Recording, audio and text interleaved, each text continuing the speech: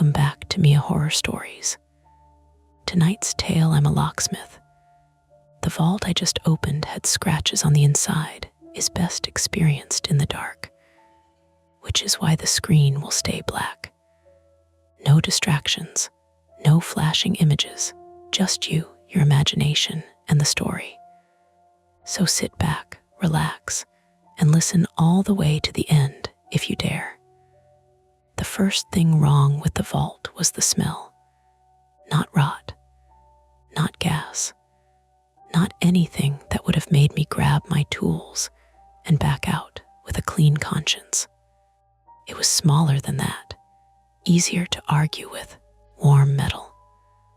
Old pennies, a damp, sour breath leaking through the seam around the door, as if the room behind it had been holding something in for years and had finally been given permission to exhale. My name is Daniel Mercer, 42, male, third-generation locksmith out of Pittsburgh, Pennsylvania, and I have made most of my living opening things people swore could not be opened. Cars in the snow, front doors after breakups, safes after deaths, bank deposit boxes when the paperwork finally caught up with grief. I am not the movie kind of locksmith. I do not pick a lock with 2 hairpins and a wink. Most days I smell like brass shavings and machine oil, and most nights I go home with my knees aching from crouching in entryways, while somebody watches me like I am either a magician or a thief. That afternoon, I was in the basement of the old Wexler building on Liberty Avenue downtown, with a carbide bit singing against a vault door that had not been opened since before I was born. The building had been a bank once, then a payroll office, then a tax records annex, then nothing useful for almost 20 years. Now a developer wanted to turn it into expensive apartments with industrial charm, which meant exposed brick, drafty windows, and rent that would make a schoolteacher laugh until they cried. The lobby upstairs still had marble walls veined like fat under skin, and the basement had that old Pittsburgh wetness to it, a cold mineral damp that crawled through concrete no matter how many dehumidifiers you plugged in. "Tell me that smell is normal," said Claire Novick. Claire Novick, 38, female, was the property manager for Haddon and Price Development, the company that had bought the Wexler building at auction. She had a navy blazer, work boots dusted with plaster, and a phone she checked every 40 seconds without seeming to notice she was doing it. Her hair was pulled back too tightly, and she spoke in that clipped professional tone people use when they are trying to make panic sound like scheduling. I had met her twice before, both times over busted mortise locks upstairs. She was competent, impatient, and the kind of person who apologized to a coffee machine when she bumped into it. "Normal for a basement," I said. "Depends how honest you want me to be." She looked at the vault door. The light from my work lamp flattened her face, making the hollows under her eyes more obvious. I want the kind of honest that doesn't add 3 weeks to my timeline. Then it smells like old air. That's not a real answer. It's the answer that keeps us both employed. Behind her, Eddie Shaw gave a short laugh that turned into a cough. Eddie Shaw, 56, male, was the building's maintenance contractor, though he called himself the janitor because he enjoyed making people correct him. He wore a Steelers hoodie with white paint on the sleeves, jeans with a torn knee, and a tool belt that sagged on his left hip like it had grown there. Eddie had worked on half the empty buildings downtown at one time or another. He knew which elevators lied about being inspected and which basements flooded when the Monongahela got moody. He also had the loose, easy confidence of a man who had survived multiple layoffs, one divorce, and a table saw accident that took the tip of his ring finger. "Old air," Eddie said. "That's good. Put that on the brochure. Luxury lofts with authentic old air." Claire did not smile. "How much longer?" I eased the drill back and shut it off. The sudden absence of the motor left the basement noises exposed. Water ticking somewhere in a pipe, the long fluorescent buzz overhead, a soft electrical pop from the extension cord whenever the compressor kicked on. Above us, traffic rolled over Liberty Avenue in waves, tires hissing on damp pavement. "Depends on whether your mystery door wants to cooperate," I said. The vault stood at the back of the basement, behind an iron security gate that Eddie had cut free that morning. The door itself was about 7 feet tall and 4 feet wide, black paint scabbed with rust along the edges, with a round handle in the center, and a brass manufacturer's plate so tarnished you had to lean close to read it. Mosler Safe Company, Hamilton, Ohio. The kind of door built when people expected steel to outlive their grandchildren. It had no keypad, no electronics, no convenient override, just a dial, a time lock casing, and a wheel pack that had likely been sleeping since the early 1970s. A beautiful piece of machinery, if you ignored the smell. The job should have been simple in the way complicated locksmith jobs are simple. Inspect, scope where possible, manipulate if feasible, drill if not, open, repair, invoice. Claire had found no combination in the building records. Bank that once owned the building had been eaten by another bank, which had been eaten by another. And the final surviving records department sent her a scanned letter that might as well have said, "Good luck with your haunted basement." I do not believe in haunted basements. I believe in poor maintenance, bad wiring, asbestos, squatters, faulty memories, and raccoons where raccoons should not be. That matters because I have a flaw people mistake for professionalism. I do not like admitting when I am uneasy. I was raised by a father who could open a safe by touch while carrying on a conversation about baseball. And he taught me that fear was useful only if you turned it into procedure. Check the hinges. Check the floor. Check the air. Keep your hands steady. The problem is, I learned the second half better than the first. I can be standing in the middle of something bad and still tell myself it is just another lock. My phone buzzed against the folding table where I had laid out my tools. The screen lit with a text from my daughter Hannah. "Did you remember my violin thing is at 7? I wiped metal dust from my fingers with a rag before answering. "Yes, I'll be there." 3 dots appeared, disappeared, appeared again. "You said that last time."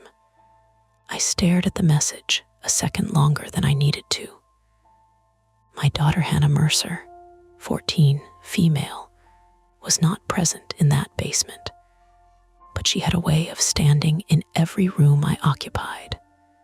She lived with her mother in Dormont during the week, and with me every other weekend, which was a tidy way of saying I had been part-time in my own family for 3 years.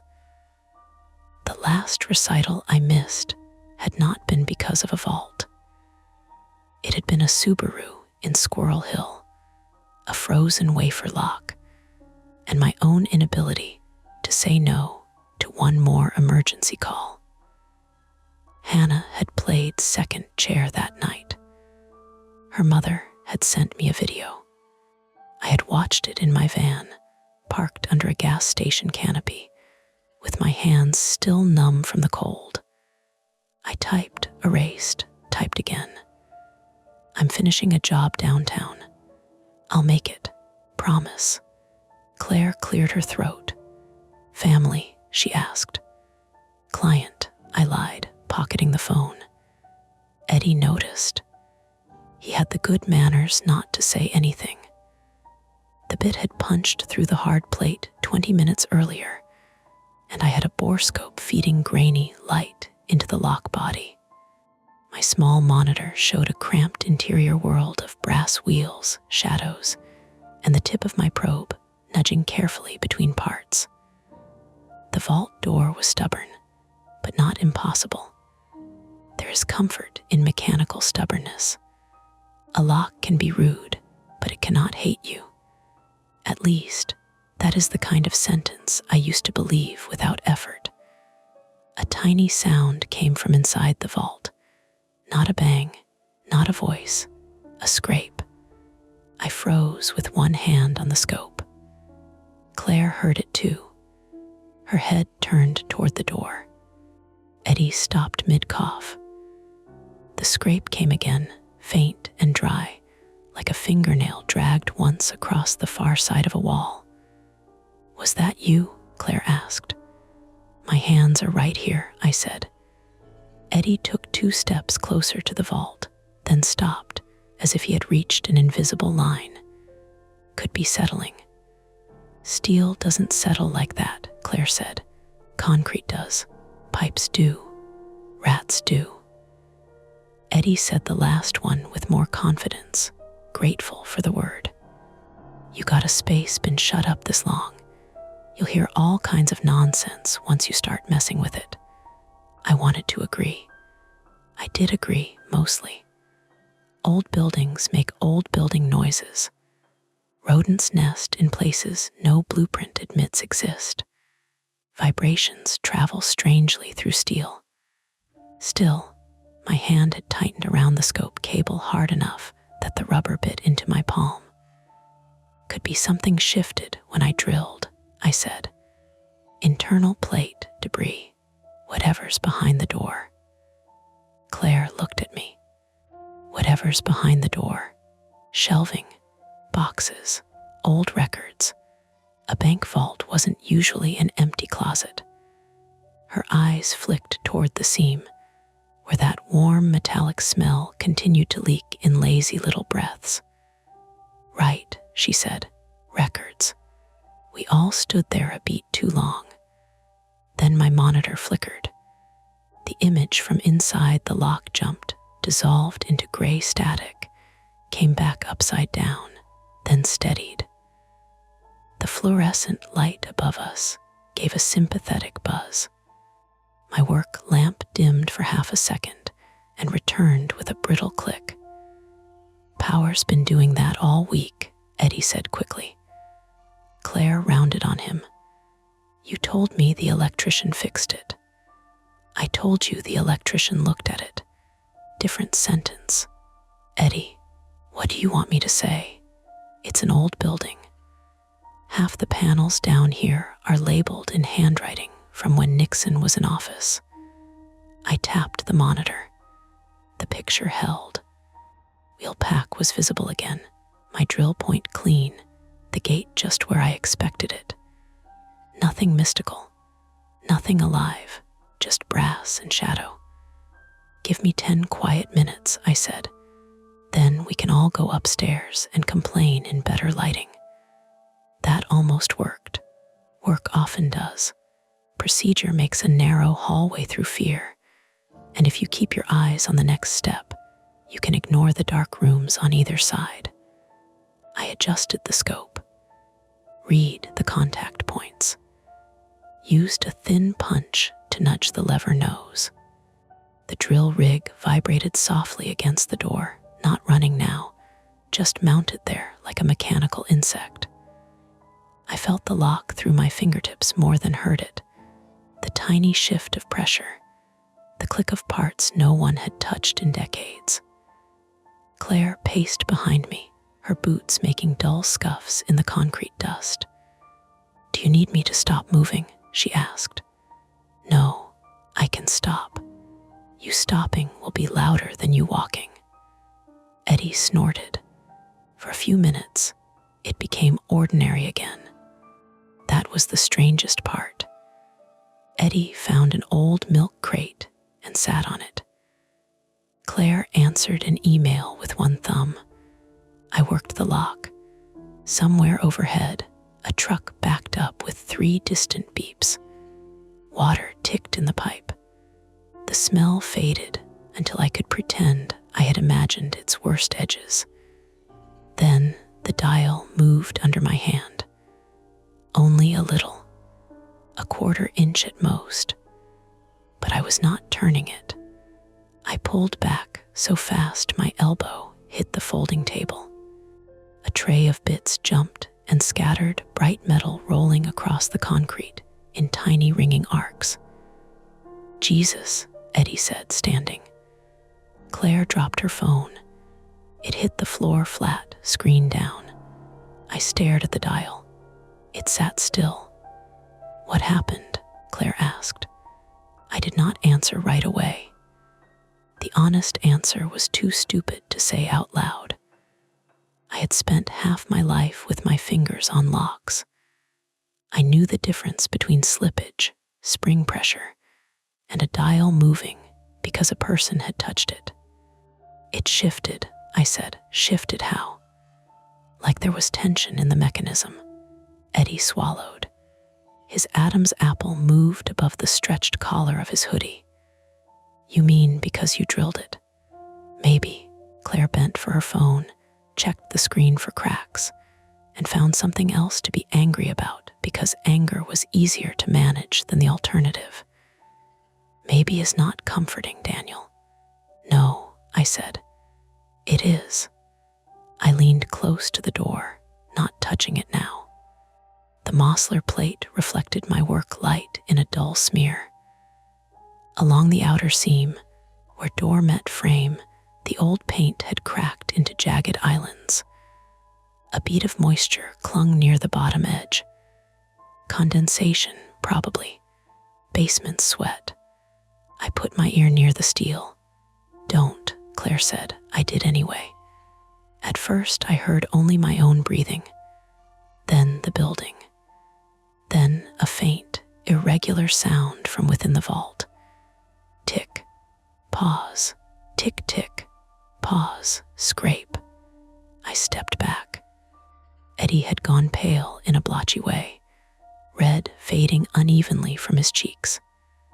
"That's pipes." "There are no pipes in the vault," Claire said. "You don't know that. I have the drawings." "You have drawings for a building that's been renovated 6 times by men who thought permits were suggestions." Their voices rose, bounced off the low ceiling, and came back thinner. "Enough," I said. They both looked at me, and I hated that I sounded like my father. I picked up my flashlight and crouched near the base of the vault. There was a ventilation grill low on the adjacent wall, not part of the vault itself, but close enough that I wanted to check it. The screws were rusted soft. Dust clotted the slats. I shined the beam through and saw a narrow utility chase clogged with old cable, brick flakes, and what looked like a shredded plastic bag. No eyes, no nest, no obvious explanation. My phone buzzed again. I ignored it. The dial did not move. The smell thickened. Claire hugged her blazer tighter around herself. "Should we call someone?" "Who?" Eddie asked. "Cops, fire department." "Hi, we got an old safe making rat noises. If there is someone in there, there is not someone in there," Eddie said, too loudly. The words slapped against the steel and seemed to fall flat. I understood why he said it. Because if there was someone inside, then everything became impossible. A person cannot live sealed in a bank vault for 20 years. A person cannot scratch from inside a door with no air, no water, no way in. Even a recent trespasser made no sense unless there was another entrance. And if there was another entrance, we would not have been spending my afternoon defeating a Mosler lock.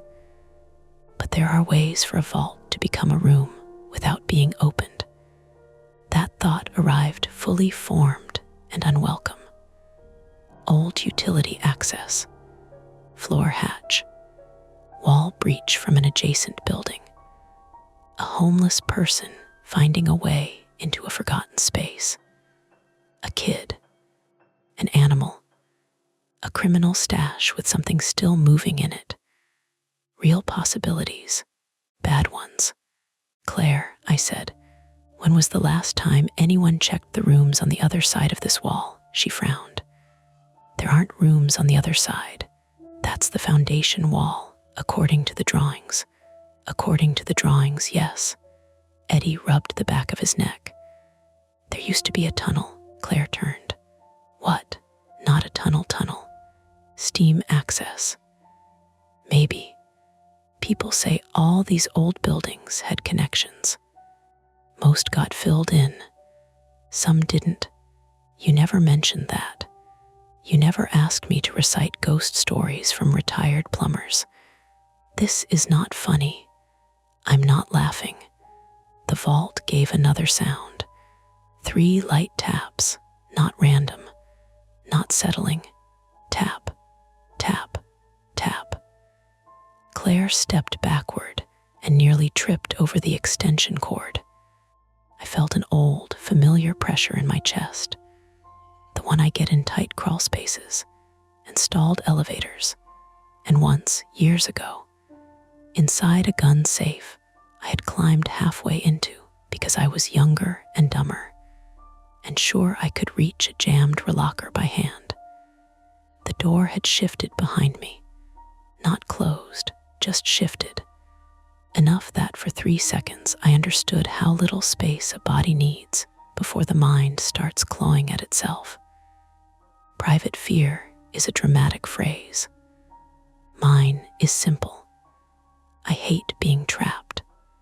I hate the moment an exit stops being guaranteed. So of course I became a locksmith, because life has a sense of humor and fathers have expectations. My phone buzzed again. This time I looked. Dad. 1 word, worse than a paragraph. I stared at it, then at the vault, then at the time. 5:23 p.m. If I left in the next half hour, I could still make Hannah's recital. If I stayed, I might open a door that suddenly felt less like a job and more like a decision. Claire must have seen something change in my face. You can open it, right? She asked. That was always the plan. I mean now. I looked at the drill hole, the scope, the old dial. I was close. Maybe 10 minutes, maybe 30.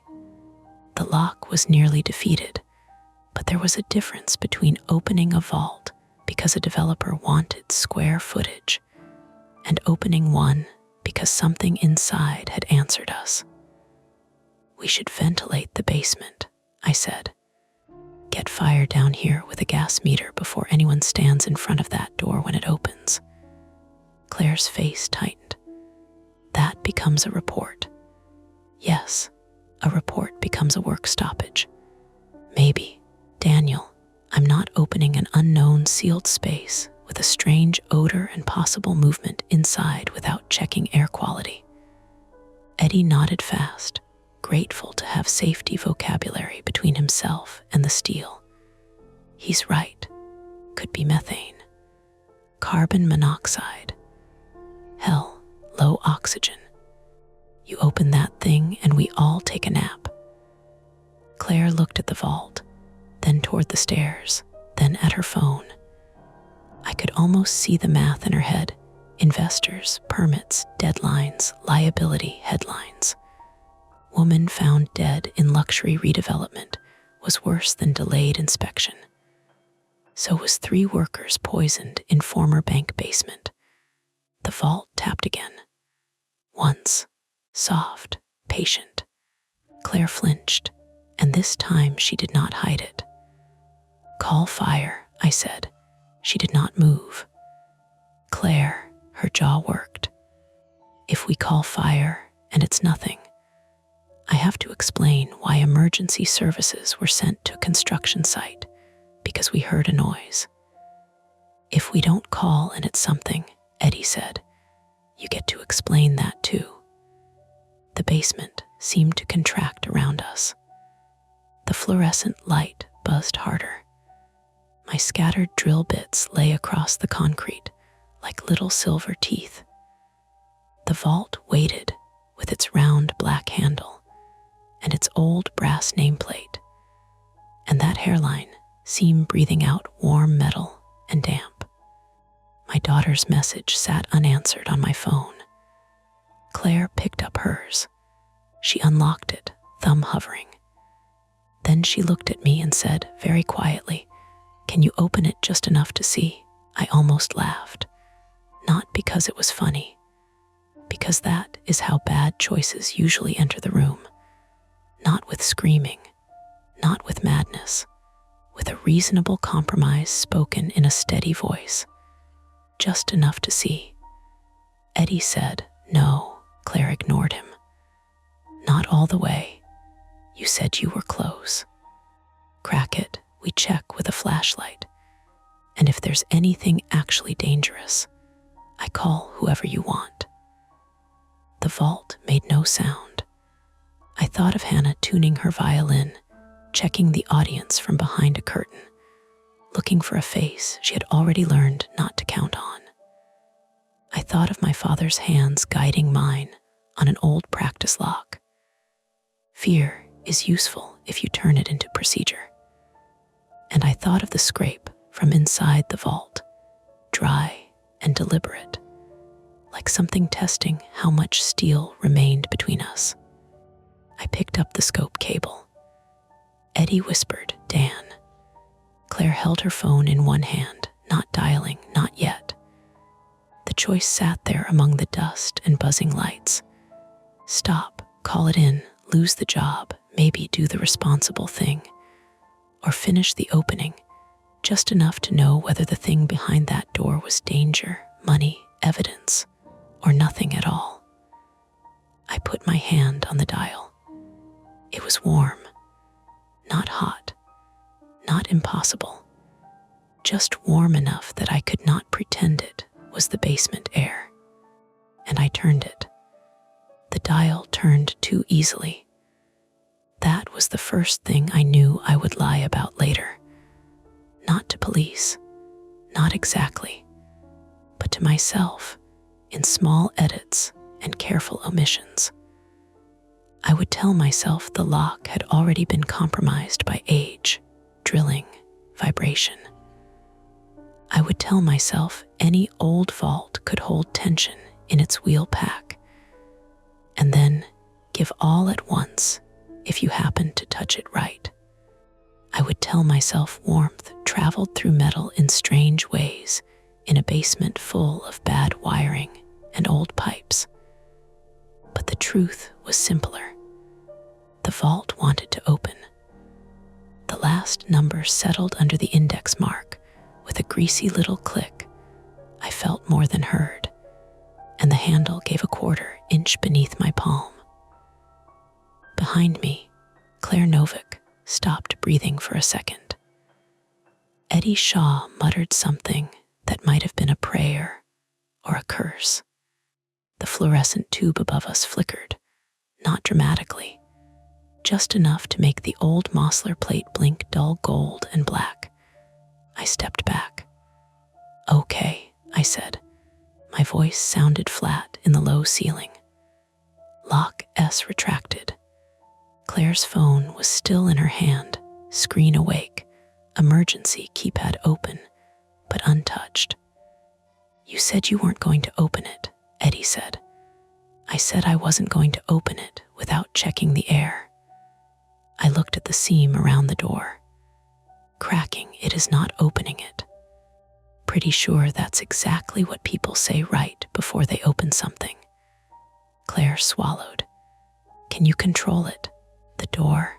"Yes." That was not entirely true. A vault door that old could weigh thousands of pounds, and once the bolts were thrown, its hinges decided whether they wanted to behave. But I had opened enough heavy doors to know the rhythm.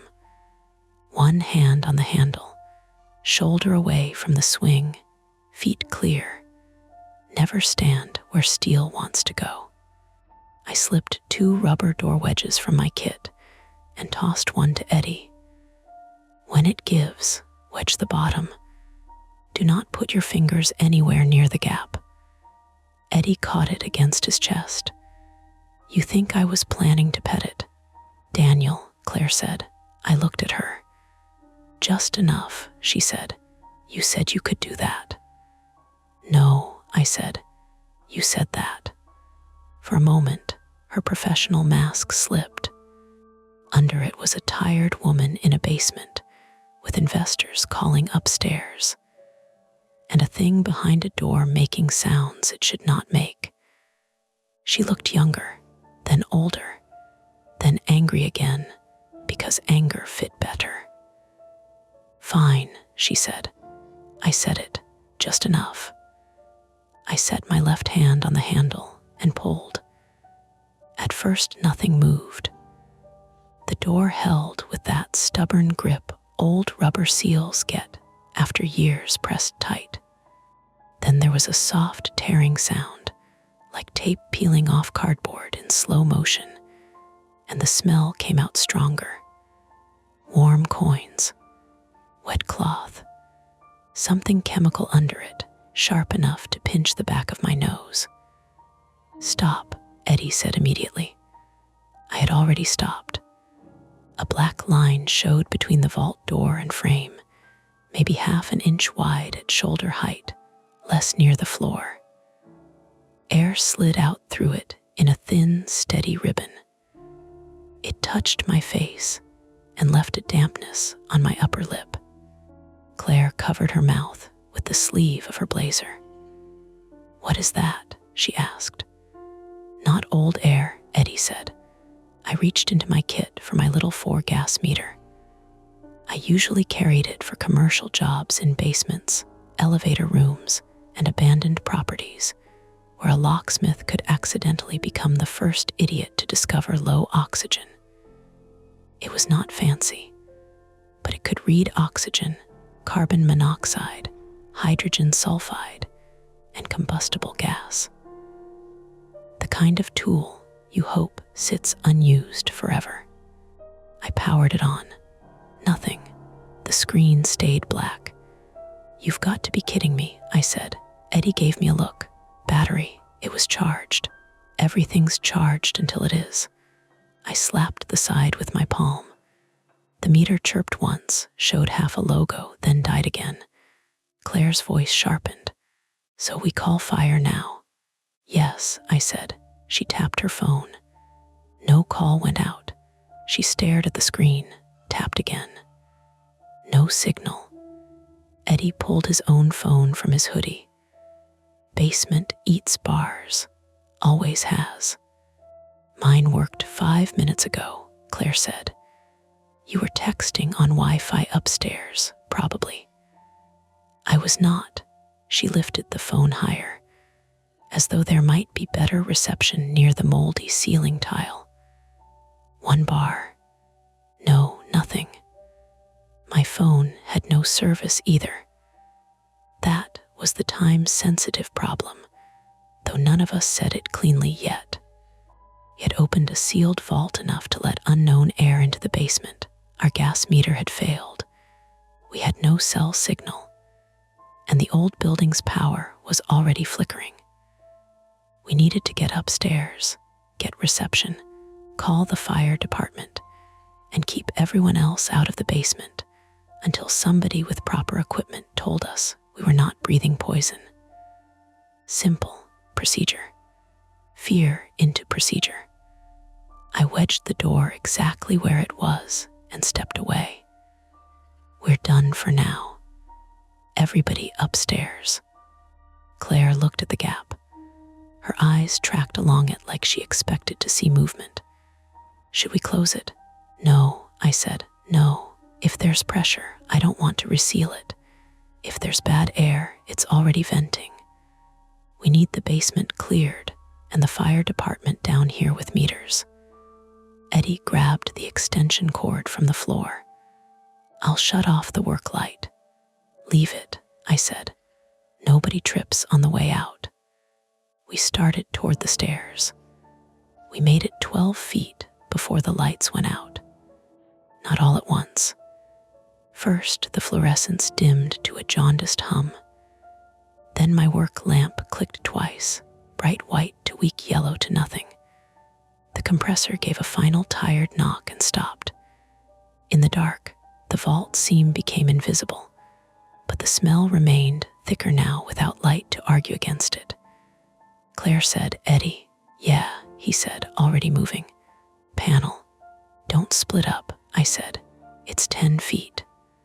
I said, don't split up. My voice came out harder than I meant. Both of them paused. I hated that pause. I could feel my own fear in it, not because of the dark exactly, but because the darkness changed the shape of the basement. The stairs were behind us, yes, but I could no longer see them. The exit existed as a memory, and memory is not enough when concrete walls are pressing close and a steel door is breathing behind you. I clicked on my flashlight. The beam snapped across Eddie's face, then Claire's, then the floor, where my drill bits glittered like fish scales in dust. I forced myself to slow down. Stairs, I said. Now, panel can wait. Eddie did not argue this time. We moved together. Claire first, then Eddie, then me with the flashlight sweeping low so we could see cords, tools, broken tile, the old trench drain running along the wall. Halfway to the stairwell, a sound came from the vault. Not tapping. A cough.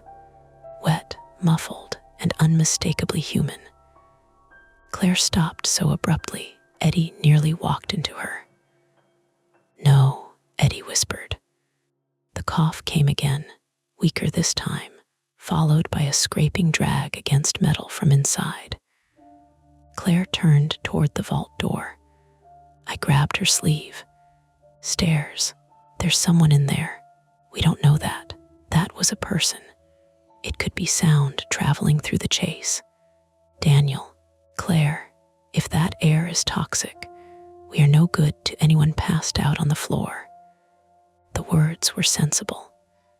I believed them. I also heard the cough again and felt something inside me split against itself. Because there is a particular cruelty to being a locksmith. People call you when a barrier is the problem. A toddler locked in a car. An old man locked out in January. A woman whispering through a bathroom door while her boyfriend pounds on the other side. You learn to move fast when there is a person behind the lock. And now, there might be one. Behind my lock, my phone buzzed in my pocket. Not a network notification. An alarm.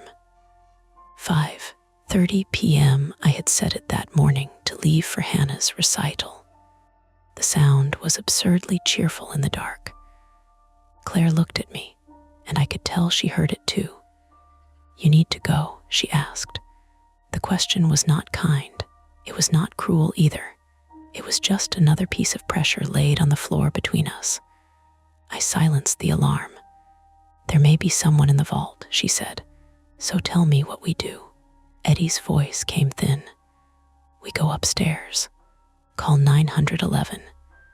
Tell them possible trapped person, possible hazardous atmosphere. "And wait," Claire said. "Yes," Eddie snapped. "That is literally what emergency services are for. What if the person can't wait? What if we open it and kill them faster?" That landed. Even Claire had no answer. I turned my flashlight back toward the vault. The gap was a black vertical line at the far end of the basement. From here, the door looked slightly ajar and perfectly still. No hand pushed through. No eye showed. Nothing reached for us. The cough did not repeat. "Listen to me," I said. "We go up. We call. We also open the loading door and get fresh air moving down the stairs. Eddie, you find the breaker if it's on the way, not if it means going deeper. Claire, you tell anyone upstairs to stay out of the basement." "There's nobody upstairs," she said. "Contractors left at 4. Security," she hesitated. Eddie looked at her. "Claire, I sent Martin to pick up permit copies from the trailer." "When?" "Maybe 20 minutes ago. Maybe. I don't know." "Around when Daniel started drilling."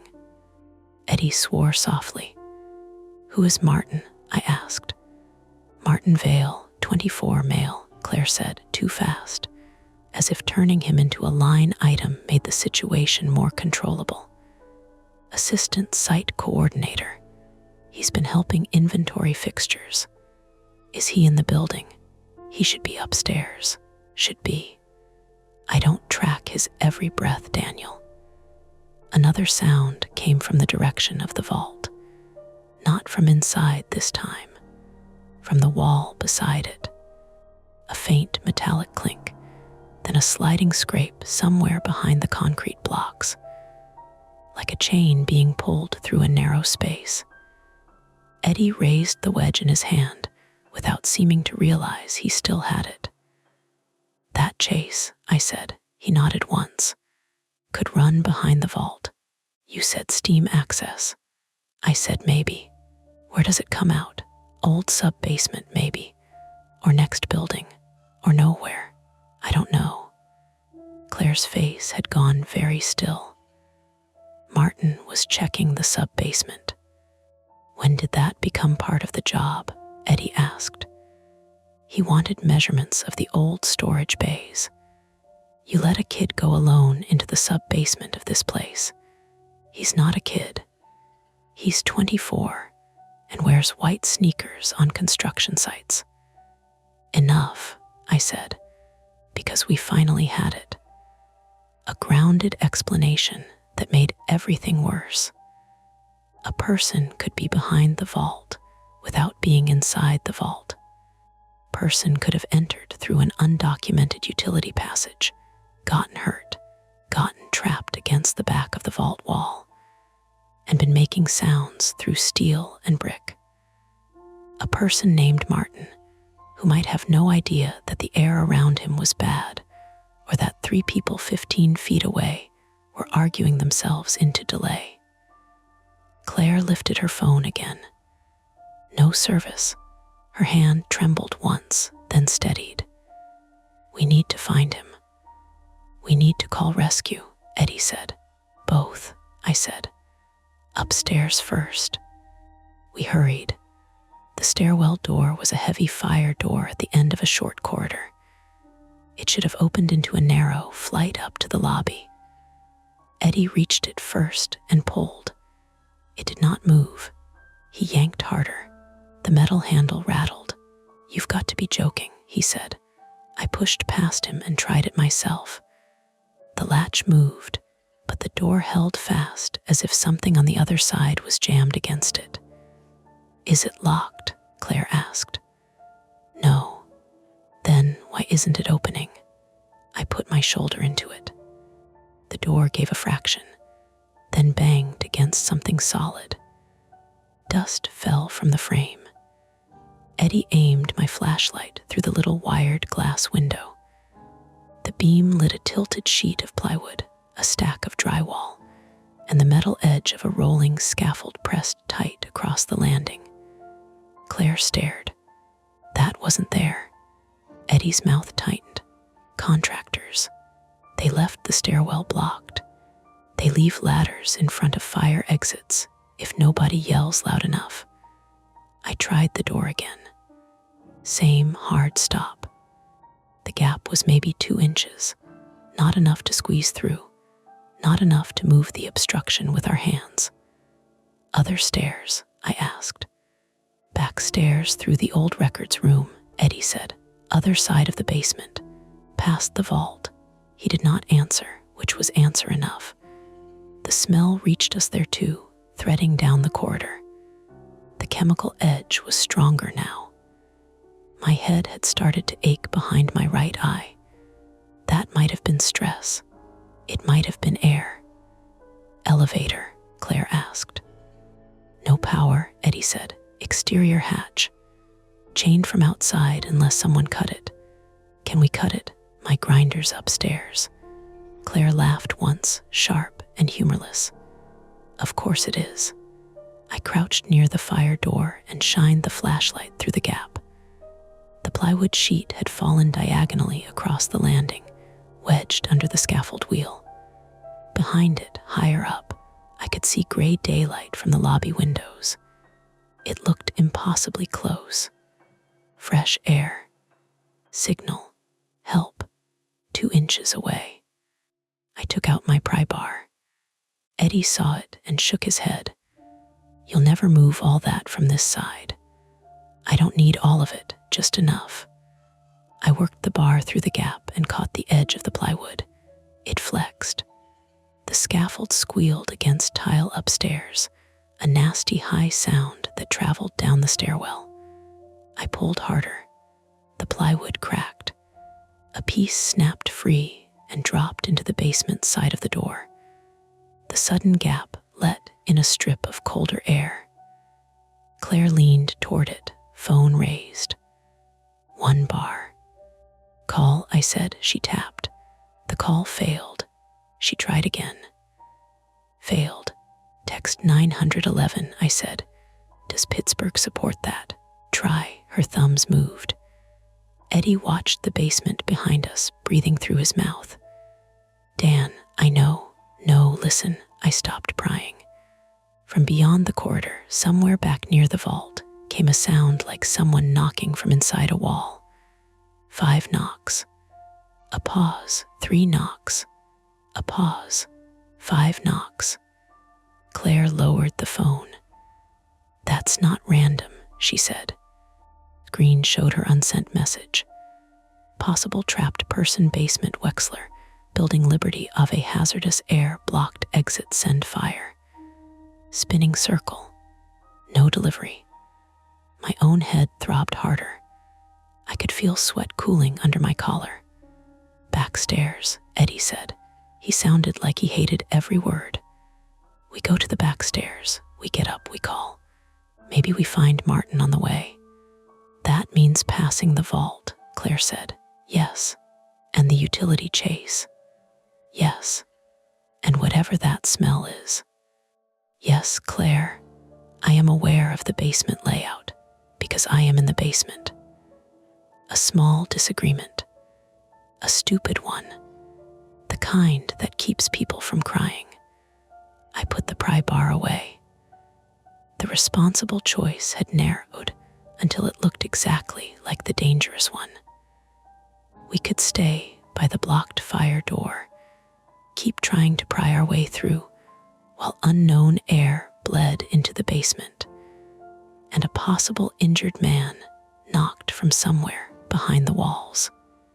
Or we could move deeper, past the vault I had opened just enough, toward the back stairs, the sub-basement access, and the noises.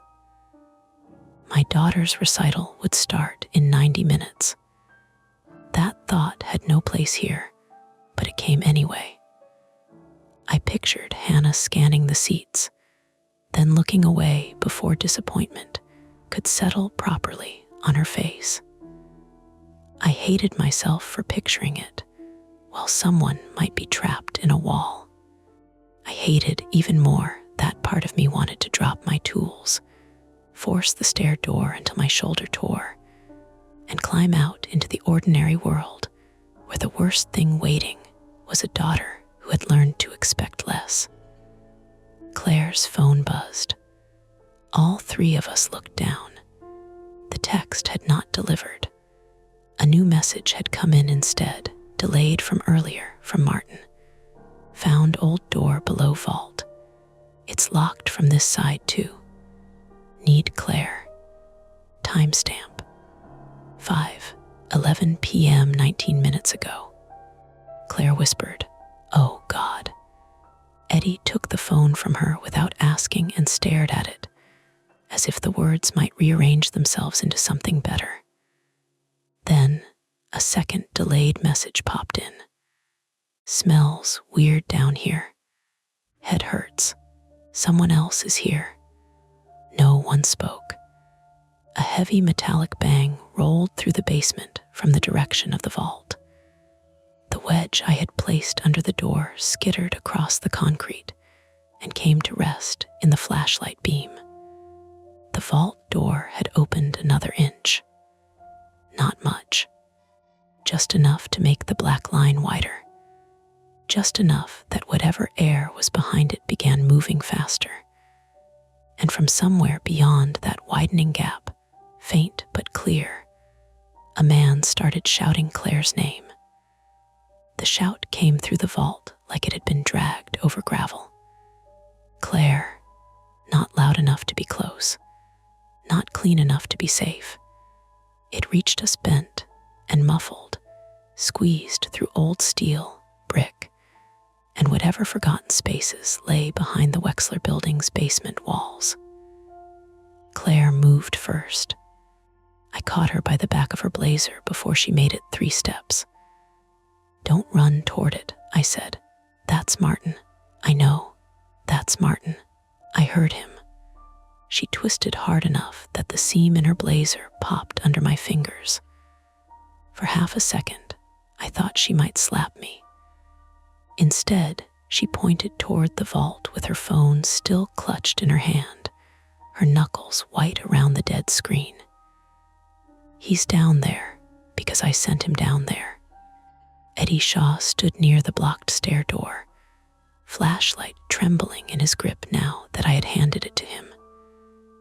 The beam jumped along the floor, over broken plaster, the trench drain, my scattered bits, and the dark hallway leading back toward the vault. Behind us was the blocked main stair.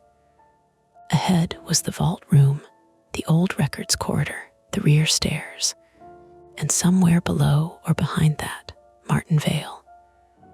The building made small, settling noises around us. Pipes ticked. Something dripped steadily into the trench drain. The vault door, now open a few inches, breathed out air that tasted like wet pennies and cleaning solvent. "We do this in order," I said. "Back stairs first. Get out, call fire, tell them Martin's location." Claire shook her head. "He's calling for me." People with head injuries call for familiar voices. Doesn't mean you can reach him from here. You don't know he has a head injury. No. But he said his head hurts, the air smells wrong, and now he's shouting through walls. Eddie said, "Dan's right. We get out. We don't play rescue squad." Claire turned on him. "You said the back stairs are past the vault." "Yeah, so we go past the vault." "Together," I said. That was the first attempt. Reach the back stairs. The Wexler basement was shaped like a crooked capital. The main stairwell and lobby access sat at the short end where we were trapped behind the blocked fire door. Vault room was at the inside corner of the L, set back behind the iron gate Eddie had cut earlier. Past it, a narrow corridor ran east under the building, lined with old records rooms and mechanical closets. At the far end, Eddie said, a rear stair climbed up to a side exit near the alley. Somewhere below that corridor was a sub-basement, accessible by an old service stair near the records room. Martin had gone that way, or thought he had. We moved in single file. Eddie led with the flashlight. Claire stayed behind him. I brought up the rear with my tool bag slung across one shoulder and my pry bar in my right hand, though I knew exactly how little help a pry bar would be against bad air. The vault room opened on our left as we passed. I tried not to look. I looked anyway. The door was open wider than before, maybe 4 inches now. The rubber wedge lay on the floor where it had skittered. My drill rig still clung to the black steel face, absurdly neat against the wrongness of the room. The gap showed nothing but black. Not movie black, real black, thick, unhelpful, broken only where Eddie's flashlight grazed the inner edge of the door. The scratches were visible then, not inside the vault yet, not clearly, just pale marks along the inner lip of the door where the light caught them through the gap, clustered near waist height, thin and frantic looking. At first my brain gave me every ordinary explanation it could find. Tool marks, old damage, shelving scraped during installation. Then Eddie's beam slipped, came back, and I saw some of the lines curved downward in groups of 4. Claire saw them too. She made a small sound. "Keep moving," I said. "Daniel, keep moving." We did. The air worsened past the vault. It sat heavier in the east corridor, trapped under a lower ceiling where foam panels had been glued up decades ago and now hung in sagging strips. Old metal shelving lined the first records room on the right. Cardboard boxes had collapsed into themselves, spilling water-warped folders and curled payroll ledgers across the floor. The flashlight showed footprints in the dust, our boot prints from earlier, Eddie's wide tread, Claire's narrower sole, and another set of fresh tracks leading deeper. White sneaker prints, Martin. Claire crouched beside one. "He came this way." "Don't touch the floor," Eddie said. "There's glass." "I can see glass." "Then don't touch it." She stood too fast and swayed. I reached for her elbow. She pulled away, more out of embarrassment than anger. "I'm fine. You're breathing too fast." "So are you." She was right. The rear stair door waited at the end of the corridor, just past a sign so faded it read "exit only if you already knew the word." Eddie grabbed the push bar. It moved. The door opened 3 inches and stopped. "Not again," Claire said. Eddie put his shoulder into it. Metal scraped on concrete from the other side. "Something's wedged," he grunted. I leaned past him with the flashlight. The beam found the problem through the crack. The stairwell beyond had flooded at some point, maybe repeatedly, and a rusted metal cabinet had tipped forward from the landing. It pinned the door near the bottom. Beyond the cabinet, the stairs rose into darkness. "Can we squeeze through?" Claire asked. "Maybe a kid could," Eddie said. I was already on my knees, probing the gap with the pry bar. I caught the cabinet's edge and pulled. It shifted a fraction with a wet, grinding sound. Something inside it sloshed. "Again," Eddie said. We both leaned into the pry bar. My shoulder burned. The bar slipped, slammed back, and clipped my left thumb against the door frame.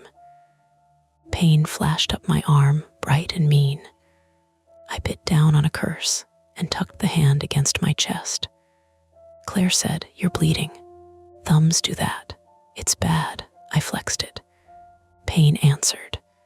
The nail had split near the edge, and blood welled dark in the cuticle. Not serious, just enough to make every grip worse. Eddie tried the bar next. He braced one boot against the frame and pulled until his face went red. The cabinet groaned, moved half an inch, then settled harder into place. From the corridor behind us came another shout. This one was not a name. "Help," Claire jerked away from the stair door. Eddie slammed his palm against the push bar. "Damn it, Martin," Claire shouted. Her voice flew down the corridor and disappeared. A response came back, faint and warped.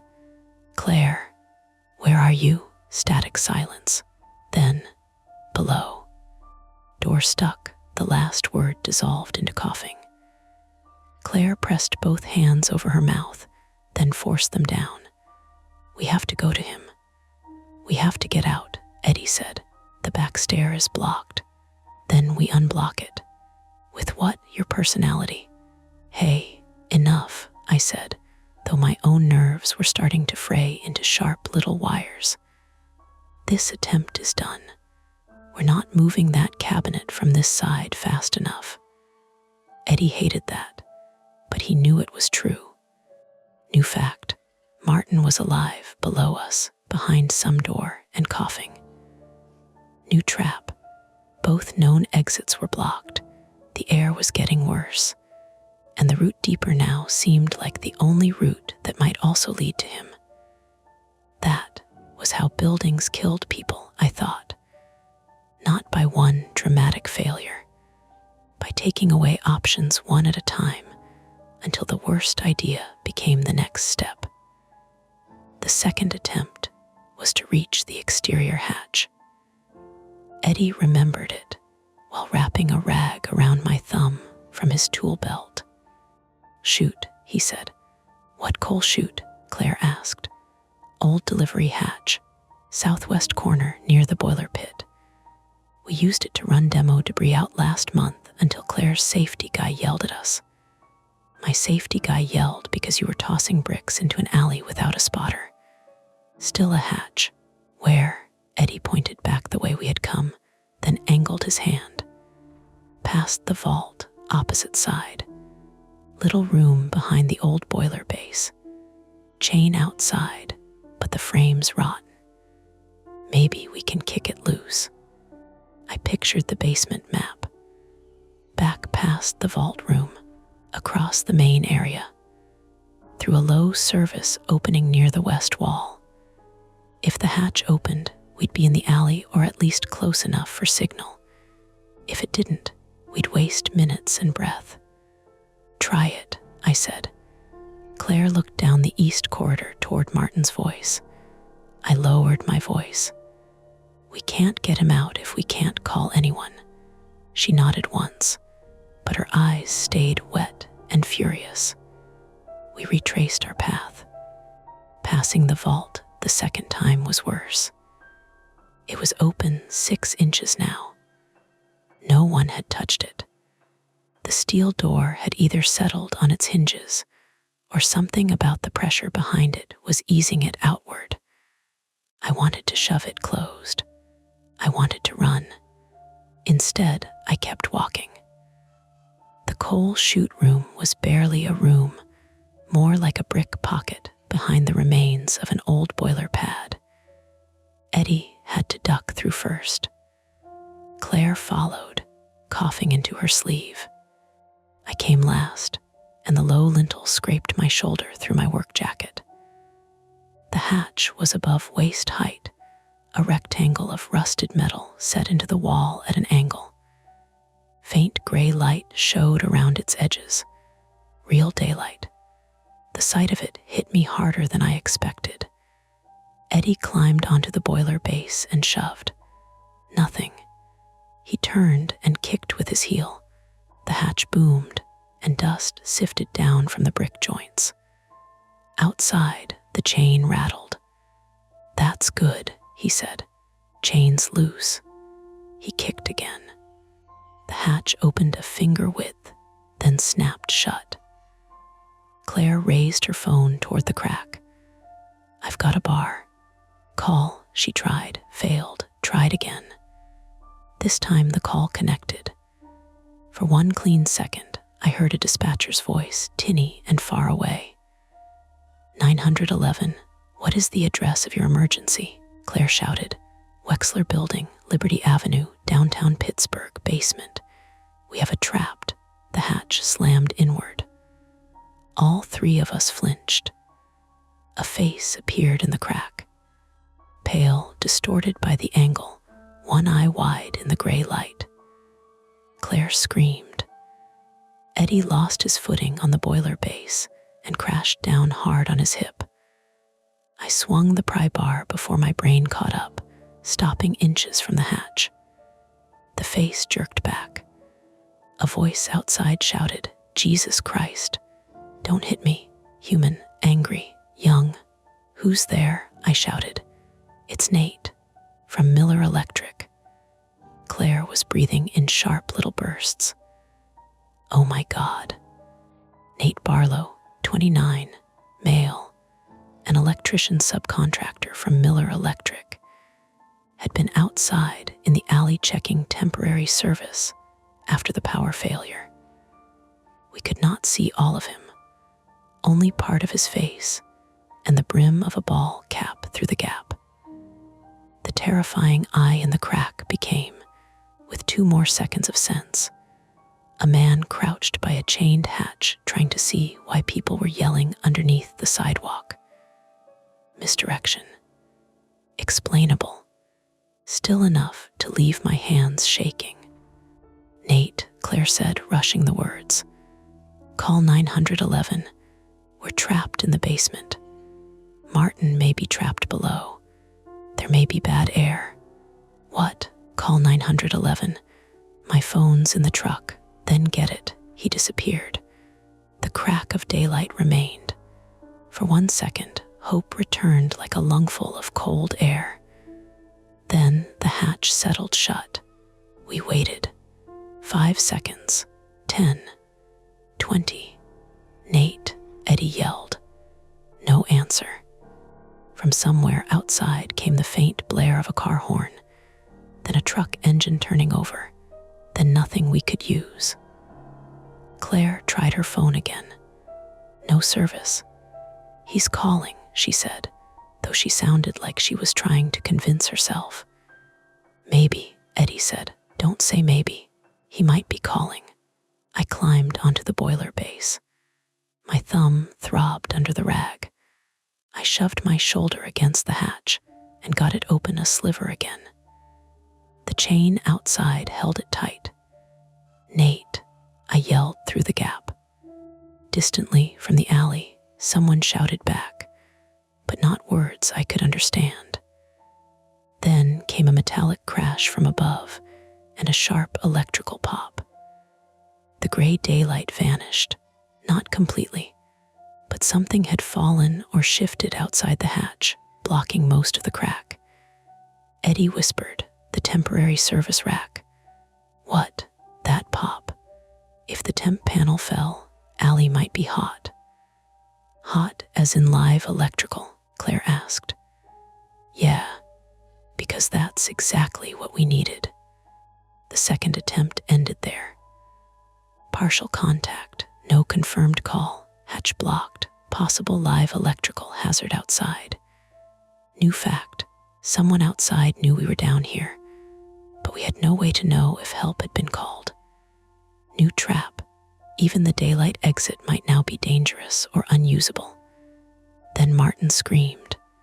Not shouted, screamed.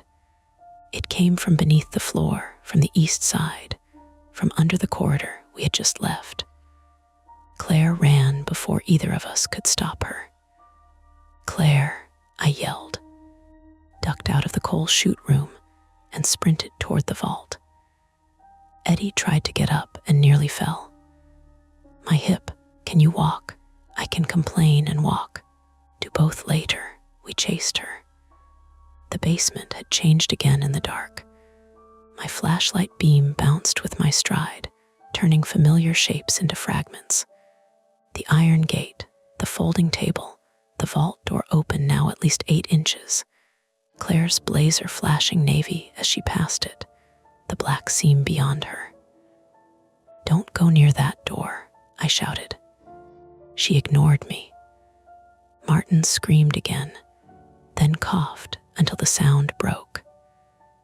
Claire followed his voice into the east corridor, past the records room, past the blocked rear stair, to a narrow service door half hidden behind leaning shelves. I had not noticed it before because the shelves had been shoved in front of it. Martin's sneaker prints led straight there. The door was steel, painted the same dull beige as the wall, with a lever handle and a deadbolt above it. A hand-lettered sign read sublevel authorized only, the marker faded brown with age. Claire grabbed the lever. Locked, she pounded on the door. Martin, from the other side, very close now, came a dragging sound, then a thump. Claire, Martin's voice was shredded. "I'm here," she said. "I'm here, we're going to get you out." "Don't open," he coughed, hard enough that I heard wetness in it. "Don't open the vault." Claire looked at me. Eddie caught up, limping, one hand pressed to his hip. I called, leaning close to the service door. "This is Daniel. Are you injured?" A pause. "My leg, door shut. I can't. There's another." Static. "No, breathing, not his." I heard it through the steel, slow. Nearby, Claire whispered, "Martin, who's with you?" No answer. Then something hit the service door from the other side with enough force to rattle the shelves. Claire stumbled back. Eddie grabbed her shoulder and pulled her away. I put my flashlight on the lock. "Stand clear." "What are you doing?" Eddie asked. "Opening it. You just told us not to go deeper." That was before Martin was on the other side of this door. "That's exactly why we don't." Another hit. Weaker this time. Then Martin moaned. The lock was an old commercial deadbolt, not a vault, not elegant. My hands knew it even with my thumb pulsing and my head aching. I took out a tension wrench and pick, then stopped. The keyway was scratched bright around the plug. Fresh marks. Someone had already tried to pick it from our side, or lock it. "Claire," I said, "who has keys to this?" "Me, Eddie." Martin had a ring for inventory. "Anyone else?" "Contractors, security." "I don't know." Wrong answer. "I know it's the wrong answer." The deadbolt turned under tension too quickly. Not picked cleanly. Damaged. I switched tools, used a bypass shim, cursed when it slipped because my thumb would not grip, then tried again. Behind us, the vault door creaked, long and slow. Eddie turned the flashlight. The door had swung open another few inches, wide enough now that the beam slipped inside and landed on the interior face. Scratches covered it. Not a few. Not old tool marks. Dozens, maybe hundreds, gouged into the inner steel around the handle area, overlapping in frantic arcs and straight cuts, some high, some low, some so deep they had raised curled lips of metal. At the bottom, near the threshold, something dark had dried in a smear that ran toward the drain channel. Claire stared. Eddie said, "Oh, Dan." The service door lock clicked open in my hand. At the same moment, the main basement lights burst back on. Every fluorescent tube ignited at once with a violent white flicker. For half a second, the whole corridor strobed. Claire's face, Eddie's raised arm, the scratched vault interior, my bleeding thumb, the steel service door, the leaning shelves. Then a fire alarm began to scream upstairs. Not in the basement, above us. Muffled but unmistakable. Nate had done something, pulled an alarm, called someone, tripped something electrical. Help might be coming. I reached for the service door. Behind it, Martin whispered, "Lock it." I froze. Claire shook her head. "Martin, lock it," he said again. closer to the bottom of the door now, as if he had fallen. He has keys. Eddie stepped back. Who has keys? A shadow moved under the door, not Martin's. Too steady, too close. Then the vault room behind us gave a hard metallic shriek. The old door, finally free of its seal and wedges, swung open on its own weight until it slammed against the stop with a boom that shook dust from the ceiling. The corridor filled with the full smell of the vault, and the fire door at the far end of the east corridor, the blocked rear stair we had failed to open, clicked. Once, then slowly opened inward from the other side. A man's voice we did not recognize called down from the dark stairwell. "Claire, everybody stay where you are." Eddie lifted the flashlight with both hands. I looked from the unlocked service door in front of me to the open vault behind us, and the rear stair opening at the end of the corridor. 3 directions, no safe one. The point of no return was not dramatic. It was mechanical. The service door handle turned from the other side beneath my hand, and because I had already unlocked it, there was nothing left between us but my grip. I'll continue directly from the unlocked service door, keeping the threat human and the geography clear.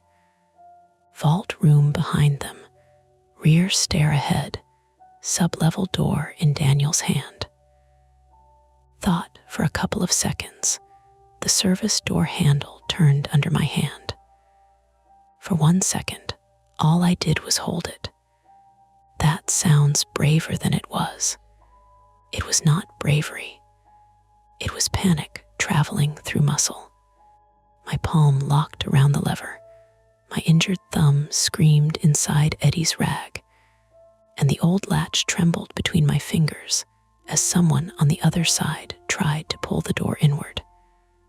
"Daniel," Claire whispered. "Back up," I said. The man at the rear stair called again. "Claire," I said, "stay where you are." His voice had the practiced calm of someone used to being obeyed. Not loud, not rushed. That made it worse. Eddie lifted the flashlight toward the stairwell.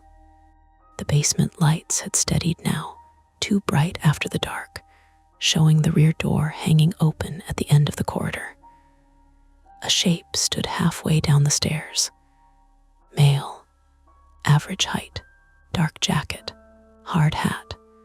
One hand on the railing, the other held low near his thigh. Not a firefighter, not Nate. Claire stared at him. "Who are you?" He stepped down 1 stair. "Put your hands where I can see them," I said. He smiled a little, like I had made a joke he appreciated. The service door jerked again. From behind it, Martin made a choked sound. "Don't," something struck him. Flesh against concrete. He cried out once and went quiet except for coughing. Claire lunged toward the door. I shoved her back with my shoulder. "No, he's hurt. Claire, move," the man on the rear stairs said. "Open the door, Dan." I hated hearing my name in his mouth. Eddie's flashlight shook. "How do you know his name?" The man stepped into full light. I recognized him then, though not from the basement. I had seen him upstairs that morning in the lobby, wearing a reflective vest and carrying a clipboard. One of the dozens of contractors passing through the building like ants through opened sugar. He had nodded at Claire. She had nodded back. "Russ," she said. Russell Keene, 47 male, was the site security supervisor hired by Haddon and Price for the Wexler redevelopment, though nobody had bothered introducing him to me before things got bad. He had close-cropped gray hair, a calm, weathered face, and a black windbreaker with a security company logo on the chest. At his belt was a ring heavy with keys. In his right hand was a compact pistol held close to his leg. Not aimed. Not yet. Claire looked at the gun and seemed to shrink inside her blazer. "Russ, what are you doing?" "Fixing a problem that should have stayed sealed," Eddie said. "Jesus Christ." Russ glanced at him. "Eddie, don't make noise." The fire alarm screamed above us, muffled through concrete and distance. It gave everything a pulsing rhythm. The corridor, our breathing, Martin's coughing behind the door, the old vault gaping open behind us. I could see inside it now. Not far, just the threshold, the inner wall, the scratches. The gouges around the inside handle had been made by metal, not fingernails. A tool, a belt buckle, maybe a key. Someone had worked at that door until their hands failed. At the bottom, the dark smear wasn't rust. Not all of it. Claire's voice cracked. "Is Martin in there?" Russ looked at her with something almost like pity. "Martin went where he was told not to go. I told him to check storage bays. You told him to inventory a building you didn't understand." Eddie shifted his weight. Russ raised the gun 2 inches. "Stay still." Eddie froze. I kept my grip on the service door. Whoever was on the other side had stopped pulling, but I could feel small vibrations through the metal. Movement, breathing, someone close. "Who's behind this door?" I asked. Russ looked at me. "A liability, that's a person. Sometimes those are the same thing." Claire shook her head slowly. "What did you do?" Russ sighed, like she had disappointed him by needing the obvious explained. "I secured an area that was supposed to be sealed until I could remove what was inside. Martin found the lower access.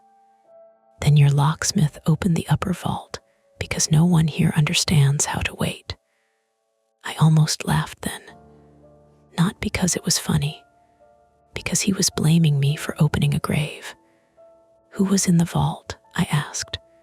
Russ's face changed by a millimeter. There it was. Not guilt, exactly, recognition. Eddie saw it too. "Oh man," he said. "Russ." The service door rattled, softer this time. A voice behind it spoke, not Martin's. "Russ." Male, hoarse. Older, close to the floor. Russ's jaw tightened. Claire whispered, "Who is that?" No one answered.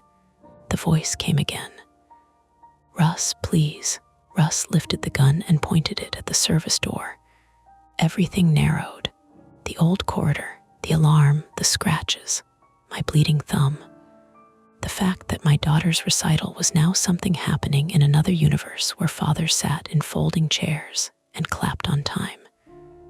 "Move away from the door," Russ said. "No," I said. The word surprised me. It surprised Russ too. He blinked once. "I'm serious, Dan." "So am I. Move." I did not. My private fear had followed me through every foot of that basement. The blocked stair, the chained hatch, the dark corridors, the vault breathing behind us. Being trapped was bad enough. But there was another version of trapped I had not thought about until then. A man on one side of a locked door, begging. Another man with keys, deciding whether he counted as human. I had spent my life opening doors because people needed out. I let Russ turn this one into a wall again. I would hear the scratches every time I closed my eyes. Russ's gaze flicked past me to Eddie and Claire. "You don't know what's down there. I know Martin is. Martin's alive because I haven't panicked. Don't make me panic." Claire took one step forward. "Russ, listen to yourself." "Claire, shut up." That snapped something in her, not loudly, She went still. Then she looked past Russ toward the open rear stair. "Emergency services are coming," she said. Russ's eyes moved, just slightly, toward the ceiling, the alarm, the imagined sirens not yet audible. It was enough. Eddie moved first. He did not charge Russ like a hero. He kicked the rusted cabinet that blocked the rear stair door from the basement side. The cabinet was still wedged in the stairwell, visible past Russ's legs, half tipped against the door frame. Eddie's boot hit the exposed corner with a hollow boom. The cabinet shifted down one stair. Russ turned toward the noise. I opened the service door. Not wide, just yanked. A body fell against it from the other side, forcing it inward, knocking me back into Claire. Martin spilled through the gap on one knee, coughing so hard his whole frame folded. He was pale, filthy, with blood running from his hairline into one eyebrow. His right leg dragged crookedly, the ankle swelling against the white sneaker he should never have worn. Behind him, a second man crawled in the dark. He was older than Russ, 60s maybe, thin to the point of illness, gray beard clotted with dust, one hand wrapped in a strip of fabric darkened by old blood.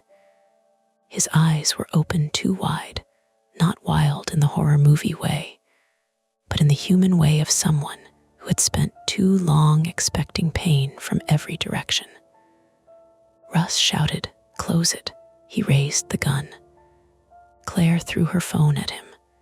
It was not a good throw. Phones are not weapons. It hit his forearm, not his face, and bounced off with a crack. But the shot went wide. The gunshot in a concrete basement was not a bang. It was a physical blow. My ears closed. White dust burst from the wall beside the service door. Claire screamed, but I barely heard it. Martin dropped flat. The older man tried to crawl backward into the sublevel. I grabbed Martin under the arms. "Pull," I shouted, though I could not hear my own voice. Claire grabbed his belt. Eddie limped forward and swung the flashlight like a club. Russ fired again. The flashlight exploded in Eddie's hand. Darkness chopped across the corridor as the lens shattered, but the overhead fluorescence held. Eddie yelled and staggered back, clutching his wrist. Blood ran between his fingers. A shard of glass had cut him, or maybe the bullet had grazed him. I couldn't tell. Russ came down the last steps. The calm was gone. His face had tightened into something blunt and frightened. "Stop moving." No one stopped. Martin screamed when we dragged his injured leg over the threshold. The sound cut through my muffled hearing and went straight into my teeth. The older man remained half in, half out of the service doorway, one hand clawing at the concrete. "Help him," he rasped. Russ pointed the gun at him. "Leo, don't." The name landed hard. Leo Keene maybe, family then. Or someone close enough to use that tone. The vault was full of old scratches, but the living consequence had been kept below it. Claire looked from Russ to the older man. "That's your father." Russ did not answer. Leo laughed once, a dry, broken sound. Not anymore. Russ's face collapsed and hardened again in the same breath. "He was supposed to be dead," Eddie said, stunned. "Shut up," Russ snapped. It made sense in awful pieces. A security supervisor with keys. A sealed vault with evidence inside. An old lower access. A hidden person who knew enough to beg Russ by name. Not supernatural. Not impossible. just a family crime buried under a redevelopment schedule, disturbed by a 24-year-old with white sneakers and bad luck. The chemical smell thickened. My headache pulsed in time with my heartbeat. "Whatever's down there is venting up," I said. "We all need out." Russ swung the gun toward me. "Then move.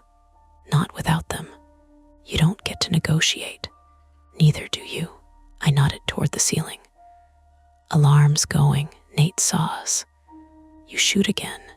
Everyone upstairs hears it." "They already heard," Claire said. Her voice shook, but she kept talking. "Russ, if you help us carry Martin out, you can still say you found us. You can still say this got out of hand. But if he dies down here, he knows," Russ said. His eyes cut toward Martin. He saw the room. Martin coughed and spat something dark onto the floor. I saw enough. Russ stepped closer, pointed the gun at Martin. That was the peak. No time to think. No procedure. I threw the pry bar. It hit Russ in the knee. Not hard enough to break it. Hard enough to buckle him. The gun fired into the floor. Concrete chipped my cheek. Something hot sliced under my left eye. I went down on one hand, pain flaring through my injured thumb so badly I nearly vomited. Eddie hit Russ from the side. They crashed into the record shelves. Boxes burst apart. Old ledgers spilled. Metal shelves folded with a scream and buried both men to the waist in paper, dust, and rusted steel, and skidded across the corridor toward the vault room. Claire saw it. Russ saw it too. She dove. He kicked free. Claire reached the pistol first, but not like someone who knew guns. She grabbed it with two hands and immediately pointed it at the floor, shaking. "Don't," she said. Russ froze. Eddie groaned under the shelving. Blood streaked his temple now. One eye blinked slowly. "I hate this building," he muttered. That stupid sentence nearly broke me. "Claire," I said, forcing myself upright. "Back up with it." Down, finger off the trigger. She obeyed, sobbing once through clenched teeth. Russ looked at her, then at the gun, then toward the rear stair. For a second, I thought he would run. Then Leo spoke from the doorway. "Tell them about the vault." Russ closed his eyes. Leo dragged himself farther out. I crawled to him and grabbed his arm. His skin was fever hot and paper thin. Up close, he smelled of sweat, old urine, basement dust, and the chemical stink coming from below. "Can you stand?" I asked. "No, then slide." He gave me a look that said he had been sliding through hell long before I arrived. Martin tried to help from the floor. His hands shook uselessly. "We need to move," I said. "Claire, call again." No signal. "Try from the stair, the rear stair." "Yes," Russ said. "You can't go that way." We all looked at him. "Why?" Claire asked. He swallowed. I locked the alley door, top side, chain and padlock. Eddie laughed once, then coughed. "Of course you did." "Keys," I said. Russ said nothing. "Your keys," I said. He looked down at the ring on his belt. Claire raised the pistol an inch. "Take them off," she said. Russ hesitated. Eddie, from under the shelving, said, "Lady asked you nice." Russ removed the key ring and slid it across the floor. I caught it. My hand left blood on the metal. Then came another sound. Sirens. Far, but real. Everyone heard them. Russ's face changed again. Cornered men do not become safer when help is close. They become math. Distance to door. Number of witnesses. One gun on the floor, now in Claire's hands. Keys gone. Father alive. Assistant alive. Locksmith bleeding but moving. Russ lunged at Claire. Leo moved faster than I thought possible. He hooked one arm around Russ's ankle. Russ fell forward. Claire stumbled back, and the pistol clattered away beneath a shelf. Russ kicked Leo in the ribs once hard. Leo wheezed and curled. I hit Russ with my shoulder, driving him sideways into the open vault door. Steel rang. Russ grabbed my jacket and slammed me back. My spine hit the vault threshold. For a blink, I was half inside it. The scratches surrounded me, close, too close. The inside smelled worse. Old metal. Human fear baked into a sealed room. My heel slipped in the dried smear. I saw the interior handle then, useless, stripped, gouged around its base. Someone had tried to turn it until the handle itself bent. Russ shoved harder. I fell backward into the vault. My fear stopped being thought. It became animal. I kicked, caught the edge of the door frame, and grabbed Russ's key ring with both hands because it was the only thing in reach. He tried to climb in after me. Claire screamed my name.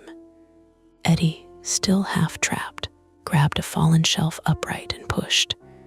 It slid across the floor and struck the vault door. The old door swung inward, not all the way. Enough. Russ realized what was happening at the same moment I did. He tried to back out. I hooked my foot behind his knee and pulled. He fell across the threshold, half in the vault, half out, and slammed his shoulder against the interior handle. The keys flew from my hand into the corridor. The door continued to move, slow, heavy, merciless. "Dan," Eddie shouted. I scrambled toward the gap. My injured thumb failed. My hands slid on dust and old dried blood. Claire grabbed my wrist from outside. Pain detonated through my hand. "Pull," I shouted. She pulled Martin.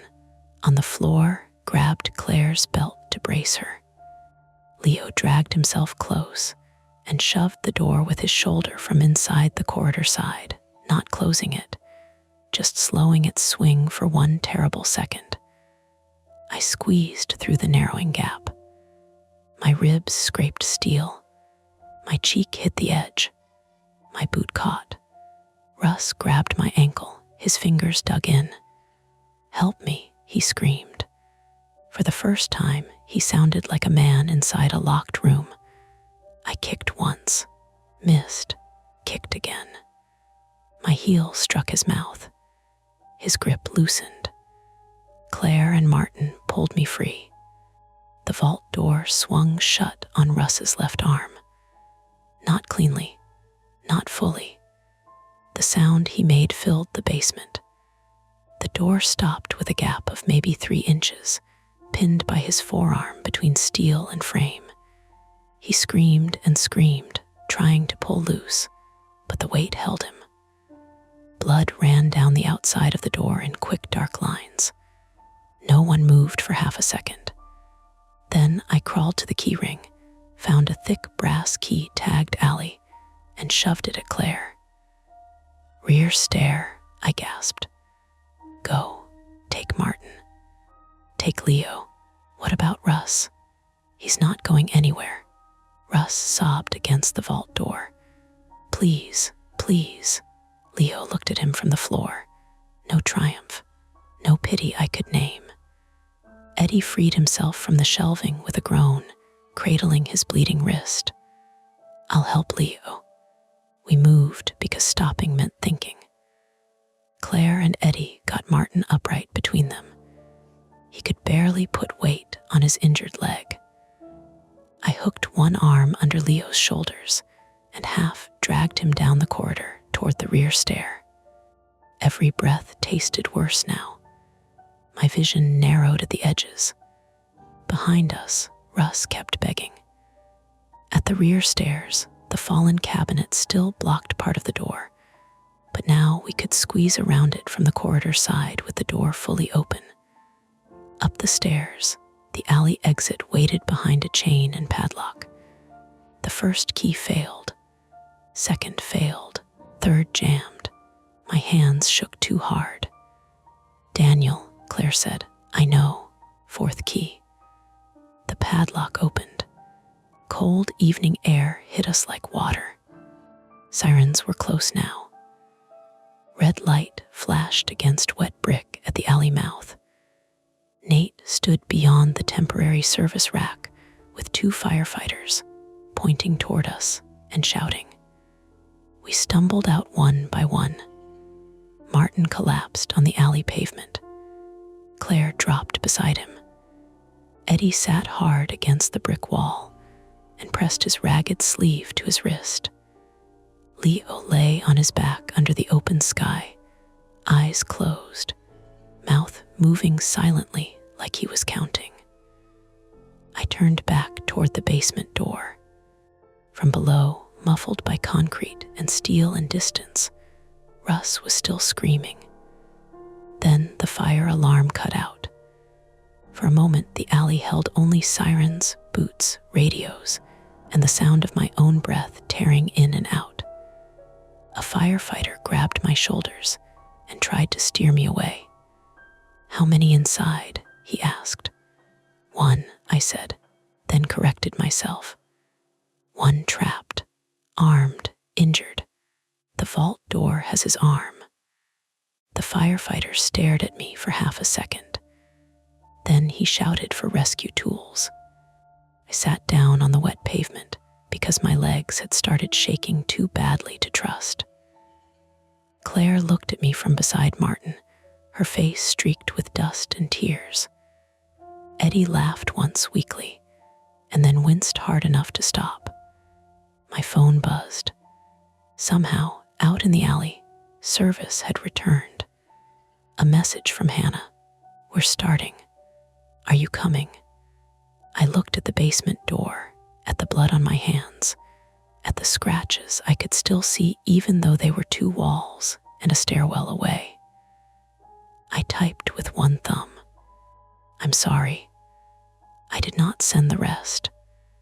There was no rest that would make sense.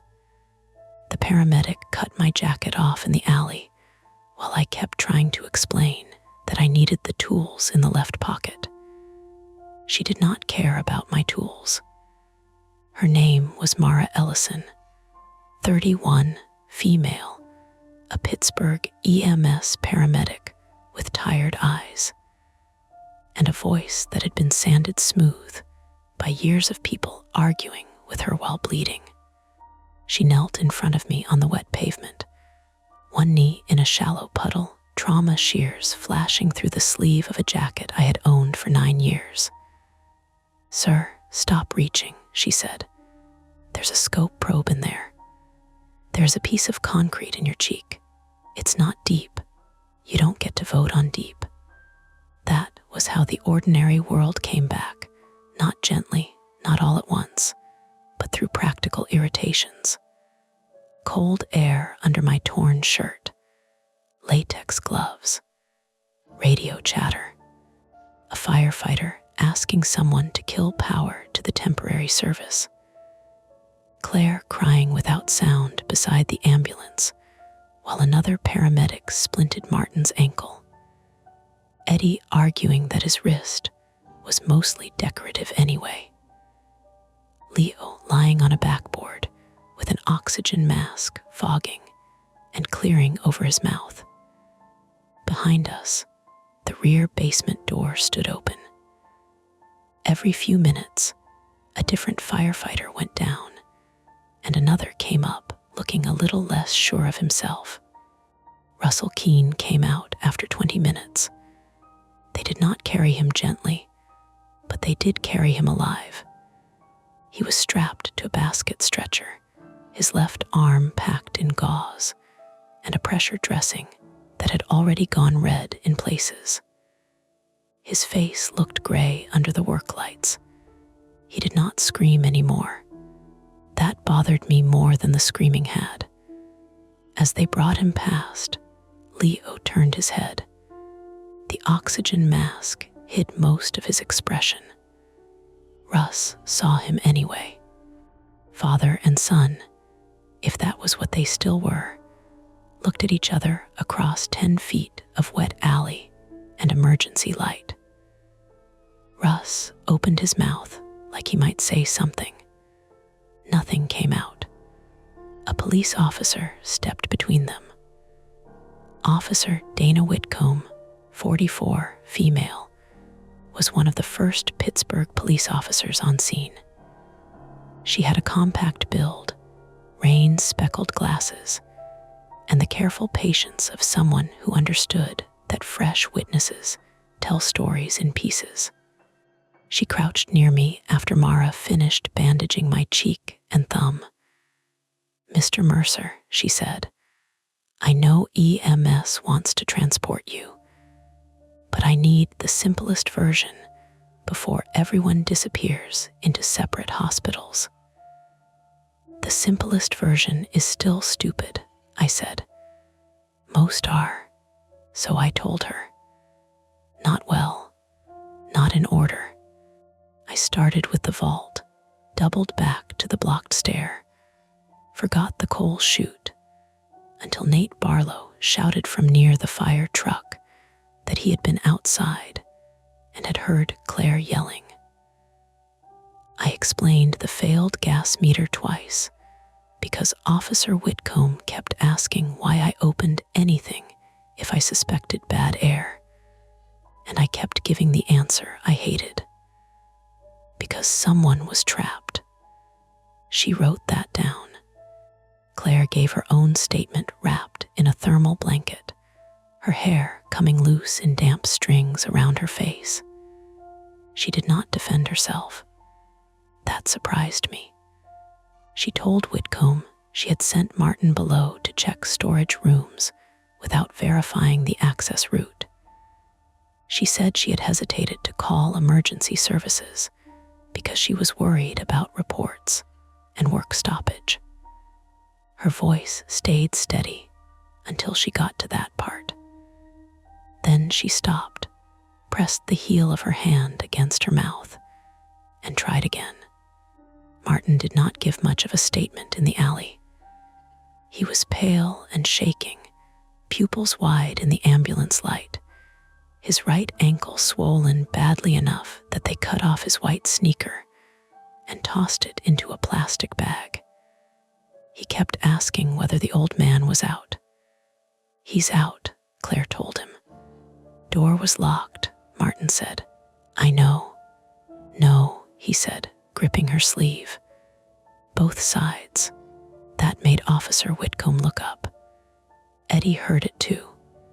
He was sitting on the curb with his wrist wrapped and his hip packed with ice, looking older than he had in the basement. "How's a door locked from both sides?" No one answered him then.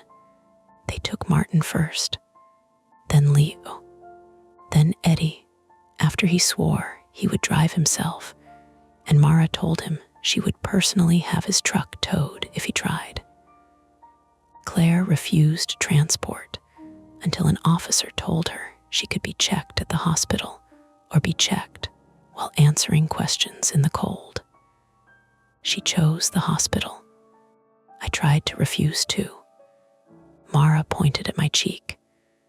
"You have a laceration near your eye, a split thumbnail, possible smoke or chemical exposure, and you were in a confined space after gunfire." I wasn't in it long. She looked at me. I got in the ambulance. At UPMC Mercy, the night broke into separate rooms and curtains and waiting. My cheek needed 4 stitches. My thumb needed cleaning, glue, and a splint that made me look more injured than I wanted to admit. My ribs were bruised where the vault threshold had caught me. My carbon monoxide level was not dangerous, but the doctor said something in that basement air had irritated my lungs.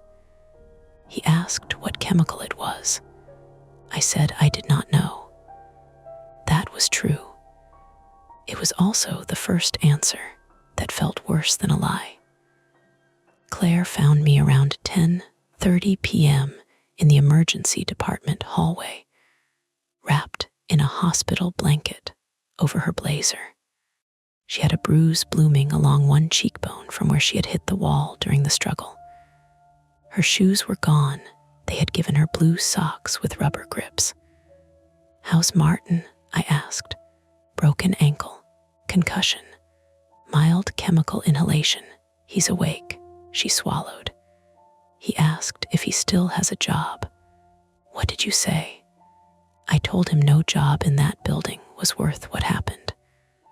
"That's not an answer." "No," she said. "It's the first honest thing I've said today." We stood beside a vending machine humming under fluorescent light.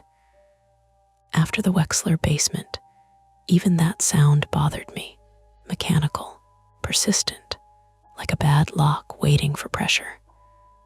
Claire looked down at her hands. They were clean now, but she kept rubbing one thumb over the other as if basement dust remained in the creases. "I should have called sooner," she said. "Yes." She looked at me sharply, maybe expecting comfort. I did not have any. After a second, she nodded. "Yes." Then quieter, "You should have stopped when you said you were going to." I wanted to argue, procedure, pressure. The voice inside, the trapped person. But the truth sat between us clean as a cut. "Yes," I said. That was all. Officer Whitcomb came to the hospital near midnight with a detective. Detective Aaron Bell, 52, male, was plainclothes, broad-shouldered, and smelled faintly of coffee and rain. He had a small notebook instead of a tablet, which made him seem old-fashioned until he started asking questions and missed nothing. He took my statement again, this time slower. By then, they had a rough outline. Russell Keene had been hired 6 months earlier through a subcontracted security firm. Before that, he had worked private security in Ohio and western Pennsylvania. Leo Keene was his father. 10 years earlier, Leo had owned a small demolition salvage company that did off-book work in old commercial buildings. He had vanished from Erie after being investigated for insurance fraud and assault. No body, no arrest, just a missing man with debts and a son who claimed not to know where he had gone. The Wexler building tied them together in a way nobody fully understood yet. According to Leo's first statement, Russ had been using the sealed sublevel for storage long before Haddon and Price bought the building. Stolen copper, antique fixtures, recovered cash boxes, documents he thought might matter. Then Leo showed up months ago, sick, broke, and threatening to expose him unless Russ paid him. Father and son argued. Russ trapped him below, first just for the night, Leo said, then longer. Food and water through the lower access. Threats. Locks changed. Hidden room behind the old vault wall, reached by a service stair and an undocumented door. The vault itself had been part of something older. That was where the story stopped being clean. Leo insisted he had been inside the vault years before, not recently. He said a third man had died in there during a salvage job gone wrong, before the building changed hands the first time. He would not give the man's name. He said Russ knew. Russ, sedated and guarded after surgery, had not given a statement yet. Detective Bell closed his notebook. "You saw the scratches?" he asked. "Yes, fresh." "No, I thought of the gouges, the curled steel, the dark smear. Some old, maybe all old, hard to say. Door openable from inside. No, not once the bolts were thrown. He watched me for a moment. Could someone have survived long enough to do that much damage? I pictured the inside of the vault again. The frantic arcs, the stripped handle, the marks low near the floor where strength had run out. Yes, I said. For a while, neither of us said anything after that. The next morning, Pittsburgh looked offensively normal. Rain had washed the streets clean. Buses sighed at curbs. People stood in line for coffee, with badges swinging from their necks. My van was still parked near the Wexler building, inside the police perimeter, so my ex-wife picked me up from the hospital. Rebecca Mercer, 41, female, was a middle school counselor, and the only person I knew who could look both furious and relieved while waiting at a curb. She did not hug me right away. She opened the passenger door, looked at the bandage on my face, the thumb splint, the hospital discharge envelope, and said, "You look like hell. I feel consistent. Don't make jokes." Okay. She drove in silence for 4 blocks. Then she said, "Hannah played well." I looked out the window. "I'm glad." She kept checking the door. That landed with no drama. No raised voice, just a fact placed carefully where it would hurt. I texted her. I said, "I know." "I couldn't." "I know, Dan." The car stopped at a red light. A cyclist passed in front of us wearing a yellow rain shell. The world continued. That seemed rude too. Rebecca softened slightly. She knows there was an emergency. I told her what I could. "What did you tell her?" "That you helped people get out of a dangerous situation." Closed my eyes. "Did she believe you?" "She believes me." A pause.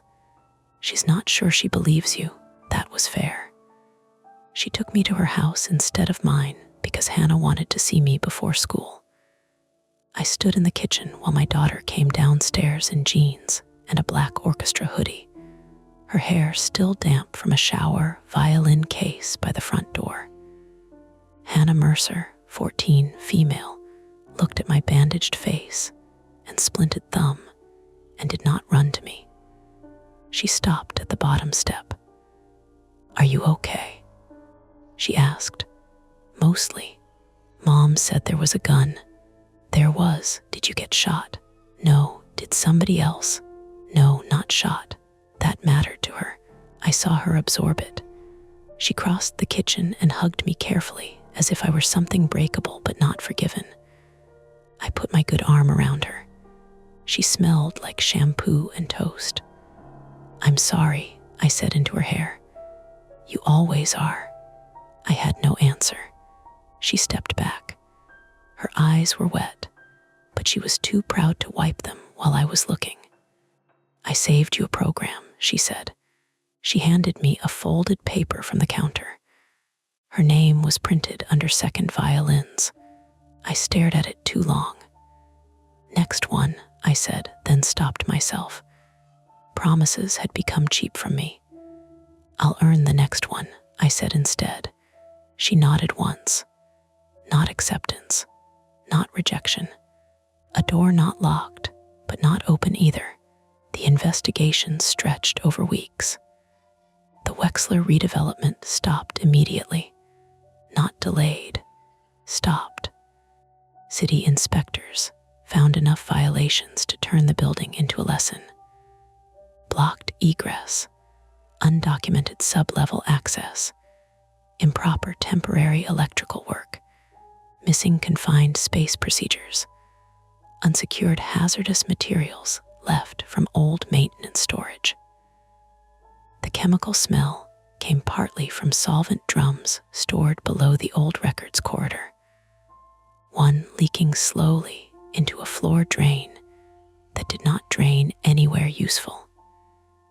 It had mixed with stagnant water, rust, and low airflow. not enough to sicken people. Not exotic, not mysterious, just neglect layered over concealment. Martin had surgery on his ankle and sent Claire one text from recovery. I quit, but I'm alive. Eddie needed stitches in his wrist and spent 2 weeks telling anyone who would listen that he had fought an armed man with a shelf and won on points. His limp lasted longer than he admitted.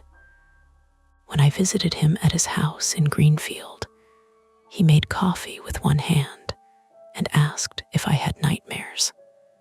No, I said. He gave me a look. Some, I said. Vault doors. He nodded as if that made perfect sense. Claire resigned before Haddon and Price could fire her. Or that was how she told it.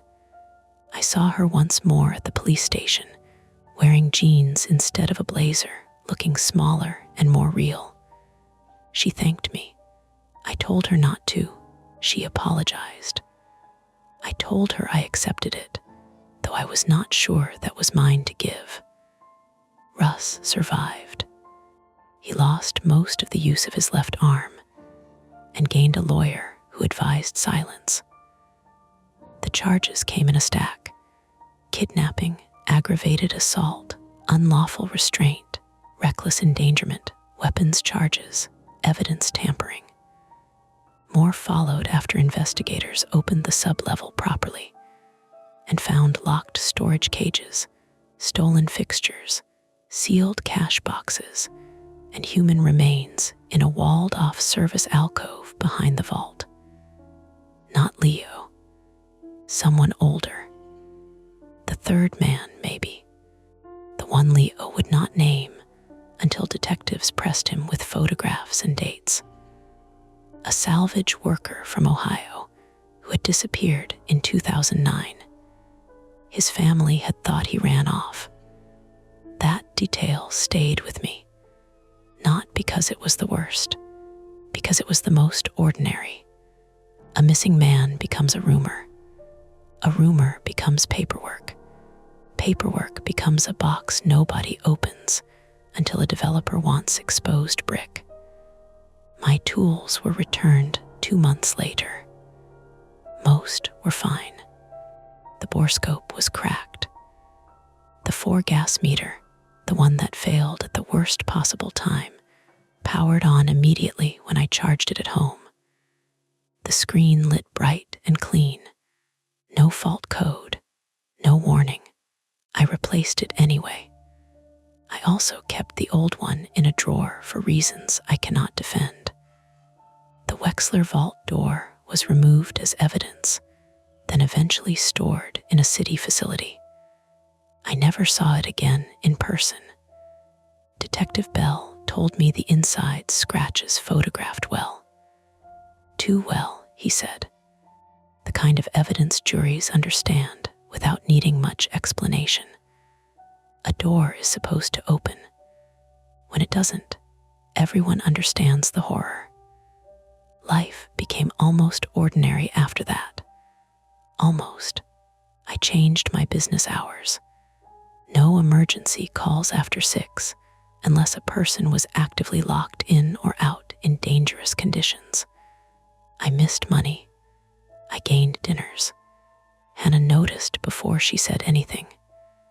The first time I arrived early to one of her rehearsals, she looked suspicious. Wrong school. She asked, "Funny, you're sitting through tuning too. I paid for the full experience." She tried not to smile and failed by a little. That was enough. My thumb healed crooked at the nail. My cheek left a thin, pale line under the eye. Sometimes, when I kneel in front of an old safe, my ribs remember the vault threshold and my breath shortens before I can stop it. I carry 2 flashlights now. 2 gas meters, a printed checklist laminated in my van. Eddie calls it my trauma menu. He is not wrong. There's only one part I do not tell clients. Sometimes an old lock gives a little under my hand, a tiny internal shift of metal finding metal after years asleep. And for half a second, I feel that basement again. The wet concrete, the alarm overhead, Russ begging from the vault door, Leo whispering from the floor, and the warmth of the dial. Officially, there was an explanation for everything. The smell, the blocked exits, the scratches, the voices, the messages arriving late because service was poor underground. The vault door swinging open because its hinges were out of level, and my wedge had slipped on dusty concrete. The dial warming because the work lamp had been aimed at the steel face for over an hour before the power failed. That explanation was plausible. I even believe most of it.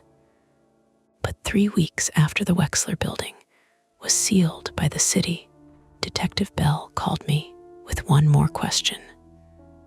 Not formal, not recorded, just his voice on my phone while I was eating a sandwich in my van outside a strip mall in Bethel Park.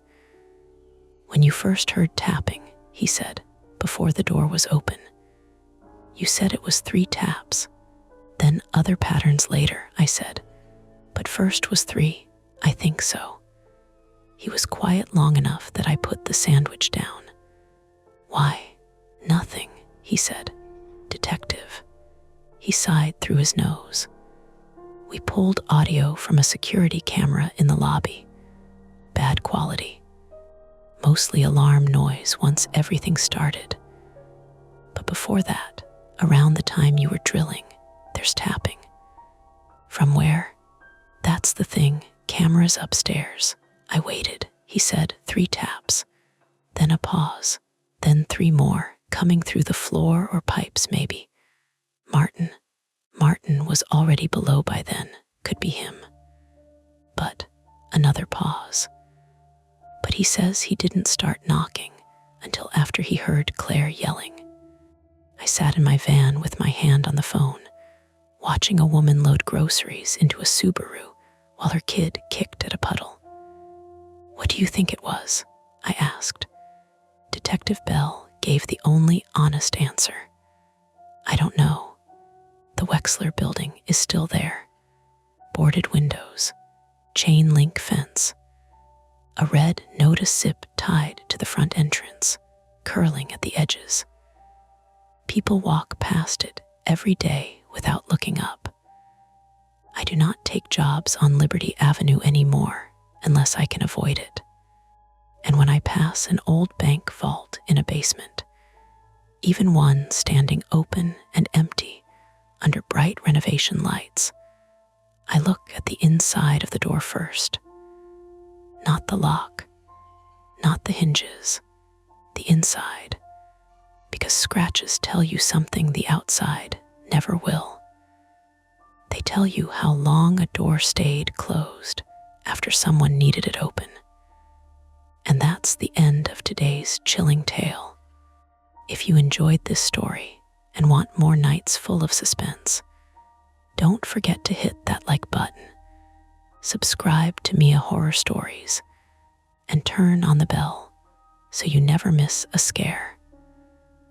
I've got plenty more stories waiting for you, so stick around and check out the other videos on the channel. Thanks for watching, and until next time, stay safe and don't look behind you. Hey everyone, this is Mia Horror Stories, and the title of today's horror story is I Stock Shelves on the Night Shift. The mannequins follow me down the aisles.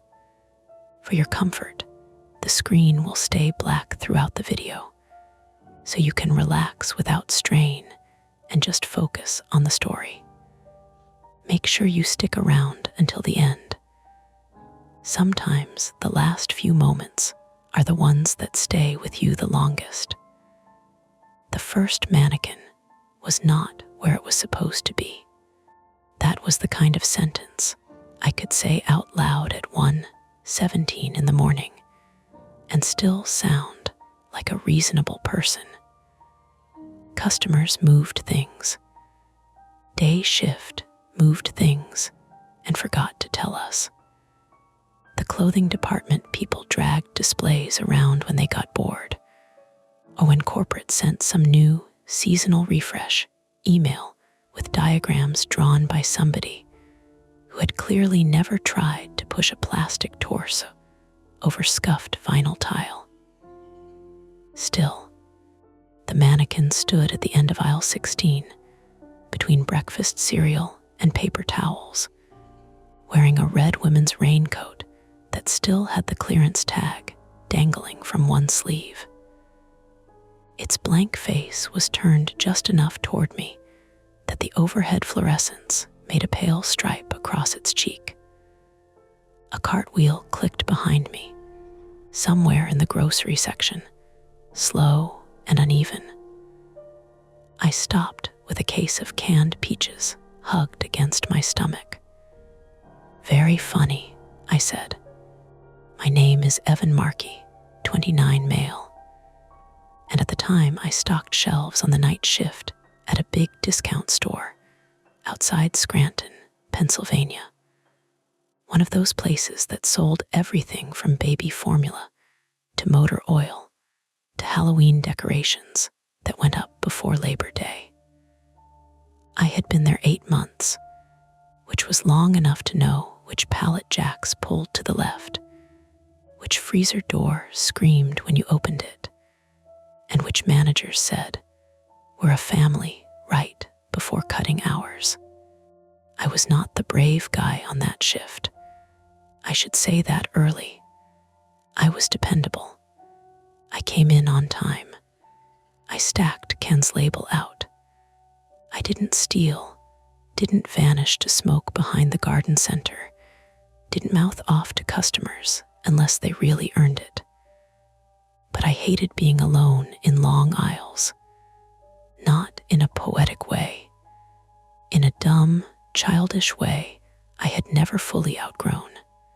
When I was 10, my older brother locked me in the basement during a thunderstorm, and I spent 20 minutes listening to the house groan above me, convinced someone was breathing beside the washer. Ever since then, empty spaces had a way of filling themselves in my head. At night, the store made that worse. It was not quiet. People think empty stores are quiet.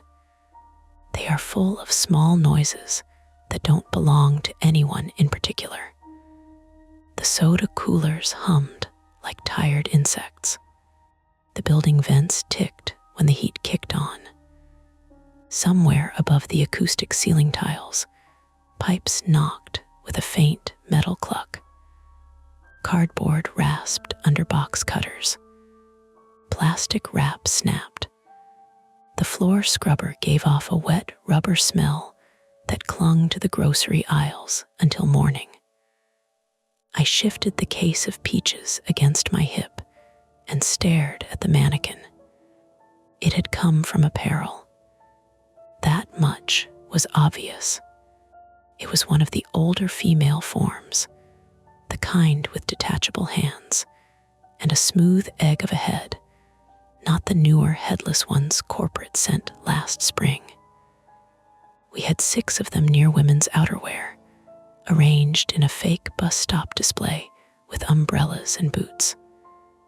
None belonged in dry grocery. The cart wheel clicked again. "Daryl," I called. No answer. I looked down aisle 16. Paper towels stacked high on the right. Cereal boxes on the left. All bright cartoon tigers and smiling oats under cold light. The aisle narrowed at the far end, where someone had left a U-boat loaded with overstocked toilet paper.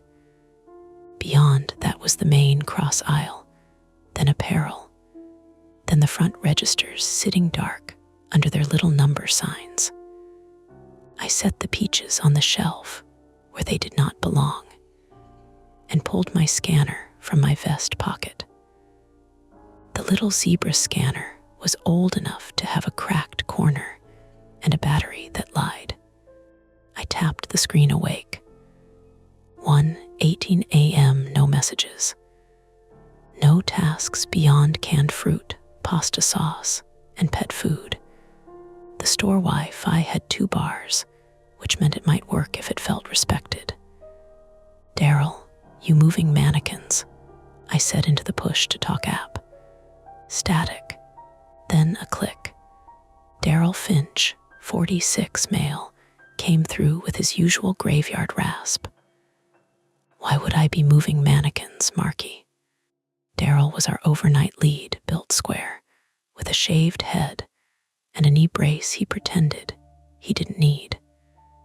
He had worked warehouses since before I was in middle school and treated panic like a personal insult. If a pallet collapsed, he swore once, fixed it, and kept moving. If the fire alarm went off, he would probably ask whether we could finish dairy first. "There's one in grocery," I said, a pause. "Then move it back. It's at the end of 16. Then it got tired of fashion and wanted oatmeal. Another click, this one sharper. "Don't start." That was Daryl's way of saying he knew my habits. I checked corners. I walked fast through seasonal when the lights were half off. I startled when someone rounded an aisle too quietly. Nobody on shift was cruel about it exactly, but people noticed. "I'm not starting," I said. "Good. We're behind on canned. You got 20 minutes before truck 2 is unloaded." The line cut out. I looked at the mannequin again. The raincoat sleeve hung crooked, one plastic wrist exposed where the hand had been turned backward. A strip of clear packing tape stuck to the coat hem and lifted each time the heater breathed down from the vent overhead. There, explained. Somebody from apparel had moved it. Maybe to clean. Maybe as a joke. Maybe a customer shoved it before close and nobody saw. It was not walking around. I picked up the peaches, shelved them, and went back to work. For 10 minutes, I made myself normal. Cut box, fold flaps, stack cans too deep, break down cardboard, slide it under the U-boat with my boot. Listen to the little plastic clack of cans settling into place. The rhythm helped. Stocking is boring in a useful way. Everything has a barcode, a shelf tag, a location, a place. If something is wrong, you scan it, and the machine tells you where it should go. Unless it is a mannequin in a raincoat. At 1:31, Marisol came around the corner with a case of pasta sauce balanced on one shoulder. Marisol Vega, 34, female, worked grocery with me most nights. She was 5'0", fast as a pickpocket, with black hair tied under a faded eagle's cap, and a laugh that always sounded like she had decided not to be mad. She had 2 kids, a mother with diabetes, and the kind of tired eyes that made every complaint feel smaller when you said it around her. She liked me because I did the heavy cases without being asked. I liked her because she never pretended the job was anything but a job. "You look like you saw the regional manager," she said. Worse, she followed my eyes to the end of the aisle. The mannequin was gone. For a second, I said nothing. Not because I was shocked, because the space where it had been looked too clean. The red coat should have still been there, a stupid splash of color against the white paper towels. Instead, there was only the U-boat, the cross aisle, and the far wall of dim apparel racks. Marisol lowered the pasta sauce. "What? There was a mannequin there," she squinted. "Where?" "At the end, right there, okay," in the raincoat. She held my stare longer than she needed to, not mocking, measuring. Did you move it? No, Daryl. He told me to move it back. Helpful. From the front of the store came the buzz and clack of the automatic doors cycling open.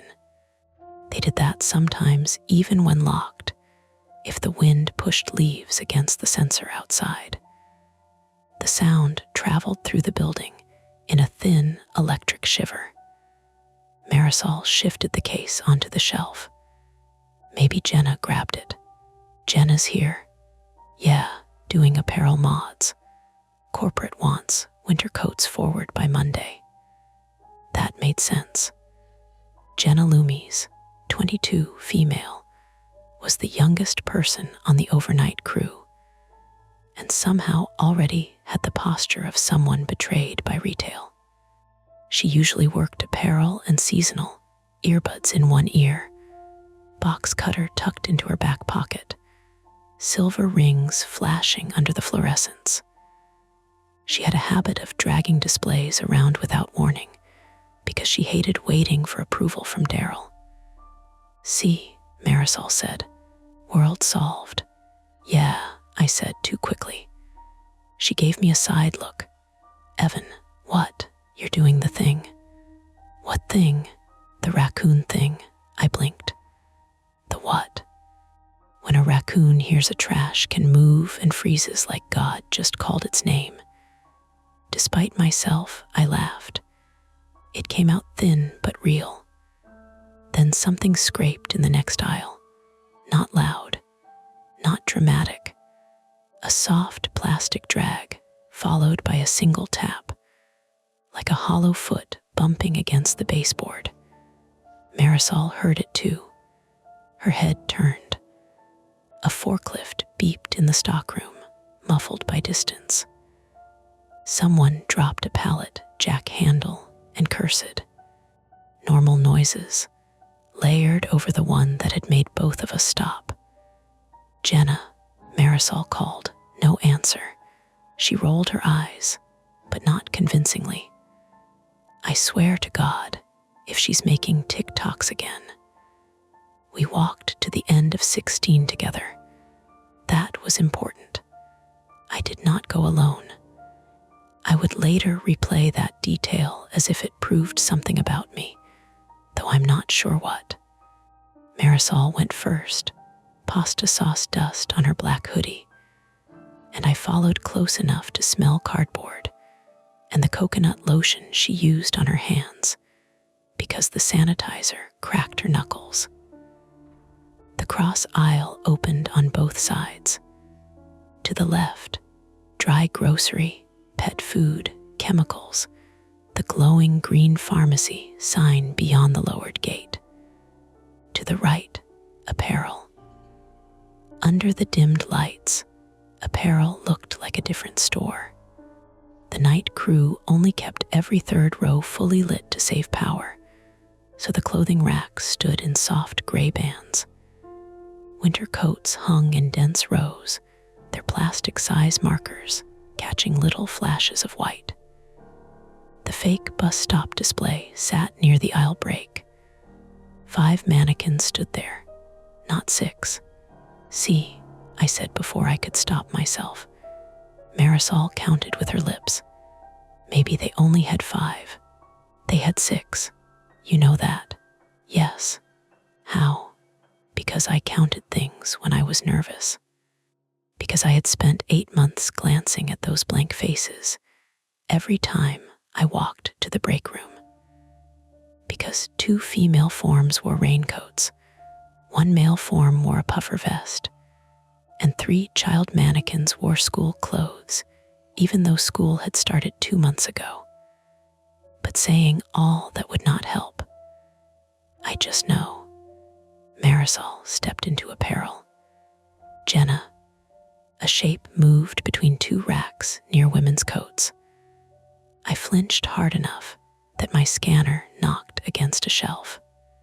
Jenna popped up holding a gray parka on a hanger. 1 earbud dangled against her neck. She looked at us like we had interrupted surgery. "Can I help you, weirdos?" Jenna Loomis, 22, female, had been hired for seasonal 2 years earlier and kept on because she could redo a whole department layout in one night if left alone with caffeine. She lived with her older sister in Dunmore, took online classes she never talked about, and distrusted managers on principle. She was sharp with everyone, but the edge was mostly armor. Around the right people late enough, she could be funny. Marisol planted her hands on her hips. "Did you move a mannequin into grocery?" Jenna's face changed just a little. The annoyance stayed, but something passed behind it. "No, you sure? Why would I move one into grocery?" "That's what Daryl said." "Then Daryl and I are both geniuses." I pointed at the display. "You're missing one." Jenna looked back at the mannequins. For once, she did not answer immediately. The 5 figures stood in their little staged scene under the fake bus sign, 2 adults, 3 kids. The gap was obvious if you knew to look for it. One round base sat empty near the rack of umbrellas. A metal support pole rose from it bare. Jenna walked over and touched the pole. "Huh," she said. Marisol's voice dropped. "Huh what? I thought Kelsey took it before close." "Who's Kelsey?" "Day Apparel." She said one of the hands was cracked. I stepped closer. The base had a crescent of dust around it, except for 2 clean arcs where feet had dragged or been dragged. A loose white plastic hand lay under the umbrella rack, palm up, fingers molded together in a permanent half-wave. Jenna crouched and picked it up. The hand had a jagged split across the wrist socket. "Charming," Marisol said. Jenna turned it over. "This wasn't cracked yesterday." "How do you know?" I asked. "Because I fixed the sleeve on that raincoat yesterday, and the hand was fine." The heater clicked on overhead. A long banner advertising fall into savings shifted against its fishing line and made a dry tapping sound. From somewhere behind us, Daryl's voice carried across the main aisle. "Why are 3 people standing in apparel?" He came toward us with a clipboard in one hand and a black coffee in the other. Moving with that stiff, right knee gait he got near the end of a shift. He saw our faces, then the empty base, then the plastic hand in Jenna's grip. His mouth tightened. "Where's the form?" he asked. Jenna held up the hand. "That's what we're figuring out." Daryl took the hand from her and inspected the broken socket. "Who was in here after close?" "Me," Jenna said. "Kelsey until 10:30. Then me again at midnight. Customers. Store closed at 11. That wasn't the question. Jenna's jaw worked. "Not that I saw," Marisol said. "Evan saw it in grocery." Daryl looked at me. "You moved it." "No." "Did you touch it?" "No." He sighed through his nose. So a 30-pound display walked itself from apparel to grocery. "I didn't say that. You're thinking it loudly." That stung because it was close enough. Daryl set the broken hand on a folded sweater table. Probably kids before close. They drag them, they film it, they post it. Jenna, check if anything else is damaged. Marisol, Evan, back to grocery. The matter should have ended there. Daryl had given it a box to fit in, kids before close. Theft attempt. Stupid prank. Damage. All normal enough. Then my scanner chirped. All 4 of us looked at it. The screen had lit up with a task notification from the inventory system. Move display unit. WMNS raincoat form current location. Grocery A16 assigned location. Apparel women's outerwear. I stared at the words until they blurred. Marisol leaned over my shoulder. That's weird. Daryl took the scanner from my hand. His thumb moved across the screen, checking the task history. Who submitted this? Jenna asked. Daryl didn't answer. The scanner chirped again in his hand. A second task appeared. Move display unit. WMNS raincoat form current location. Pet care A23 assigned location. Apparel women's outerwear pet care was 6 aisles away from grocery, toward the back corner near the stockroom doors. Nobody spoke for a moment. The store continued around us. Coolers hummed. The forklift beeped once, far away. Side, a truck passed on the road beyond the parking lot, tires hissing over damp pavement. The automatic doors at the entrance gave another nervous buzz. Daryl handed me back the scanner, slower this time. It's a system glitch, he said. Jenna gave a short laugh. The system knows where the mannequin is. The system knows where somebody scanned it. Who? Daryl's eyes flicked toward the ceiling domes. Cameras. Not everywhere, but enough. We'll check security, he said. Marisol folded her arms. Right now. No, after we finish the truck. Daryl, he rubbed the bridge of his nose. He was a practical man trapped between a weird problem and a schedule he would still be blamed for missing. That was the thing about retail. A pipe could burst, a customer could faint, a mannequin could apparently file its own relocation request, and somebody above you would still ask why seasonal end caps weren't done. Fine, he said. We check pet care first. If it's there, we move it back. If somebody's messing around, cameras will show it. And if it's not there, I asked. Daryl looked at me, and for the first time that night, he didn't have a ready insult. Then the scanner's junk, he said. Jenna slid the broken hand into the front pocket of her hoodie. Daryl noticed. Leave that. Nope. Evidence. This isn't CSI. Then stop acting like the sheriff. Marisol made a small sound that might have been a laugh if anyone had felt better. We stood at the edge of apparel, 4 night shift employees in wrinkled vests and hoodies, under lights that made everyone look a little sick. Behind us, the 5 mannequins faced the front of the store with their smooth blank heads. Ahead of us, pet care sat in the back corner where the lights were dimmer, where the tall shelves cut the aisles into narrow lanes, where bags of dog food slumped like sleeping bodies. I wanted Daryl to say forget it. I wanted him to call maintenance or police, or at least send all of us to the break room until morning like that was a sane option. But there was nothing yet to report. No crime, no injury, no proof beyond a missing display, a broken hand, and a scanner doing what scanners did best, making problems official. Daryl lifted his clipboard and pointed toward the back of the store. Choice is simple, he said.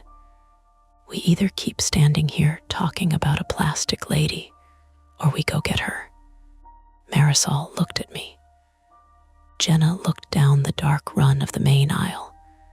I could hear my own breathing, too quick through my nose, and the faint ticking of a loose sign above pet care. The scanner chirped once more in my hand. This time, no new task appeared, just the same location. Pet care A23. Waiting.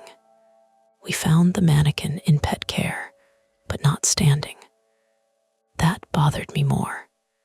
If it had been upright at the end of aisle 23, blank face turned toward us under the dim lights, I think I could have hated it cleanly. I could have pointed to it and said there, that's the thing that's wrong. but it was lying on its side between the 40-pound bags of dog food and the wall of cat litter, half hidden under a torn blue tarp someone had used to cover a leaking pallet back in July and never thrown away. The red raincoat showed first. A sleeve, a strip of glossy plastic, one pale arm bent wrong beneath it. Daryl stopped so suddenly, I almost walked into his back. "There," he said. His voice had lost the irritation. Not all of it, but enough. Pet care was the worst corner of the store after midnight. It backed onto the stockroom and the garden center doors, so it always smelled like a mix of dry kibble, cardboard dust, fertilizer, and cold air leaking through bad seals. Shelves were taller there too, packed with oversized bags that made the aisle feel narrower than it was. Every sound had a soft edge. Our shoes scuffed, plastic crinkled. Somewhere high above us, a fluorescent tube fluttered with a faint electric stutter. Marisol crossed her arms. "Okay, so it's here." Jenna moved past Daryl and pulled the tarp back with 2 fingers. The mannequin stared up from the floor. It was the same female form from apparel, no question. Red raincoat, beige plastic neck, smooth face, one hand missing at the wrist, the other hand still attached, palm flattened against the floor like it had tried to catch itself. Its torso had twisted partly off the metal support rod, leaving a dark scuff along the vinyl tile where the base had dragged. Jenna made a low noise in her throat. Someone dumped it. Daryl crouched with effort, one hand braced on his knee. "Don't touch anything else." "You just told us to move it back," she said. "I changed my mind." That was the first thing he said that made my stomach tighten more than the mannequin did. Daryl reached for the radio clipped to his belt and pressed the side button. "Cal, you still in receiving?" A burst of static. Then a man's voice, distant and annoyed. "Yeah." Cal Briggs, 52 male, was our overnight receiver and forklift guy. A tall, thin man with nicotine-stained fingers and a gray ponytail tucked through the back of his cap. He had been unloading trucks since before half the crew was born and treated every interruption like a government conspiracy. He worked mostly in the stockroom, where the loading dock doors rattled every time a truck backed in and the concrete floor stayed cold year-round. Daryl said, "Pause unload. I need you to check the back door by garden and the emergency exit near pet." "For what?" "Just check if they're secured." A pause. "You got a shoplifter, maybe." That word changed the air. Until then, the problem had been stupid. Creepy, yes, but stupid. A mannequin moved. A scanner glitched. A broken hand. Retail has a way of making even strange things feel like paperwork waiting to happen. But shoplifter meant a person. A person hiding in the store after close. A person with time to move displays around, scan inventory tags, and drag a 30-pound mannequin through grocery without being seen. A person close enough, maybe, to hear us arguing. Marisol looked toward the end of the aisle. "Daryl," I said maybe. Jenna pulled her phone from her hoodie pocket. "We should call the police." "Not yet." "Why not?" "Because I'm not calling Scranton PD because teenagers moved a mannequin." "It's not just moved," Jenna said, too sharp. "It was scanned into the system." Daryl stood. His knee popped audibly. "Which means someone has an employee login, or your scanner got bumped into a task menu." "It didn't," I said. They both looked at me. I hated that. I hated being the center of it, hated the expectation that I would either prove the weird thing or fold under it. It came in as a task, I said, twice. I didn't scan anything. Daryl held out his hand. Give it here. I handed him my scanner. The device looked small in his palm, cheap, beat up, a ridiculous thing to have any authority over us. He tapped through menus, frowned, then tilted the screen away from the glare. Assigned under night operations, he said. Marisol asked, who can do that? Lead accounts, department leads, managers, sometimes old logins if it never killed them. Could Kelsey? Jenna shook her head. Day apparel, maybe. But she left at 10:30. The radio cracked. Cal came back, voice flatter now. Garden doors latched. And emergency, another pause. Emergency exit by pets showing open on the panel. No one moved. Daryl pressed the radio closer. Say again. The panel in receiving says pet emergency exit is open. I'm looking at it. We all turned toward the back of pet care. At the far end, past cat towers and fish tank filters, a red exit sign glowed above a gray emergency door. From where we stood, it looked closed. The push bar caught a strip of light. A small warning sticker on the door read, Alarm WILL sound. It had not sounded. Marisol whispered, Why didn't the alarm go off? Daryl did not answer right away. The store's alarms were temperamental. Everyone knew that. The front doors buzzed when leaves touched them, but the receiving door sometimes failed to register until 10 minutes after somebody opened it. Last month, a freezer alarm screamed for 2 hours because frost built up around a sensor. Technology in that building was less a safety system and more a collection of grudges. But an emergency exit showing open with no alarm was different. Cal, Daryl said into the radio, stay in receiving. Don't open the dock. Lock the office door. What the hell is going on? Just do it. He clipped the radio back to his belt and looked at us. We have to secure that exit. Jenna's laugh was small and disbelieving. No, we don't. We leave. We leave through the front, and if somebody's in here, they're between us and the front or out that door already. So call the cops. I will if the doors actually open. Daryl, Jenna. His voice cracked like a pallet board. She shut up, but her face said she hated him for it. I could feel something building in my chest. Not courage, not exactly fear either. It was the old basement feeling, the need to know where the door was, where the light switch was, where people were standing. My mind started drawing the store like a map. Pet care aisle 23.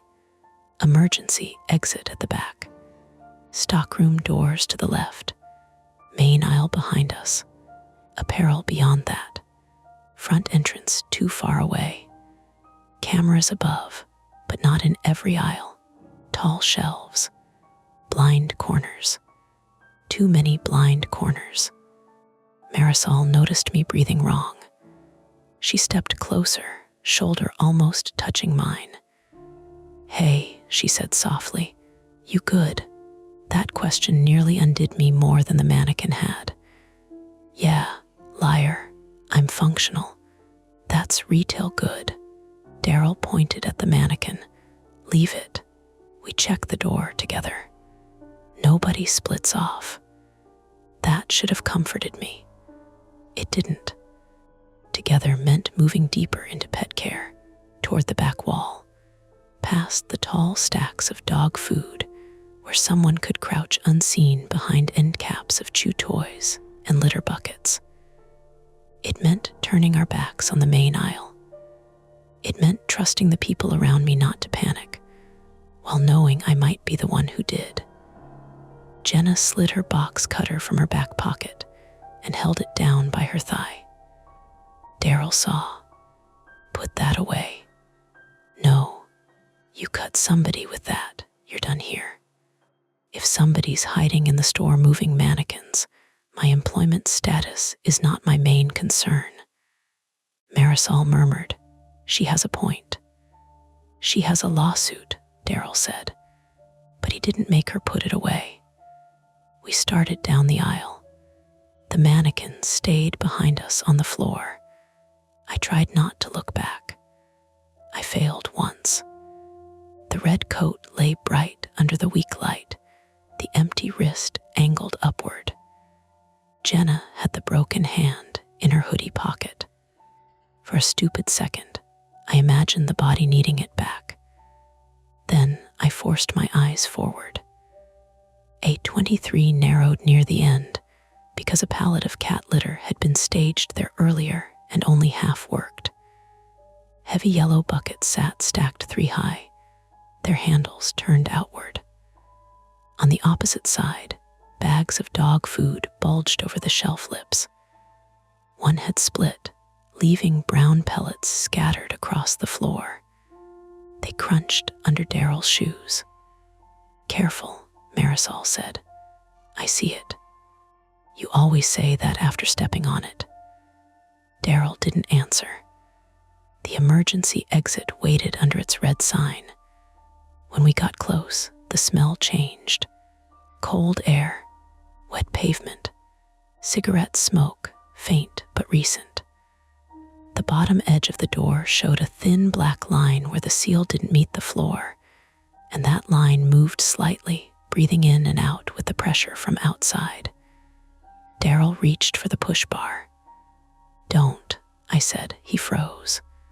My own voice surprised me. "What?" he asked. "The alarm didn't go off. If someone messed with it, don't open it until we know what's on the other side." Jenna looked at me with a little more respect than before. "That's actually smart." Daryl glanced at the doorframe. "We have to close the contact." "It might already be open," Marisol said. "Can you see the latch?" Daryl crouched again, slower. He used the flashlight on his phone and aimed it at the edge of the door. The latch was not seated. A folded piece of cardboard had been wedged between the door and frame, just above the crash bar, holding it open a fraction of an inch. Not enough to see from the aisle unless you knew. Enough to show open on the panel. Enough for someone to slip a tool through. Enough, maybe, to come back in. Jenna whispered, "Oh, hell no." Daryl touched the cardboard. "Don't pull it," Marisol said. "It's evidence," Jenna added. Daryl looked at both of them. "It's a piece of cardboard." "It's holding an emergency exit open," I said. He stood, and for the first time I saw sweat on his forehead despite the cold draft. "Fine," he said. "We call police." Relief hit me so hard I almost had to lean on the shelf. He took out his phone. No signal. He frowned, lifted it higher, turned toward the main aisle. "I've got nothing." Jenna checked hers. 1 bar, no data. Marisol pulled hers from her back pocket. The screen lit her face blue. "Same. Store Wi-Fi's dead." As if summoned, the overhead speakers popped. A burst of static rolled through the ceiling, loud enough to make all of us flinch. Then the store music died. We had not even noticed it playing until it stopped. Some corporate-approved pop track had been murmuring above us all night, thin and forgettable. Its absence made every other sound step forward. The buzz of the exit sign, the wheeze of the vents, the little crunch of dog food shifting under someone's shoe. Not ours. At the far end of the aisle, near the mannequin, something moved. A slow scrape, then a tap. Jenna raised the box cutter. Daryl said, "Who's there?" His voice carried too far, bounced off the hard shelves, came back thinner. No answer. Another scrape. This one not behind us exactly. More to the side, from the neighboring aisle. Cat toys, leashes. The aisle parallel to ours. Marisol whispered, "Could be a customer." "A customer hiding after close," Jenna said. "It happens." "It doesn't happen like this." Daryl held up a hand to stop them. His radio hissed. He grabbed it.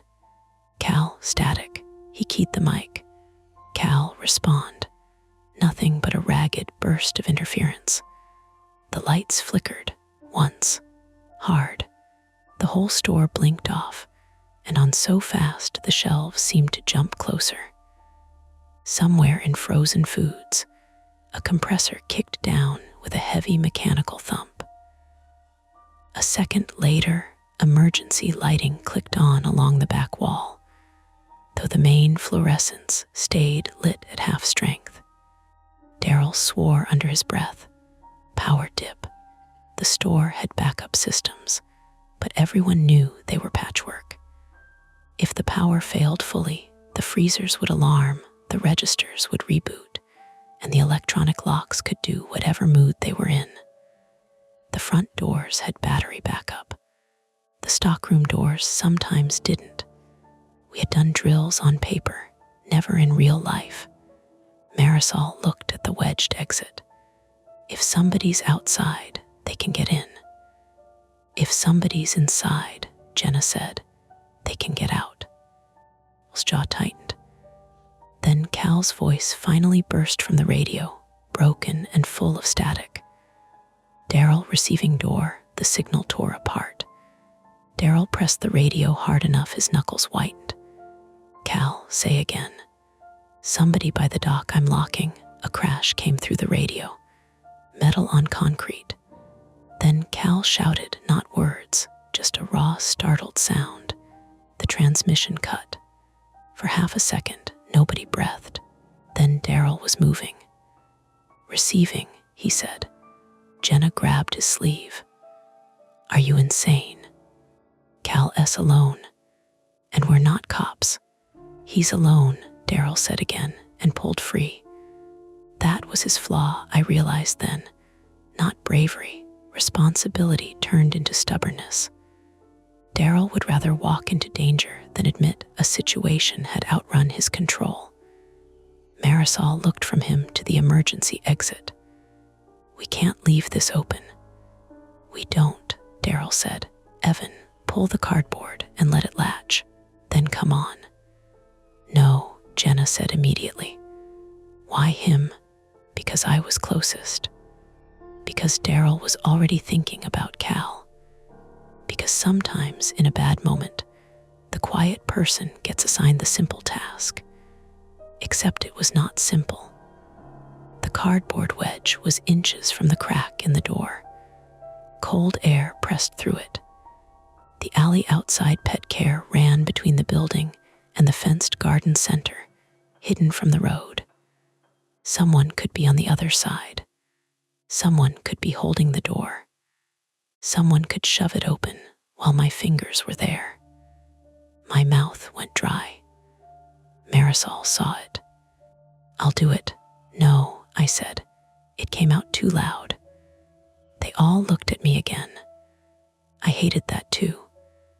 But I hated the basement version of myself more, frozen, useless, waiting for someone else to open the door. "I'll do it," I said, quieter. Marisol's face softened. "Evan, I've got it." I crouched. The floor was cold through my jeans. Dog food pellets pressed into one knee. I smelled wet cardboard and the sour rubber of the door seal. The wedge was from a produce box, green print visible on the fold, fresh romaine. Somebody had bent it twice to make it thick enough. My hand shook. I reached for it. From the other side of the door came a soft sound. Not a voice, not a knock. a phone vibrating against metal. BZZZT, BZZZT. We all heard it. Jenna whispered, "Someone S outside." The vibration stopped. Then my scanner chirped from my vest pocket. I flinched backward and hit the shelf behind me. A bag of cat food slid and thumped onto the floor. Daryl grabbed my shoulder. "Easy." I pulled the scanner out with numb fingers. A new task glowed on the cracked screen. Urgent safety task, clear obstruction location, receiving hallway assigned to EVANMARKY under it in smaller text. Due 01:45 a.m. I checked the time. 1:43. Marisol read it over my shoulder. "Why is it assigning safety tasks to you?" "I don't know." Jenna's voice turned thin. "Whoever's doing this knows his name." Daryl's radio crackled again. This time, Cal was whispering, "Don't come through receiving." Daryl lifted the radio slowly. "Cal, where are you?" Static. Then Cal again, breath scraping against the mic. "Office. Doors jammed. Somebody put a pallet against it." A heavy bang sounded from somewhere beyond the stockroom doors. Not over the radio. In the building. Daryl turned toward the stockroom. Another bang. Metal shuddered in its frame. The double doors at the end of pet care, the ones that led into the back hallway, trembled once and settled. Marisol stepped back. That was close. The emergency exit behind me shifted, just a fraction. The cardboard wedge creased. Cold air pushed harder against my face. Daryl looked trapped between two failures, Cal stuck in receiving, and the exit compromised behind us. The scanner in my hand counted down a task I had never accepted. Jenna clutched the box cutter. Marisol reached for my arm and missed because I had already stood up. The double doors banged again. This time, something on the other side scraped along the floor. Wood against concrete. A pallet, blocking or unblocking. I could not tell. Daryl made the choice for us. "Front office has the landline and camera feed," he said. "We get there, call police, lock down the store, and then get Cal." "The front office is past peril," Marisol said. "And whoever's doing this knows where we are," Jenna added. The scanner chirped once more. The task changed. Urgent safety task, clear obstruction location. Front office hall due, 01:45 a.m. same due time. 1 minute away. From the next aisle over came that hollow tap again. Plastic against tile. Once, then twice, moving parallel to us. Daryl stared toward the main aisle, then at the emergency exit, then at the stockroom doors that had begun to rattle in short, uneven bursts. "We go now," he said. Behind me, the cardboard wedge slipped with a soft, tearing sigh. The emergency door opened an inch wider. The emergency door opening behind us made a sound I still hear sometimes when I'm trying to sleep. Not a bang. Not the movie version. Just a thin, rubbery sigh as the seal peeled away from the frame, followed by the tiny crunch of grit under the bottom edge. Cold air came through hard enough to move the hem of my vest. It carried wet pavement, cigarette smoke, and that metallic outdoor smell that comes off dumpsters after rain.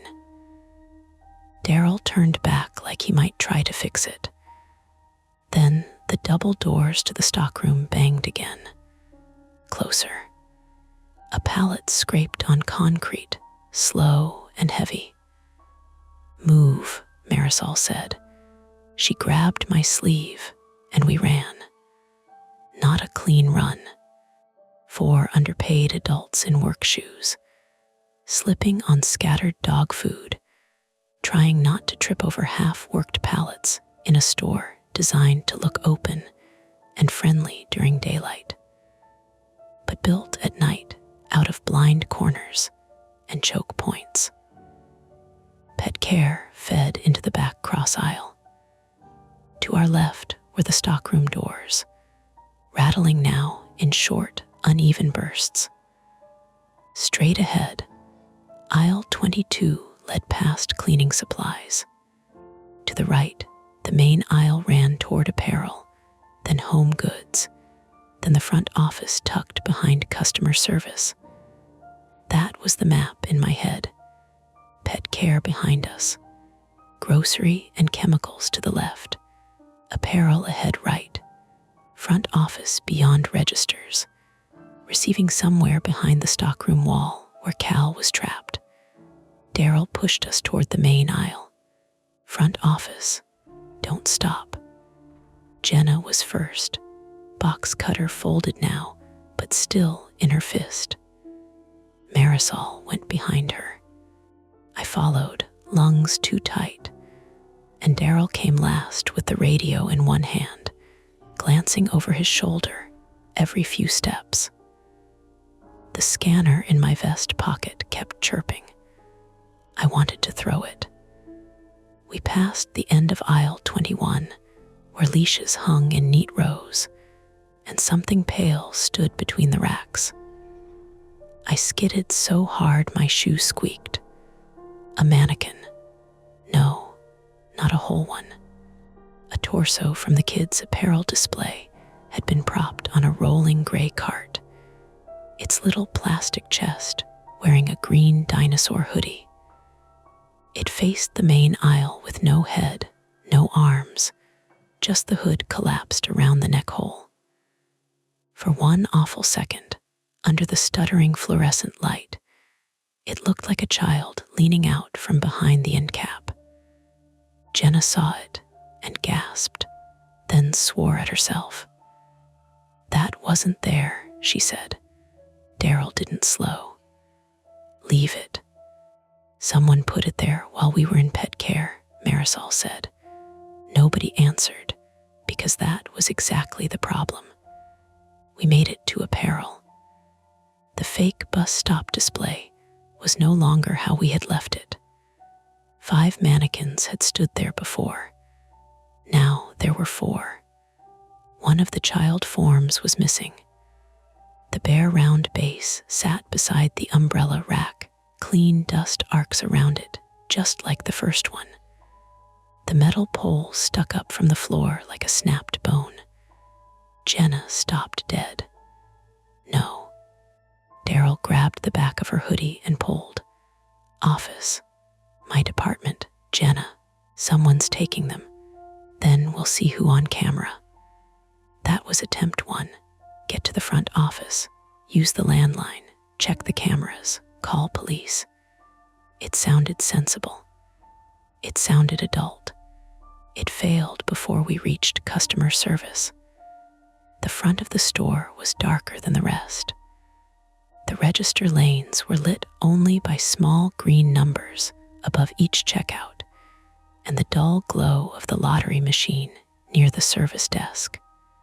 Shopping carts nested by the entrance, their metal frames overlapping in a tangled shine. Beyond the glass doors, the parking lot lamps blurred in drizzle. Daryl's pickup sat near the employee entrance. Marisol's old Civic was 2 rows farther out. My dented Corolla was near the cart return, small and stupidly far away. The front office door was behind customer service, down a narrow hall with the time clock, lost and found bins, and the manager's office. It had a keypad lock that stuck in cold weather. Daryl punched in his code. Red light. He tried again. Red, move, Jenna said, leaning in. You're fat fingering it. I'm not. He entered it slower, Red, Marisol whispered. Could the power dip reset it? It shouldn't. But could it? Daryl's face had gone hard and shiny with sweat. Yes. He tried the override key from his ring. It went into the lock, turned halfway, and stopped. Daryl, I said. I know. He jiggled it. Metal scraped inside the cylinder. The scanner chirped. I looked despite myself. Urgent safety task, clear obstruction location. Front office hall status. Overdue. Then a second line appeared. Access DNID. Manager override required. Jenna leaned over my shoulder. That system is talking to the lock. Or somebody wants us to think that, Marisol said. Daryl pulled the key free. Office is out. Then call from customer service, I said. The phones route through the office system. Try anyway. Marisol ducked behind the service counter and lifted the receiver. She held it to her ear. Her expression told us before she spoke. Dead. Jenna grabbed it from her and slapped the cradle twice. Come on. Nothing. The first attempt had given us something. The office lock had been disabled or reset. The customer service phone was dead. And whoever controlled the store system had enough access to send messages that matched what was happening around us. It also tightened the store around us. The front doors buzzed. All four of us turned. The automatic doors shivered in their tracks, trying to open. They moved maybe 2 inches, stopped, then closed. Outside, rain stippled the glass. A plastic shopping bag tumbled across the sidewalk and stuck against the sensor mat. For a second, I thought that was it. The simple answer: wind, trash, bad doors, normal. Then a pale hand slapped the glass from the outside. Jenna screamed. Marisol ducked behind the counter. Daryl raised the radio like a weapon. I backed into a rack of impulse batteries and knocked half of them onto the floor. The hand slid down the glass, leaving water streaks. A face appeared above it, distorted by rain and reflection. Open up, someone shouted. Daryl exhaled hard. Jesus Christ. It was Todd. Todd Klein, 19, male, was the seasonal stalker who took lunch breaks in his car and claimed he could sleep anywhere. He was thin, pimply, and always smelled faintly of energy drinks. He had been unloading truck 2 earlier and must have gone outside to smoke or get something from his car during the power dip. He pounded the door again. Let me in. The employee door won't open. Misdirection. Terrifying for 2 seconds. Explainable in the third. Daryl hurried to the door controls under the service desk and hit the release. Nothing happened. Todd's face crumpled with panic. Come on. The lock S not releasing, Daryl shouted through the glass. What? The lock isn't releasing. Todd looked over his shoulder toward the side of the building. The rain had flattened his hair to his forehead. There's somebody by the garden fence. That sentence took all the air out of the space. Daryl hit the release again. The doors buzzed, parted an inch, then jammed. Todd shoved his fingers into the gap. Don't, Marisol snapped. Too late. The doors tried to close. Todd yelped and jerked his hand free, leaving a smear of blood on the glass where his knuckles scraped. Daryl swore. Back up from the door. Todd backed away, shaking his hand, face white under the parking lot lights. We can't get him in, Jenna said. Can he get to his car? Marisol asked. Todd looked toward the lot, then toward the garden side of the building. He shook his head too fast. Daryl keyed the radio. Todd, go to your car and call 911. Todd tapped his own phone against the glass, showing us the screen. No service. That was attempt 2. Get help from outside. Get Todd to call police. Maybe get him back in. It failed in front of us. The front doors would not open. The landline was dead. Cell service was useless. Todd was outside in the rain, bleeding from the knuckles, trapped between the locked building and whatever he had seen by the garden fence. Then the parking lot lights went out. All of them. The world beyond the glass vanished, except for the hazy red glow of Todd's taillights in the distance and the emergency lights inside, reflecting our own faces back at us. Todd hit the glass again, harder, not caring about his hand.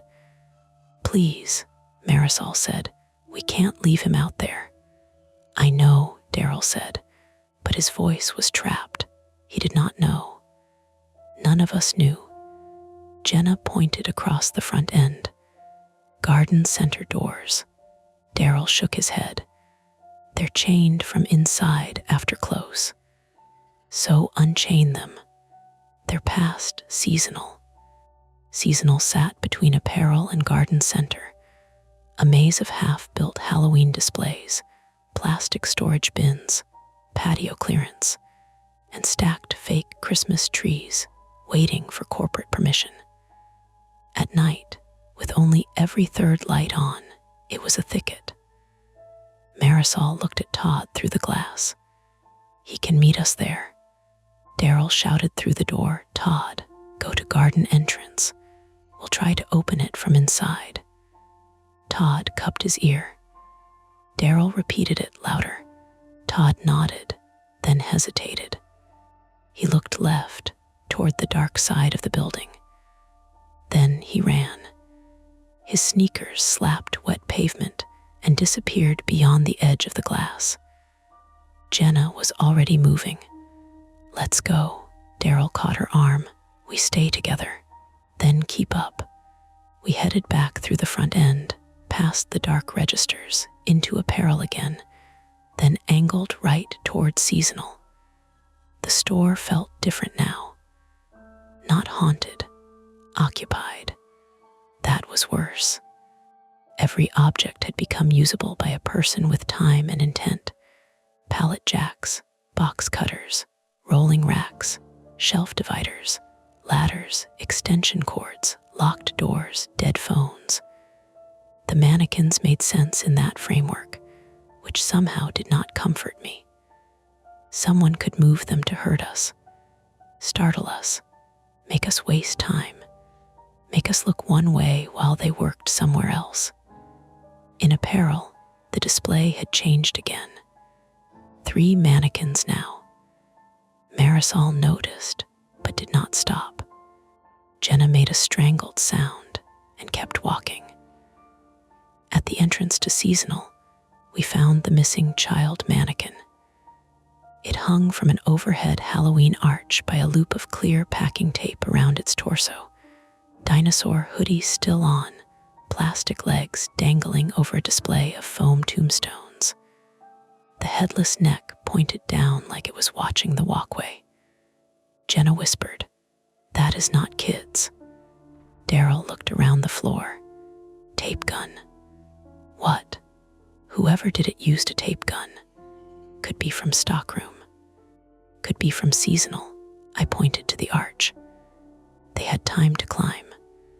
A rolling ladder stood 10 feet away, brakes unlocked. New fact. Whoever this was knew the store well enough to find equipment, move fast, and stage things where we were likely to go. Jenna lifted her phone and took a photo. The flash went off. In the bright snap, the aisle beyond the arch showed a figure standing near patio furniture. Tall, pale, still. Then the flash died, and the figure was gone. I made a noise I'm ashamed of. Jenna grabbed my arm hard enough to hurt. "You saw that?" "Yeah." Marisol aimed her phone flashlight down the aisle. The beam jittered over folded lawn chairs, stacked coolers, fake pumpkins, storage totes. Nothing moved. Daryl walked 3 steps forward. "Don't," Marisol said. He stopped. A faint squeak came from the right. We all turned together. A clothing rack rolled slowly out of the side aisle and bumped into a tower of plastic bins. No person behind it. It had been pushed and released. That was the worst kind of simple. Daryl's radio crackled. Cal's voice came through, weak and strained. Daryl nearly dropped it. "Cal, we're trying to reach police. Don't go to garden." We all looked toward the garden center doors, still out of sight beyond seasonal. Daryl pressed the mic. "Why static?" "Cal," a burst of breathing. "Then, they're using the cameras." Jenna's eyes went wide. "They," Daryl spoke slowly. "Who's they, Cal?" the radio hissed, then clicked dead. Daryl tried again. Nothing. Marisol rubbed both hands over her face. Her knuckles were dry and cracked, and one had split open, a little red crescent near the thumb. "We need to get out of this building." "Todd's at garden," Jenna said. "If Cal said not to go, Cal might not know where Todd is.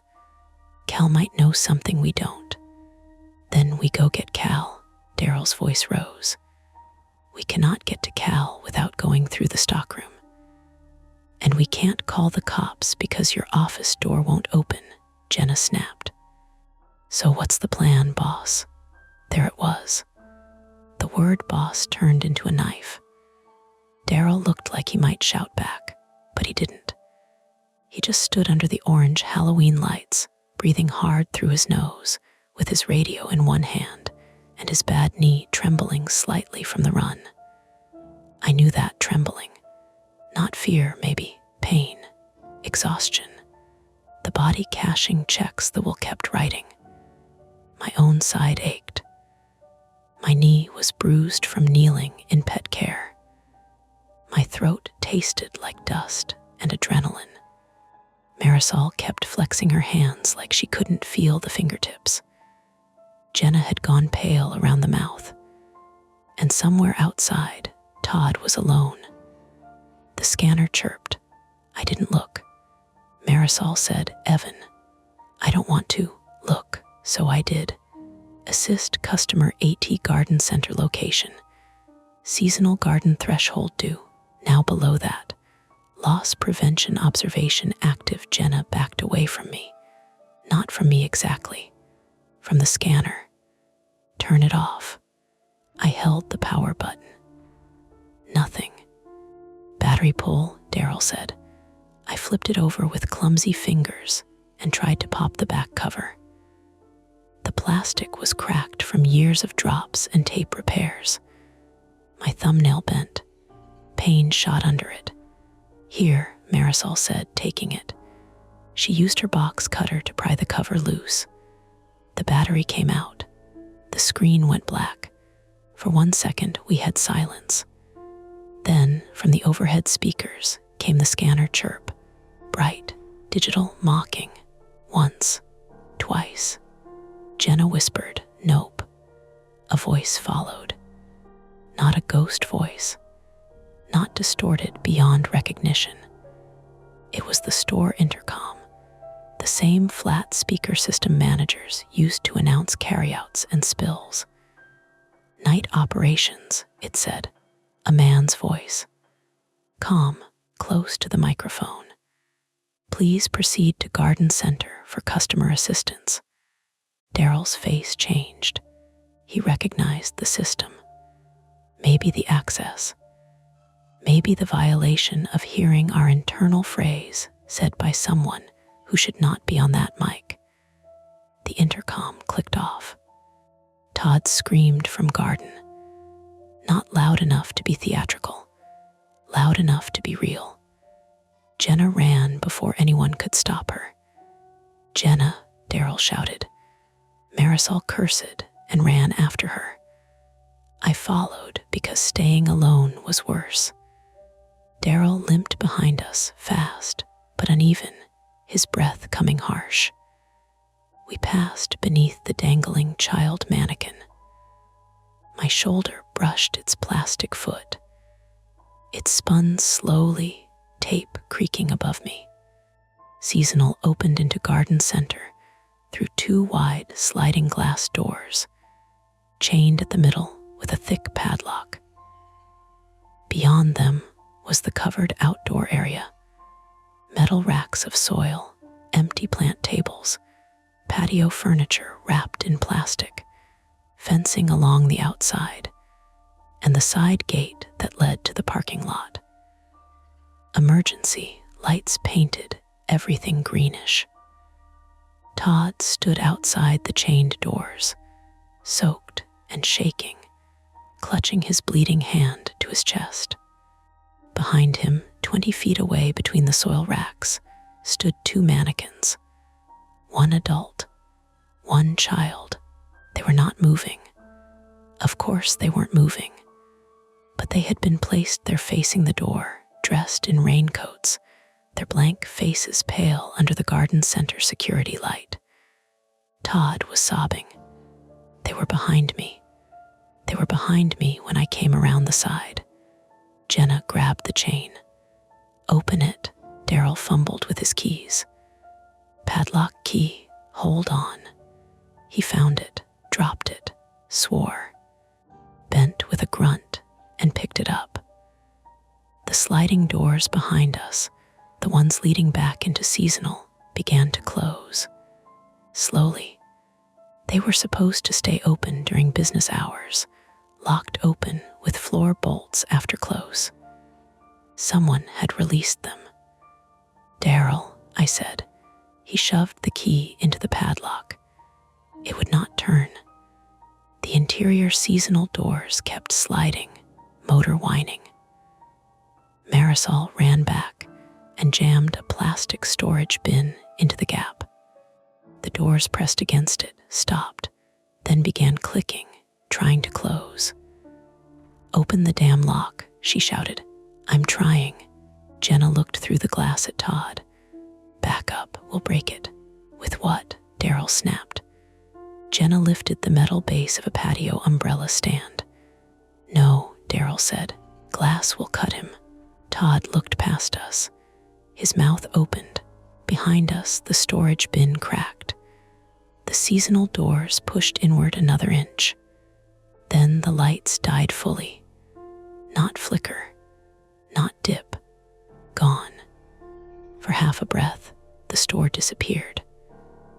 Emergency lights clicked on a second later, dim red and green along the floor paths. The garden doors stayed locked. The seasonal doors behind us stayed half closed, pressing against the broken bin.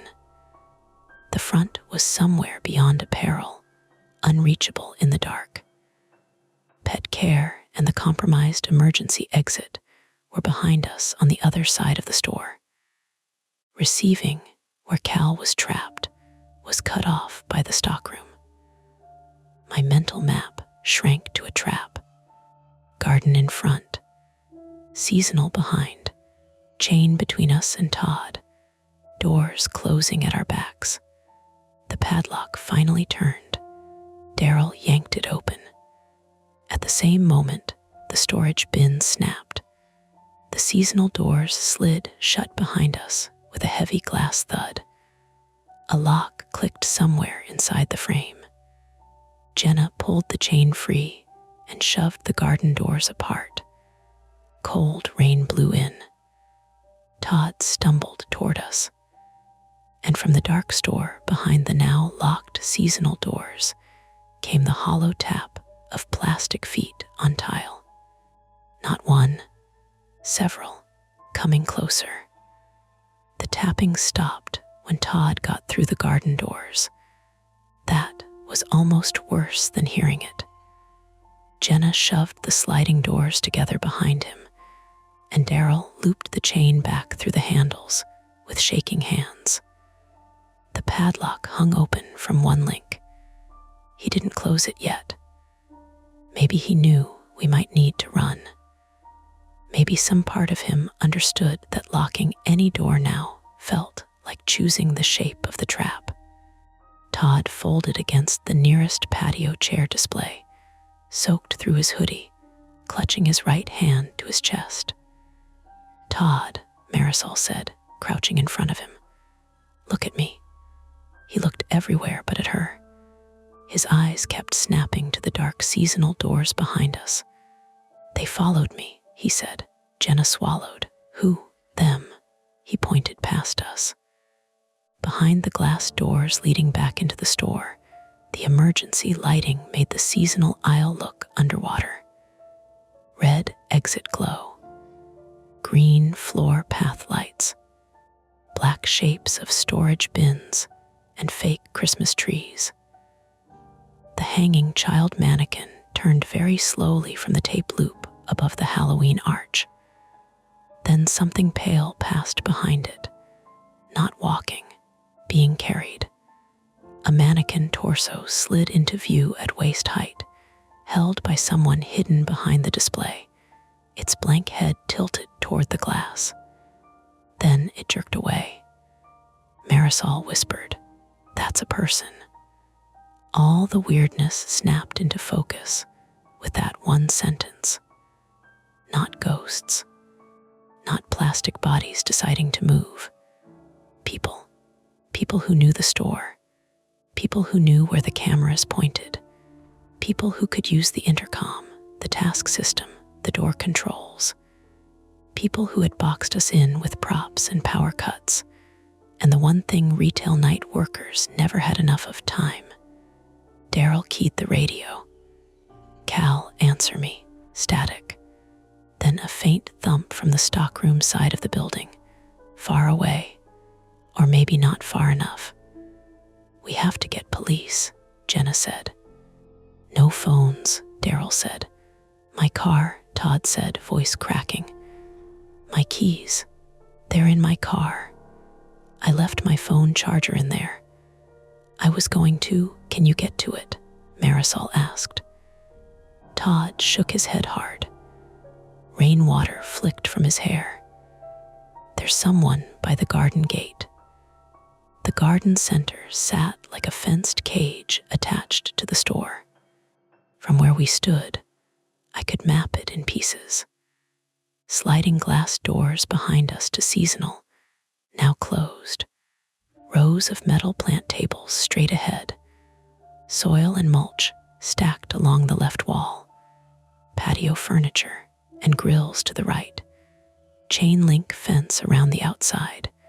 Service gate at the far corner leading to the side parking lot. Todd's car would be beyond that, maybe 40 yards away.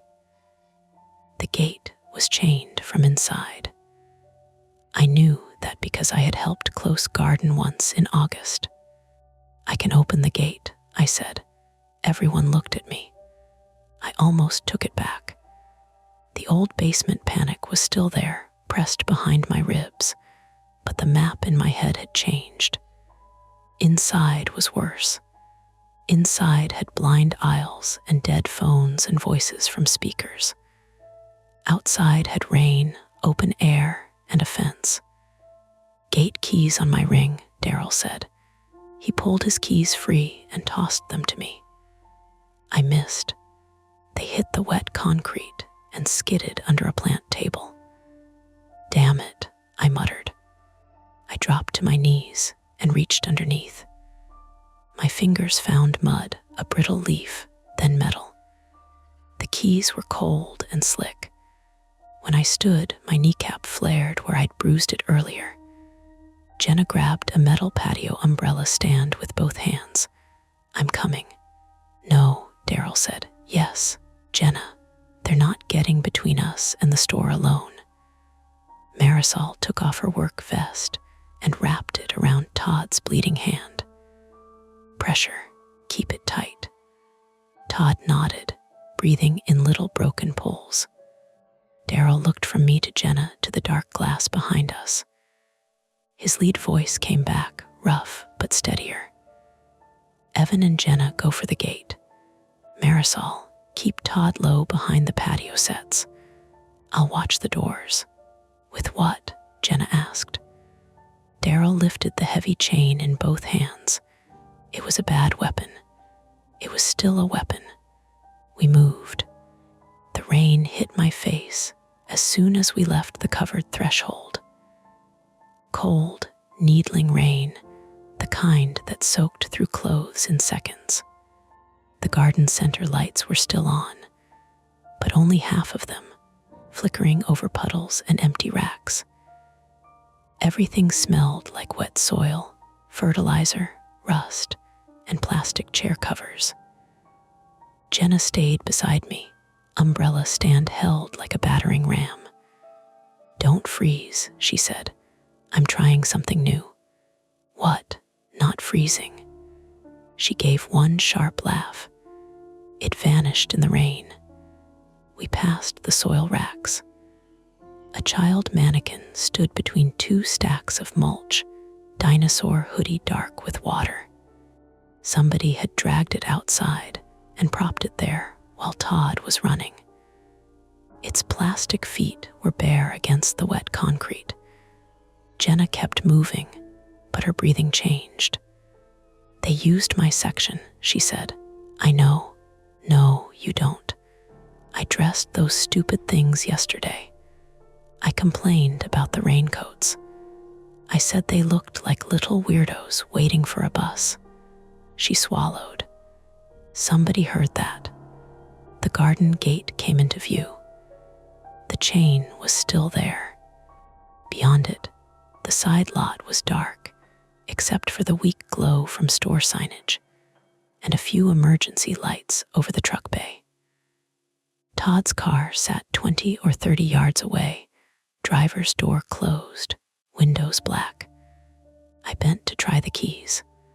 A voice spoke from beyond the fence. Don't. Jenna lifted the umbrella stand. A man stood near the outside corner of the garden fence, half hidden by the shadow of the building. He wore a dark rain jacket, black gloves, and one of our store's orange safety vests over it. The vest was what made him look wrong. Familiar and wrong. Like a costume made from our own workplace. He raised one hand. In it was a box cutter. Step away from the gate, he said. His voice was calm, but not confident. Young-ish, maybe 30s, local accent. Rain ticked off the brim of his cap.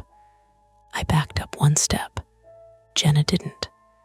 Who are you? She shouted. The man glanced past us toward the garden doors.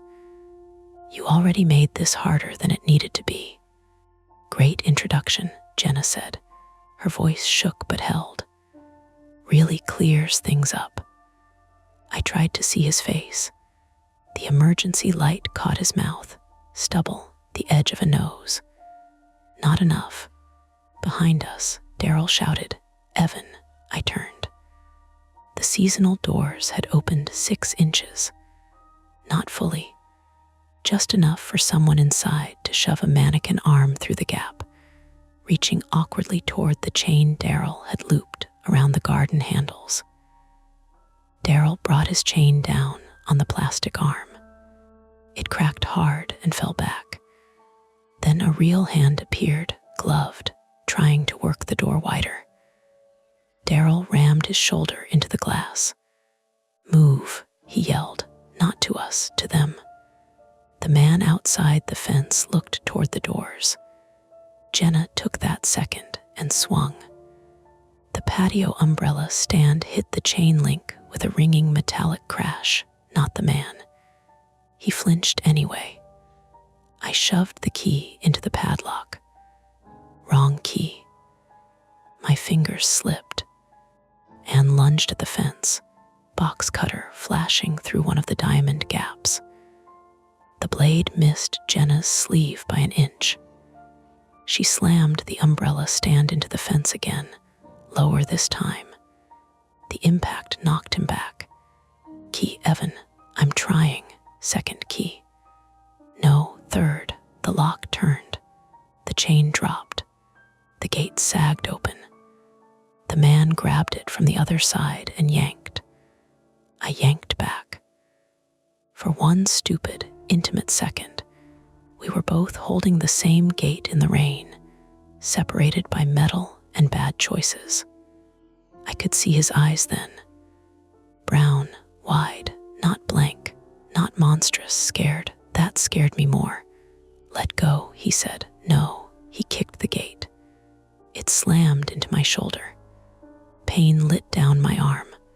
I stumbled, lost my grip, and fell into a rack of empty planters. Plastic pots cracked under my elbow. Jenna drove the umbrella stand forward through the opening. It hit his shin. He made a sound like air tearing from a tire and dropped to one knee.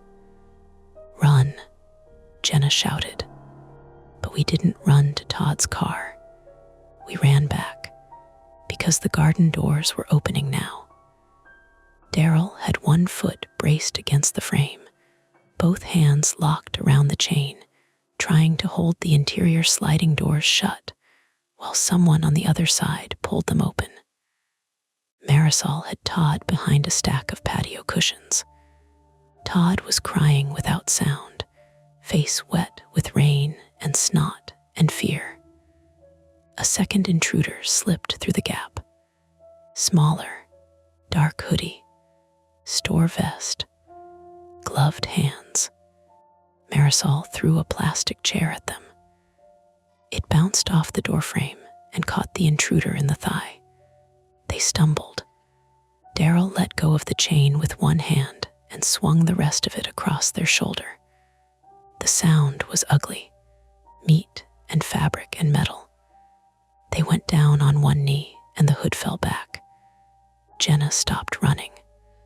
Kelsey, the woman on the ground, looked up.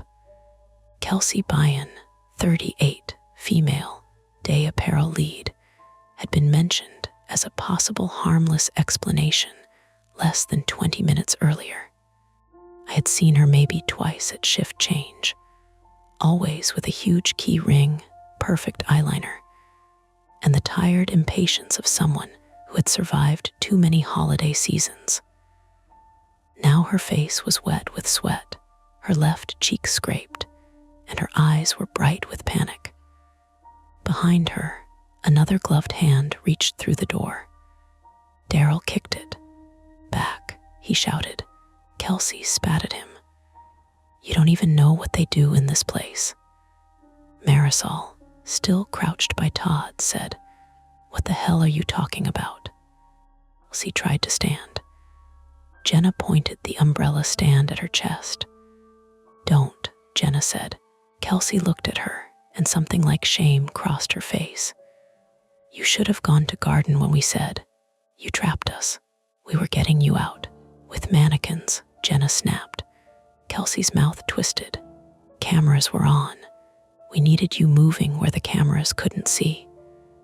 That made no sense, and too much sense at once. Cal's warning, they're using the cameras, the task system, the intercom, the front office locked. The intruders were not just scaring us. They were steering us away from some lines of sight and into others, or maybe trying to keep someone watching from seeing what they were really doing. Daryl kept his shoulder against the sliding doors. "Who's we?" Kelsey looked over my shoulder. The man from the gate had gotten up. He limped inside the garden center, box cutter still in hand. Blood or mud darkened one pant leg where Jenna had hit him. "Stop talking," he said. Kelsey's jaw tightened. "Ray, they're not part of it. Ray, a name, a person." Ray came closer. Jenna shifted the umbrella stand. Ray lifted the cutter, put it down. I looked for something to use. Soil bags, plant hooks, plastic pots, hose reel, fire extinguisher, fire extinguisher. Mounted on the wall by the garden doors. I moved before thinking. Maybe that was the only reason I moved at all. Ray saw me and turned. I grabbed the extinguisher from the bracket. It came loose heavier than expected, dragging my sore shoulder down. Ray rushed me. I pulled the pin the way I'd seen in training videos everyone joked through. Then I squeezed. White powder blasted into his face. Ray screamed and swung blind. The box cutter sliced across my forearm, shallow but hot, a sudden bright line of pain. I kept spraying until the cloud swallowed him. Kelsey, the doorway, everything. People coughed. Someone yelled my name. The world became white grit and wet concrete. Go, Daryl shouted. Marisol grabbed Todd. Jenna grabbed me. We stumbled through the powder cloud, past Ray coughing on his hands and knees, past Kelsey crawling away from the doors, into the garden threshold. But instead of going out the gate, Daryl pushed us toward seasonal. The doors are open, he was right. In the struggle, the interior sliding doors had opened wide enough for us to squeeze through. Inside was darker than before. Emergency lights, hanging mannequin, foam tombstones, seasonal aisles cutting left and right, and beyond seasonal, the route to the front office. Office is locked, Jenna coughed. Not going to office, Daryl said. Electrical room, manual alarm panel. I almost laughed. You knew there was a manual alarm panel. I'm the overnight lead. Would have been useful earlier. Been a little busy. We ran through seasonal. Behind us, Ray coughed and swore. Kelsey shouted something I couldn't make out. Another shape moved in the glass reflection near garden. Maybe a third person. Maybe a mannequin swinging from its tape. Daryl led us left instead of back toward apparel. Seasonal to hardware. Hardware to the service hallway by automotive. The hallway had an electrical room, a janitor closet, and a rear corridor that connected toward receiving. I knew it as a shortcut day shift told us not to use because vendors left junk there. The hallway door was marked employees only. It was propped open with a mannequin base. Daryl kicked the base aside. We piled in. The hallway was narrow, cinder block, lit by red emergency bulbs. It smelled like mop water and hot dust. My forearm dripped blood onto the floor, not spurting, just steady enough to be alarming. Marisol saw it and ripped a strip from her already ruined vest. Hold still, I'm fine.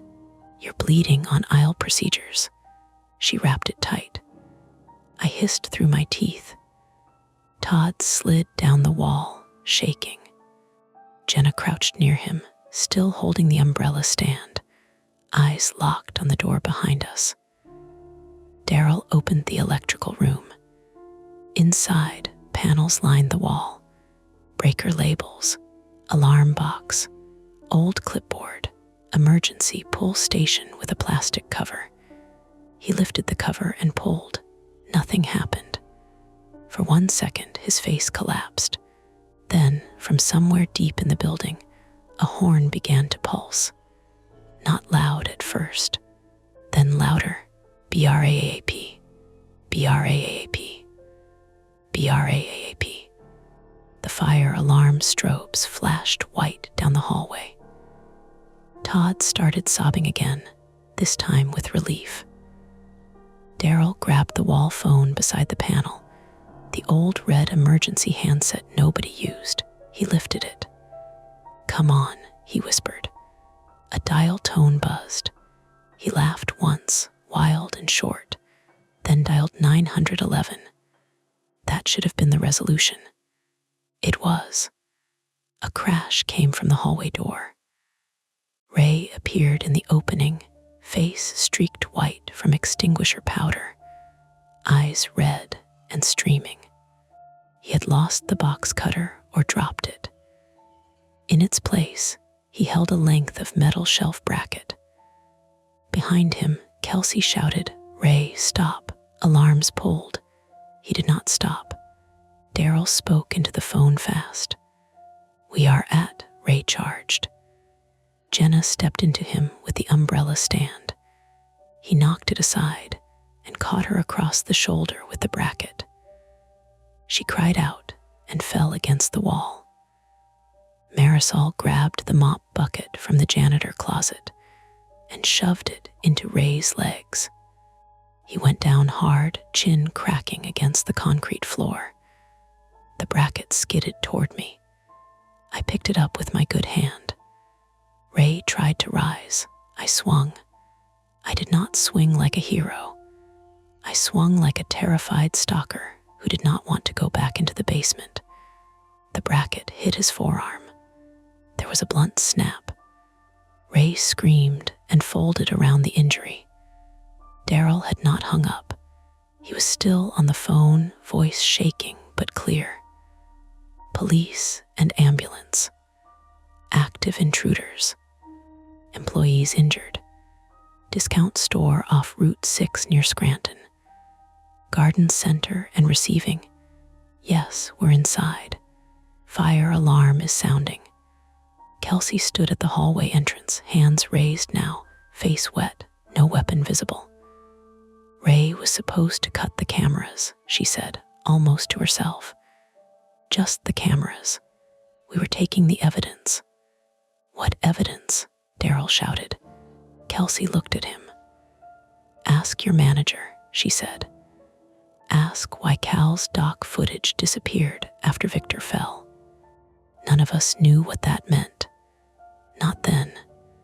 Ray groaned on the floor. Jenna pressed a hand to her shoulder, jaw clenched, trying not to cry. Todd's bandage had bled through. My arm throbbed with every alarm pulse. Marisol stood over Ray with the mop bucket in both hands, ready to hit him again if he twitched wrong. The fire horn kept screaming. BRAAP. White strobes flashed. BRAAP. From the far end of the service hallway, a door opened. Cal limped into view, gray ponytail loose, one side of his face swollen, holding a tire iron in both hands. He saw us. He saw Ray on the floor. He saw Kelsey standing with her hands up. About damn time, he said, and then he sat down hard against the wall like his legs had quit. Outside, faint but growing, sirens threaded through the rain.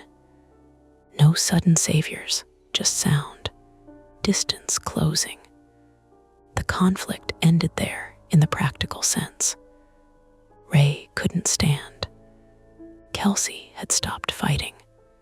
The alarm had forced the building open to the world. Police were coming. Ambulances too.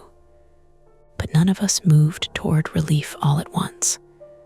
We stayed in that red-lit hallway among mop water, blood, fire strobes, and a fallen mannequin base kicked against the wall. Jenna looked at me, face pale, shoulder already swelling. You still scared of mannequins? She asked. I tried to answer. From somewhere in seasonal, the taped-up child mannequin finally fell from the Halloween arch. It hit the tile with a hollow plastic crack that carried cleanly through the alarm. Nobody laughed. By the time the police came through the front doors, the mannequins had stopped being the strangest thing in the store. That sounds wrong, considering one was hanging from a Halloween arch. One lay face down in pet care. Two were outside in the garden center, like they had been waiting for a bus that never came.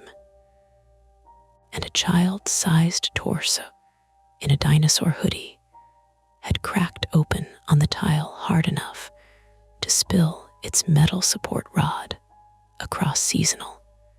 But once the fire alarm had been going for 5 minutes, and Ray was curled on the service hallway floor with his broken arm held against his chest.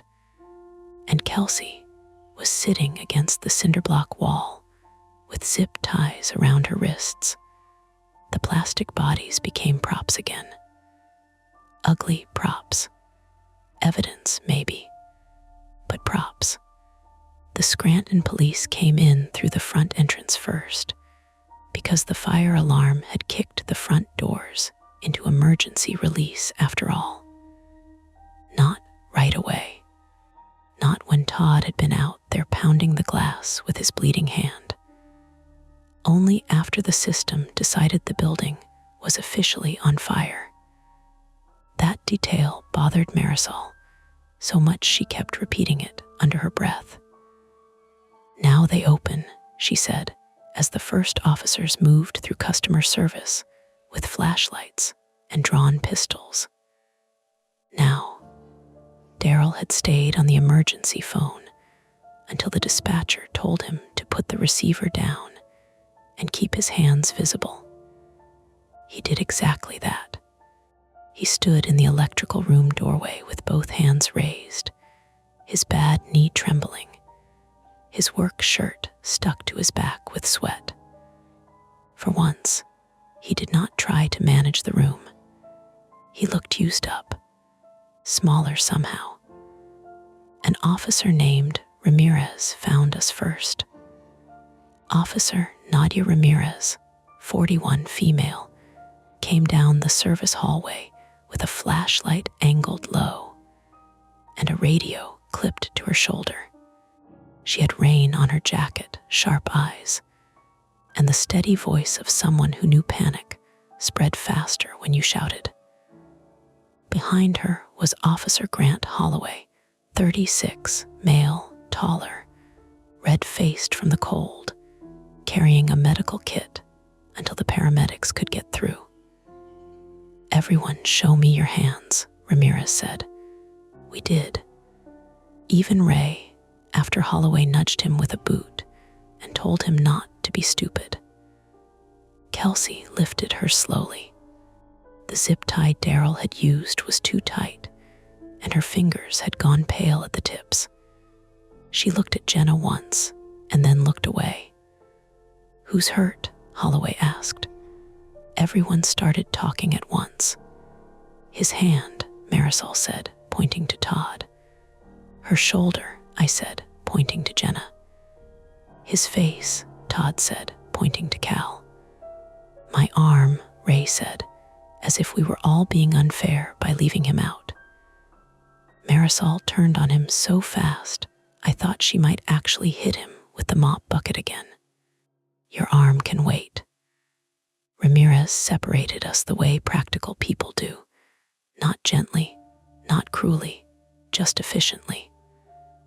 Todd went first because his knuckles had been pinched and cut by the front doors, and the bleeding had started again through my ruined vest. Jenna went next, pale and furious, insisting her shoulder was fine, even though she couldn't raise her arm above chest level. I sat on an overturned bucket while Holloway unwrapped Marisol's makeshift bandage from my forearm. The cut looked worse under real light. It ran 4 inches along the outside of my arm, shallow at one end, deeper near the middle where the box cutter had caught and skipped. Blood had dried in a sticky line down to my wrist. There was white fire extinguisher powder in the wound, which made Holloway whistle softly. "That'll need cleaning," he said. I figured. Stitches, maybe. I figured that too. He glanced at me. "You did okay." I did not know what to do with that, so I looked at the floor. Cal sat across from me, with a paramedic pressing gauze to the swelling under his eye. He had been hit with something in receiving, maybe the handle of a pallet jack, maybe Ray's shelf bracket before Ray came after us. Cal didn't remember cleanly. He remembered hearing a noise by the dock door, seeing the panel flicker, and then Kelsey, in a safety vest, telling him there was a spill by the baler. "I knew her," he kept saying. "That's why I opened the office door. I knew her." Nobody told him that was stupid. Nobody needed to. Kelsey had worked at that store almost 7 years. She knew the keypad schedules, the camera blind spots, which emergency exits had bad seals, which scanners still carried old task permissions. She knew Jenna dressed the mannequins and complained about them. She knew Daryl would not call police until he had something solid. She knew the night crew was small, tired, and trained to solve problems internally before bothering anyone outside the building. That was what made it work. Not brilliance, familiarity. Ray's full name was Raymond Sutter, 33, male, a former maintenance contractor who had done overnight work at the store the previous winter after a snowstorm damaged part of the loading dock. He still had a contractor badge in his truck. The badge should have been deactivated months earlier. It was. That came out slowly, in pieces, while police walked the store and paramedics treated us under the red pulse of the alarm strobes. The big picture came later. Victor Alvarez, 48, male, had been a delivery driver who slipped from the dock plate during an overnight delivery 6 months before. Cal knew him. Not well, but enough to share cigarettes by the bay doors and talk about bad knees. According to the official incident report, Victor had ignored safety instructions and fallen while climbing down from his trailer. There had been no usable footage because the dock camera had failed to record. Kelsey did not believe that. Ray had been Victor's brother-in-law. That was the human shape behind the night. Not clean, not justifiable, not supernatural. Grief and suspicion and bad planning, mixed with access, resentment, and a willingness to scare people who had nothing to do with it. They had broken in to get old drive backups from the front office and receiver terminal. Kelsey believed management had saved dock footage somewhere before deleting it from the main system. She had meant to keep the night crew away from receiving and the office by steering us toward garden, where Ray could lock us out or keep us busy while she searched. The mannequins were supposed to be distractions. Ray made them worse.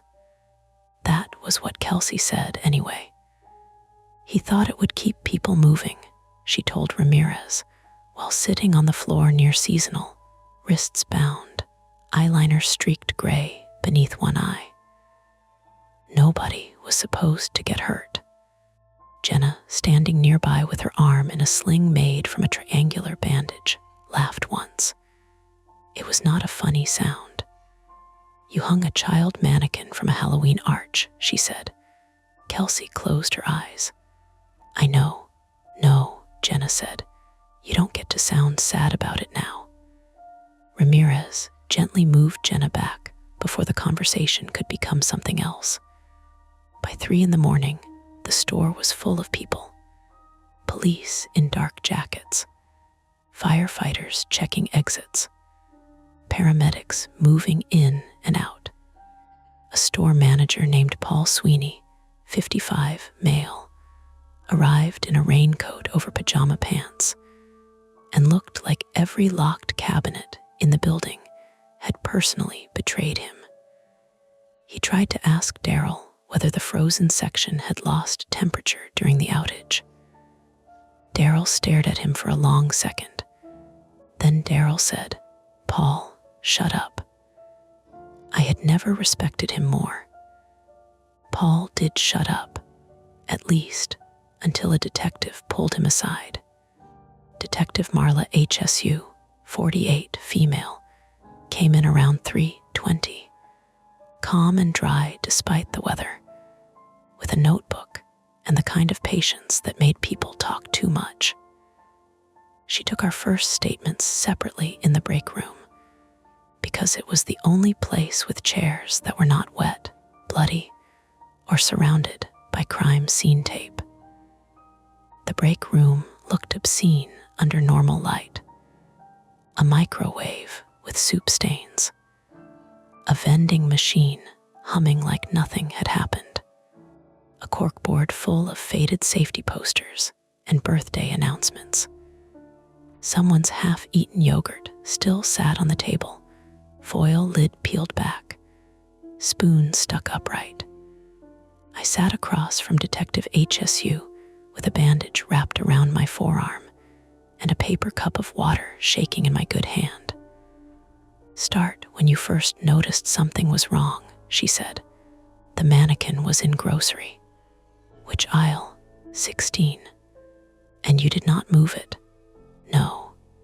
"Did anyone ask you to move it?" "Daryl told me to move it back, but it was gone when Marisol came." She wrote without looking surprised. That helped, or maybe it made it worse. I wanted someone official to make a face, to say that can't happen. Instead, she treated it like every other detail, a thing to place in order. When I told her about the scanner tasks addressed to me, she looked up. "Why you? I don't know. Did you have any prior conflict with Kelsey Byan or Raymond Sutter?" "No."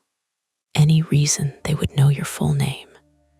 I thought about my name badge, my login, the task system, the schedule posted by the stockroom, the way the store displayed us to anyone who cared to look. "Retail makes that easy," I said. She nodded once and wrote that down.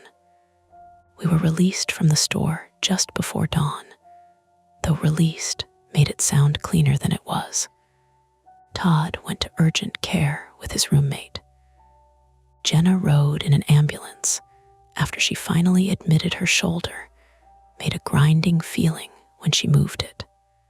Cal went too, because the paramedic did not like his confusion and the swelling under his eye. Ray went in cuffs after the hospital.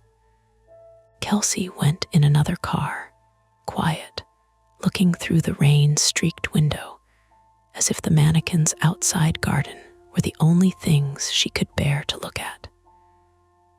Marisol refused transport, then sat in her Civic for 10 minutes with both hands on the wheel and the engine off. I stood under the employee entrance awning beside her car, wearing a borrowed sweatshirt over my bandaged arm. The sky over the parking lot had gone the dull blue-gray that comes before sunrise. Store lights reflected in puddles. Yellow crime scene tape fluttered near the garden fence.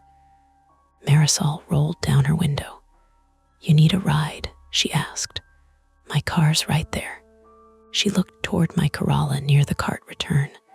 "That's far. It's 40 feet. At this point, far." I almost said I was fine. Instead, I said, "Yeah, maybe." So she drove me 40 feet. Neither of us laughed about it. For 3 days, I didn't sleep more than 2 hours at a time. Every time the heater in my apartment clicked on, I heard the emergency exit peeling open. Every time my phone buzzed, I saw the scanner screen lighting up with my name. I kept checking my closets, even though there was no space in them for a person, let alone a mannequin. The police found Ray's contractor badge in his truck, along with 2 store radios, 3 rolls of clear packing tape, a bolt cutter, and a printed floor plan with camera angles marked in red pen. They found Kelsey's old department lead login still active in the inventory system. They found task messages queued from a manager terminal in the front office, sent before the office lock was disabled. They also found a USB drive in Ray's jacket. That part did not make the local news at first. The news story was simpler. 2 suspects arrested after overnight break-in at a retail store. Several employees treated for minor injuries. Investigation ongoing. The comments online were what you would expect. Jokes about haunted mannequins. People saying they would never work night shift. People claiming they had seen worse at Walmart. A week later, Daryl called me. I almost didn't answer. Seeing his name on my phone made my stomach pull tight. "Marky," he said when I picked up. "Yeah. You hear about Sweeney?" "No. Suspended. Regional 2, maybe." Detective came by asking for doc records. I sat on the edge of my bed. So Kelsey was right. Daryl was quiet for a second. Kelsey broke into a store and nearly got people killed. That's not what I asked. "No," he said. "It is." He exhaled, and for the first time since I'd known him, he sounded old. "Cal says Victor didn't fall where the report says he fell. Says he told management months ago." What happens now? Lawyers, police, corporate pretending they care. That was Daryl's answer to most things, but this time it sounded less bitter than tired. Jenna texted me a photo of her shoulder brace with the caption, "Mannequin Department 1, me 0. Then, a minute later, "Also I'm quitting." Todd quit before she did. Cal retired 2 weeks later, though he called it, using up leave until they got the hint. Marisol stayed, because bills do not care about trauma. Daryl stayed too, because he was Daryl, and because responsibility has a way of becoming a cage if you wear it long enough. I went back after 9 days, not because I was brave, because my rent was due, and because part of me needed to see the store under fluorescent lights again, with customers complaining about coupons and kids, begging for candy, and someone paging for assistance in electronics.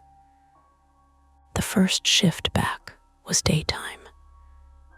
Daryl arranged that without saying he had arranged it. I stocked canned fruit while an old woman asked me where the cranberry sauce was. And for 10 blessed minutes, my biggest problem was explaining that Thanksgiving stock had not come in yet.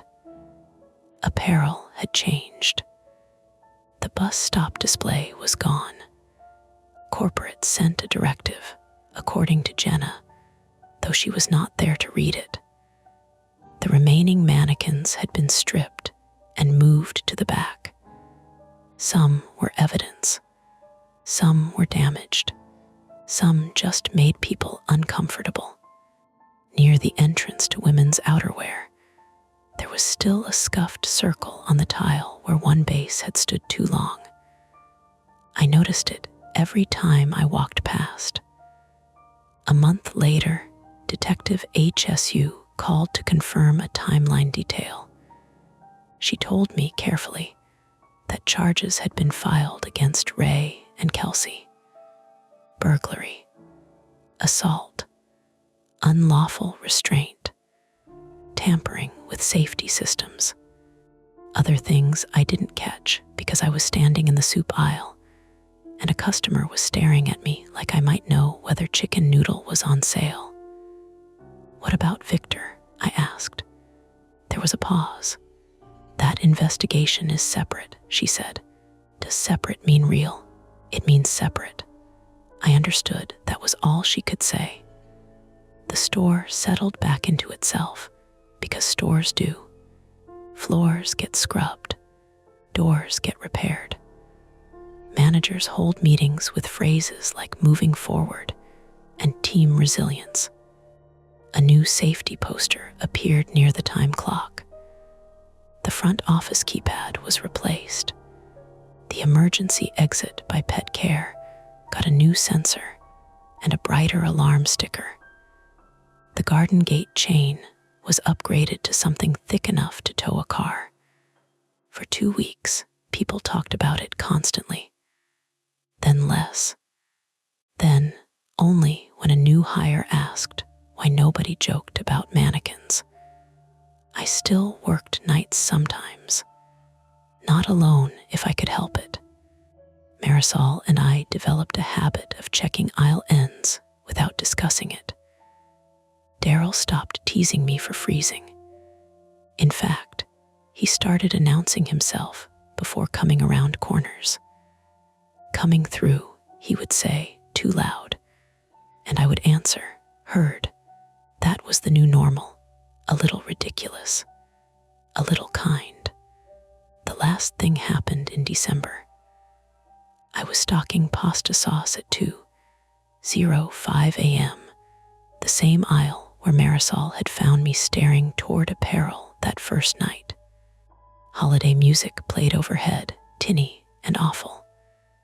The store had been remodeled just enough to pretend nothing bad had ever happened there. New cameras, new locks, new rules about 2-person walks through seasonal and garden. My scanner chirped. I looked down before I could stop myself. For a moment, I thought I saw a task notification. Not the usual inventory screen, not pasta sauce. A white box with black letters. Move display unit. WOMNS raincoat form. Then the screen flickered. Battery warning. The task vanished. I stood there with one jar of marinara in my hand, listening to the cooler hum and the far-off clatter of Daryl breaking down cardboard. The rational explanation came quickly. Old scanner, cached task, system bug, my own brain filling in a shape it feared. I accepted that explanation. Mostly. At the end of the aisle, near the paper towels, a red clearance tag lay on the floor. Just a tag. Torn from a coat, maybe. Dropped from someone's cart. It shifted slightly when the heater breathed down from the vent above. I picked it up with 2 fingers and threw it away. Then I went back to stocking shelves, labels facing out, cans lined straight, every item in its assigned place. Behind me, somewhere in apparel, plastic clicked softly against tile. Once. Maybe a hanger, maybe nothing. I did not go look. That's tonight's story. If it gives you chills, make sure to like, subscribe to Mia Horror Stories, and tap the bell so you never miss what's coming next. And if you're still brave enough, there are more dark tales waiting for you right here on the channel. Go watch another, if you dare. Hey everyone, this is Mia Horror Stories, and the title of today's horror story is I'm a lifeguard at an indoor pool. The reflection in the water isn't mine. For your comfort, the screen will stay black throughout the video, so you can relax without strain and just focus on the story. Make sure you stick around until the end. Sometimes the last few moments are the ones that stay with you the longest. The first thing that looked wrong was my whistle. Not the sound of it. Not the way it hung from the red lanyard against my chest. The whistle itself was fine, scratched along the mouthpiece from years of being bitten by people who should have known better. What was wrong was that I could see it lying at the bottom of lane 4. It rested there on the blue tile line, silver and still, as if someone had dropped it into 12 feet of water and walked away. I touched the whistle around my neck with 2 fingers, felt the cold metal and the ridged plastic P inside it, and watched its twin shimmer under the fluorescent lights, warped by the ripples from the filtration jets. For about 3 seconds, I did what everybody does when a thing makes no sense. I tried to make it normal. A gum wrapper, a pull tab, a glare from the overhead panel. Maybe a kid had dropped one of those cheap toy whistles from the vending machine by the lockers. Maybe I was overtired, which was not impossible, because it was 8:46 on a Tuesday night in late February, and the Park District Indoor Aquatic Center in Erie, Pennsylvania, had the kind of damp heat that made your thoughts feel steamed. Then the object at the bottom of the pool turned slightly. Not floated, not drifted, turned, like somebody below the water had nudged it with one finger. My name is Mara Keene, 28, female, and I had been a lifeguard long enough to hate when people said lifeguarding was just sitting in a chair and getting a tan. At an indoor pool in Erie, there was no tan. There was chlorine in your hair, cracked knuckles from winter air, a permanent squeak of rubber soles on wet tile, and the knowledge that a normal Tuesday could go wrong in the time it took a 6-year-old to inhale water instead of air. I was good at the job, mostly because I worried ahead of schedule. That was also my private problem. I saw accidents before they happened, which made me useful on deck and unbearable everywhere else. I counted heads at barbecues. I checked exits at restaurants. If somebody I loved took too long to text back, I imagined the ambulance route before I imagined a dead phone battery. My mother called it being alert. My ex called it living like the ceiling S about to cave in. Both were probably right. That night, the aquatic center was in its usual closing hour mood. The main pool held 6 lap swimmers, all adults, all stubborn in the specific way people get when they have paid for a monthly pass and intend to use every minute of it. The kids' splash zone had been drained for maintenance, leaving behind bright plastic buckets and animal sprayers that looked embarrassed without water. Somewhere behind the cinder block wall, the pump room made its constant industrial rumble, a deep mechanical throat clearing that you stopped hearing until it changed. It had not changed. That was one reason I didn't blow the whistle. Another reason was that I still could not admit I was seeing what I was seeing.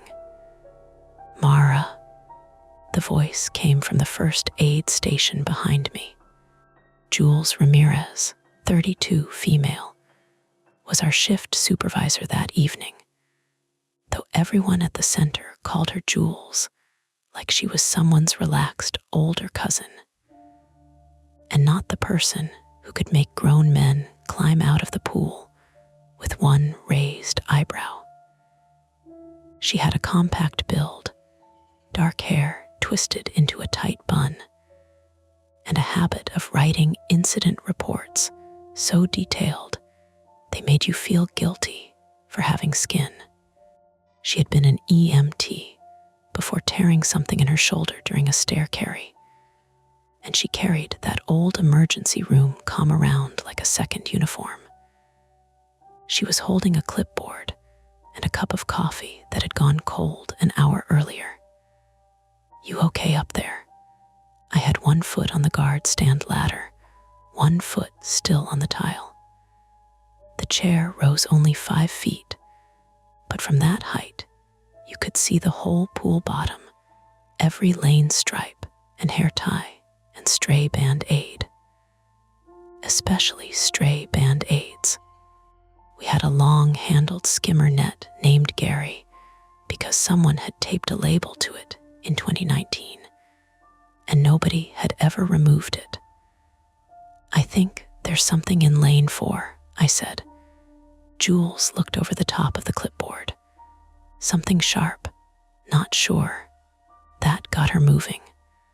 Sharp objects in pools were boring until they were not. A broken hair clip could slice a foot open. A dropped earring back could disappear into a filter intake. A piece of glass could end a swim season and start 3 lawsuits. She crossed the deck with that careful lifeguard walk, quick, but not hurried, avoiding puddles without looking at them. I pointed. There. Lane 4 belonged to one of our regulars, Mr. Pell, who was grinding through slow breaststroke like he was personally angry at the water. He was 71, male, retired from the paper mill, and wore prescription goggles with thick black straps that made him look permanently suspicious. Every Tuesday and Thursday, he swam exactly 32 lengths, showered for exactly 11 minutes, and complained that the water was colder than last week even when it was not. Jules waited until he reached the wall. "Tom," she called, "hold up for a second." Mr. Pell surfaced with a grunt and pushed his goggles up onto his forehead. "I've got 4 laps left, and I've got possible debris in your lane." He squinted down. "Where?" "At the deep end." "I didn't drop anything." "I didn't say you did." I liked that about Jules. She could remove accusation from a sentence without removing authority. Mr. Pell huffed, but he moved under the lane rope into lane 3, muttering something about people leaving junk everywhere. His voice bounced off the high ceiling and got swallowed by the wet, hollow space. Jules took Gary from the wall hooks and extended the pole. The skimmer net trembled slightly in her hands as she lowered it into lane 4. The surface broke around the aluminum pole with soft clicks. I climbed fully into the guard chair, partly because it gave me a better angle, and partly because my legs wanted a job. The whistle-shaped object was still there. Now that I was looking down from above, I could see it was not my whistle. Not exactly. It was longer, darker, maybe just a shadow caught under a ripple. The lane stripe below it made it seem to pulse as the water moved. Jules dragged the net across the bottom. The mesh passed over the object. Nothing went in. She frowned and pulled the net up. Empty. "Where did it go?" I asked. "It was a shadow," she said. She didn't sound convinced. I looked at the water again, and the object was gone. Lane 4 showed only the blue line and a tiny gray wad near the gutter that turned out to be a clump of lint when Jules scooped it. "Reflection from the overhead," she said. "Maybe." Above us, the fluorescent panels hummed in staggered rows.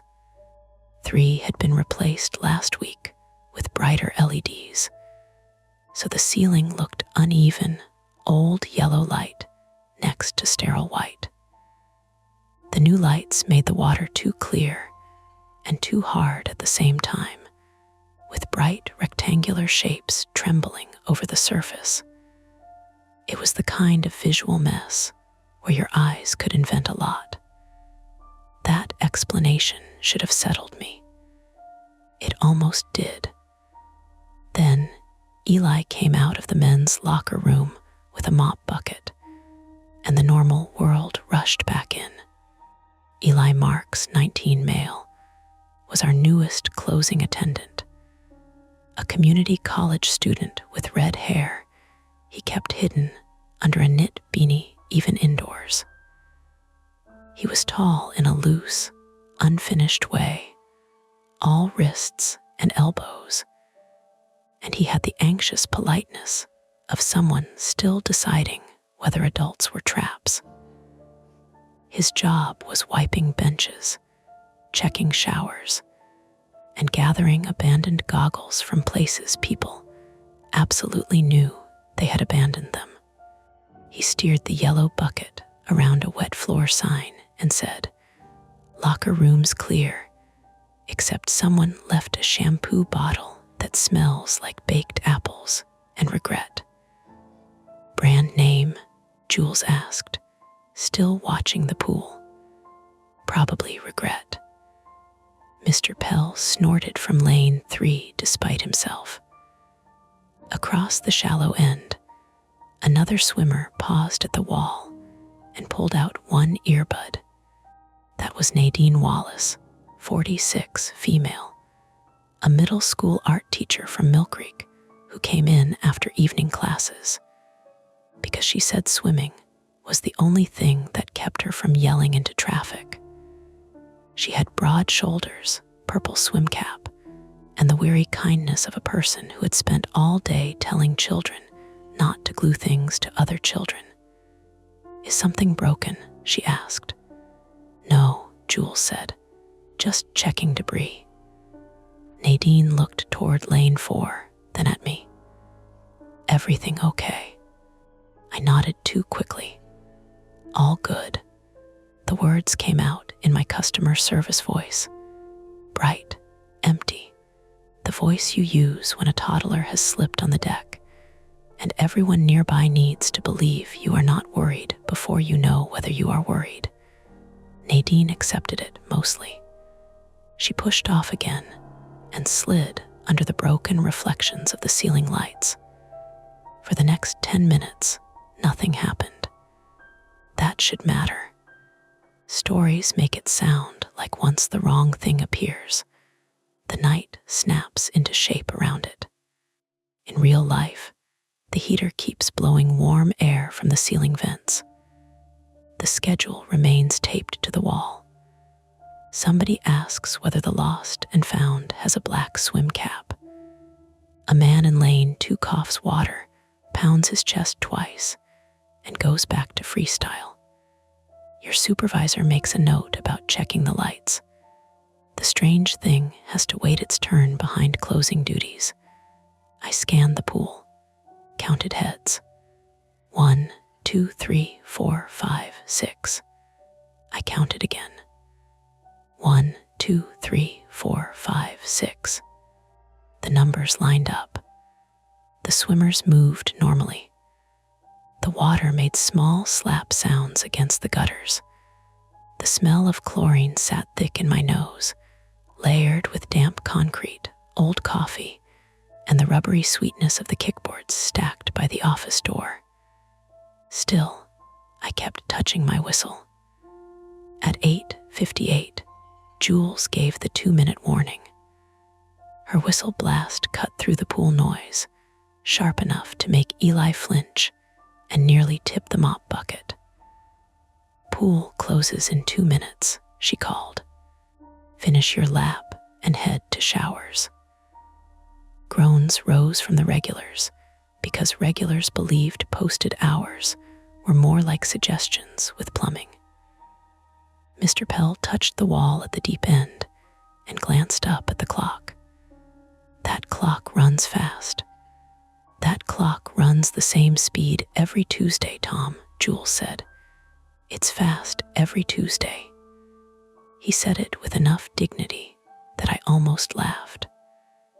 I climbed down from the stand and moved along the deck as swimmers finished and grabbed towels. Closing was choreographed.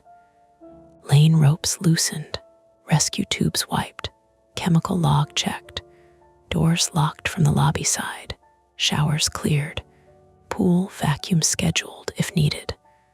Ordinary steps, ordinary night. Eli dragged the mop near the shallow steps, humming under his breath. Jules went into the office to print the nightly attendance sheet. I stayed by the deep end, looking at lane 4 even though there was nothing to see. That was when Caleb Voss stepped onto the deck. Caleb Voss, 35 male, was the facility maintenance manager. Though facility made the place sound larger and cleaner than it was. Caleb had a shaved head, a brown beard trimmed close, and the heavy keys of every locked door in the building clipped to his belt.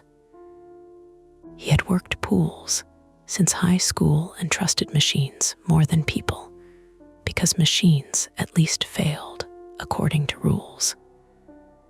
He also hated being called after 9 p.m., which meant he hated most of us by habit. He wore work boots and a gray hoodie darkened at the cuffs. "Jules said we've got phantom trash," he asked. I glanced toward the office. "She called you," she texted. Said Lane 4 had a visual issue. He stepped closer to the water and peered down. "That means phantom trash until proven expensive." "It looked like a whistle," I said. Caleb looked at the one around my neck. "Yours?" "No." He crouched and tapped 2 fingers against the wet tile. "Lights are making everything look weird since Parks bought the cheap LEDs. I told them you can't mix color temperatures over water." He said this with the bitterness of a man personally wronged by procurement. "Could a reflection look like something sitting on the bottom?" I asked. "Sure, if the angle's ugly enough." He stood, scanning the ceiling panels. "Or if there's air in the return line, or if the surface is chopping weird, or if you're tired." That last one was not rude, not from Caleb. It was just another possible mechanical cause. "I'm tired," I said. "Not hallucinating." He nodded once. "Then we check." Jules returned from the office with her clipboard tucked under one arm. "I didn't ask for a whole investigation. You texted me possible object appeared and disappeared," Caleb said. "That's either nothing or paperwork. I prefer nothing." Eli had stopped mopping. "Appeared and disappeared. Keep mopping," Jules told him. He kept mopping in one place, which did not count. By then, the last swimmers had left the water. Nadine wrapped herself in a towel and paused near the exit to the women's locker room. "You need us out?" she asked. "Showers are fine," Jules said. "We're just checking the deep end." Nadine's eyes moved from Jules to Caleb to me. Teachers notice triangles. They notice when adults are pretending not to worry. "Okay," she said. "I'll be quick." Mr. Pell was the last to climb the ladder. He took forever, one stiff knee at a time, and when I offered a hand, he gave me a look like I had offered to carry him like a bride. "I'm old, not decorative," he said. Didn't say either. He sat on the bench and peeled off his goggles. The skin around his eyes stayed pale where the rubber had pressed. "You see something down there?" he asked quietly. I hesitated. "Maybe." He dried his face with a towel. "Sometimes the water shows you things crooked." Caleb gave a short laugh. "That's poetic for you, Tom. My wife used to say it." Mr. Pell's mouth tightened, and for a second he was somewhere else. She hated indoor pools, said all the sounds came back wrong. No one had a ready answer for that. The pump room rumbled. A drain cover clicked somewhere below the surface. One of the overhead LEDs flickered, not off, just dimmer and back again. The water brightened and darkened in a rectangular patch near lane 4. Then I saw myself. At least, I thought I did. My reflection leaned over the deep end from the deck, dark hair tied back, red rescue tube strap crossing my chest, one hand near the whistle. The shape wavered with the water. Normal. Except I was standing 3 feet back from the edge. My reflection was at the lip of the pool. It bent forward as if looking down. I stopped breathing through my nose. The chlorine sting sharpened. "Mara," Jules said. I took one step forward. My reflection did not step. It stayed there, head tilted toward the water. Then the LED flickered again, and the image broke apart into ceiling panels and lane stripes. I felt suddenly foolish and furious at the same time. "There," I said. My voice sounded flat. "That's what I mean." Caleb moved to where I pointed. Where? It was like my reflection, but wrong. Eli whispered, "Nope." Jules looked at him. "Helpful. I'm just saying. That's not a sentence I enjoy hearing in a closed building." Caleb rubbed his beard and stared into the pool with practical dislike. "Could be the glass." "What glass?" I asked. He pointed upward. High on the wall above the deep end, behind a protective metal grate, was the observation window from the old party room. Years ago, parents could rent it for birthdays and watch kids swim from behind thick glass. Now it was storage. The window was mostly hidden by stacked foam mats and folded tables, but some of the glass remained exposed. "If that room light is on," Caleb said, "and the deck lights hit at the right angle, you can get a ghost image on the water. Not ghost, reflection ghost." "Party room's locked," Jules said. "Supposed to be." We all looked toward the hallway door that led to the back stairs. That was the moment the night narrowed.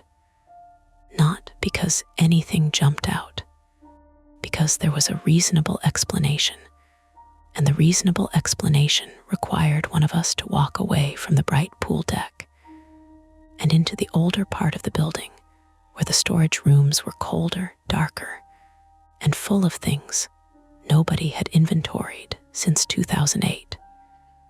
Jules checked the clock. 9:07. "We clear the locker rooms first," she said. "Then we check the party room together." Caleb lifted his key ring. "I can go now." "No," Jules said, sharper than needed. Softer. "No one goes alone." Mr. Pell, still seated, looked from one face to another. "You want me to stay?" I almost said no automatically. He was 71. He had a bad knee. He was a patron, not staff.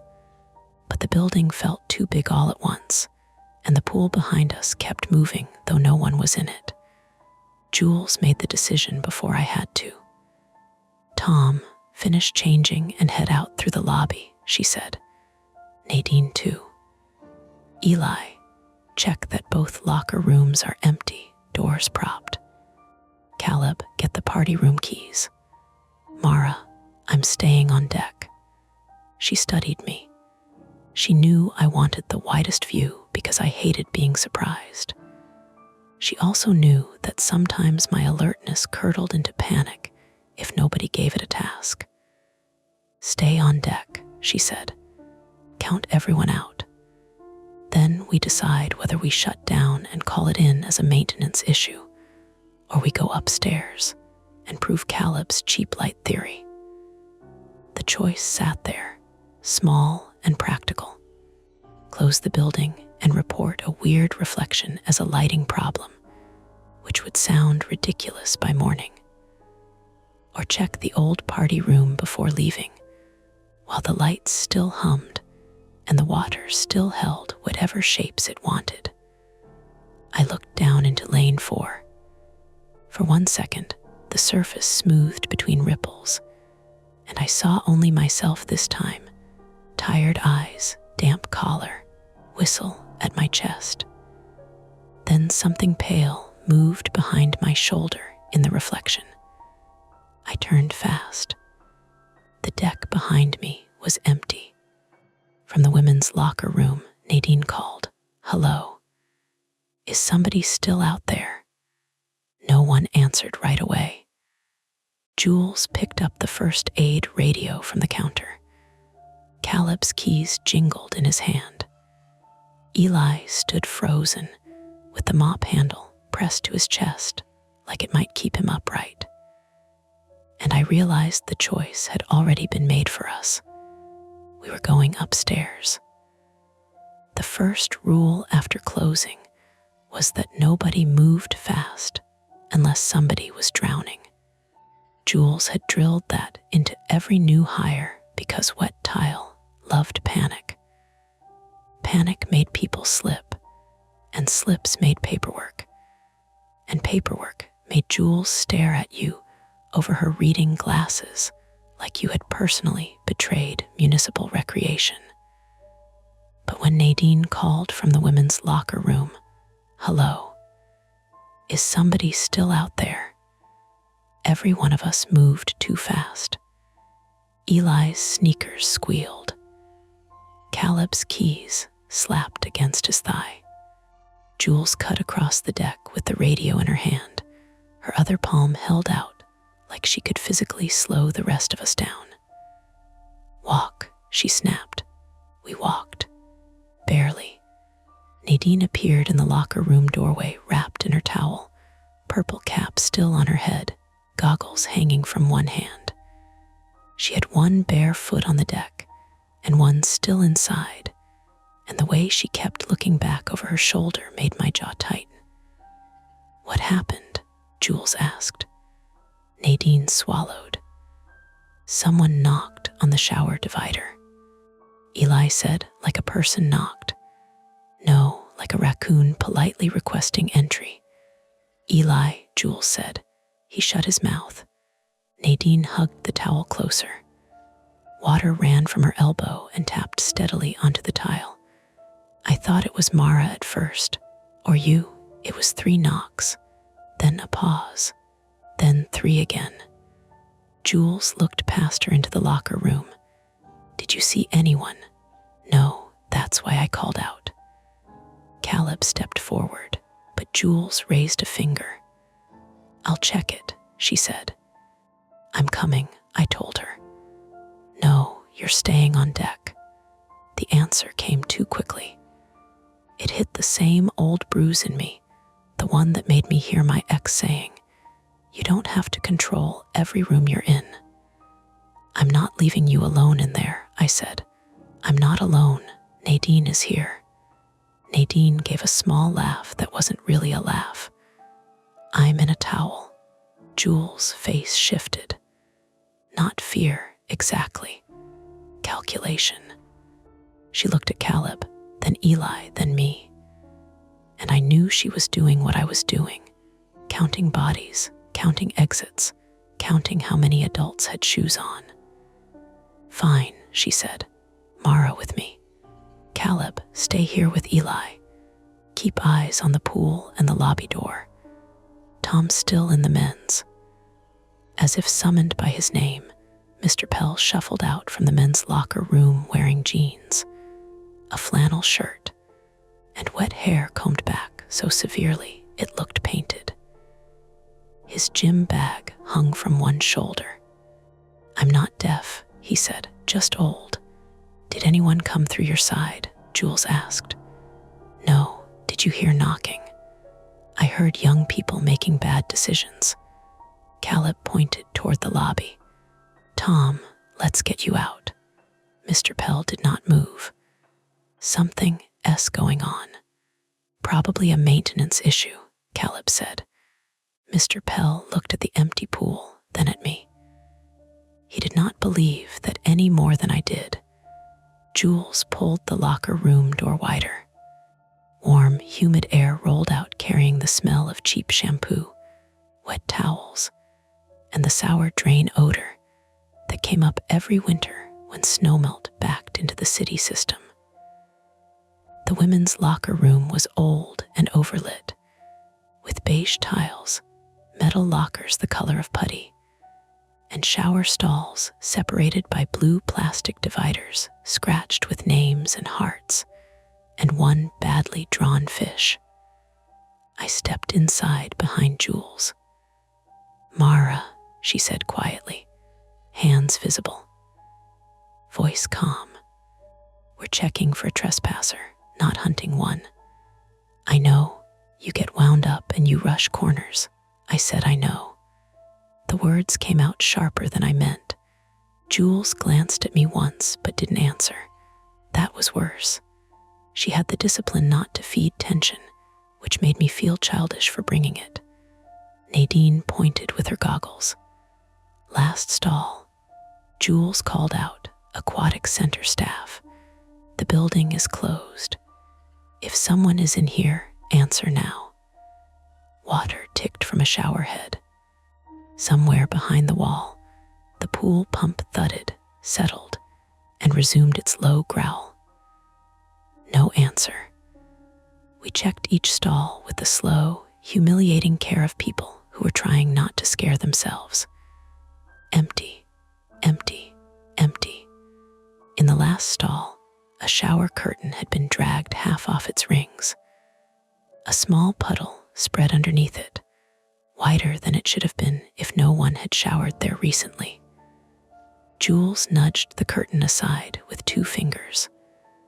On the tiled bench sat a pair of children's swim goggles. Pink straps, fogged lenses.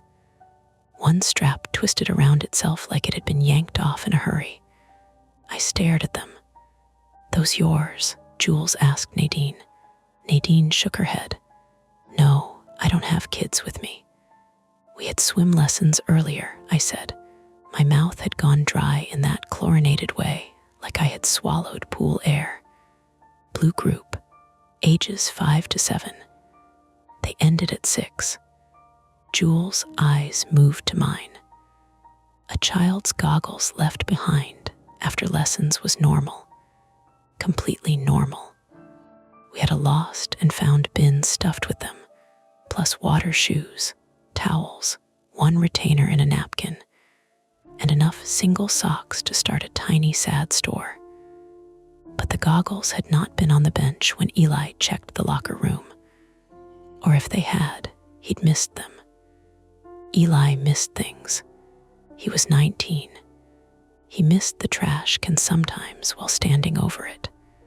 Still, Jules reached for her radio and pressed the side button.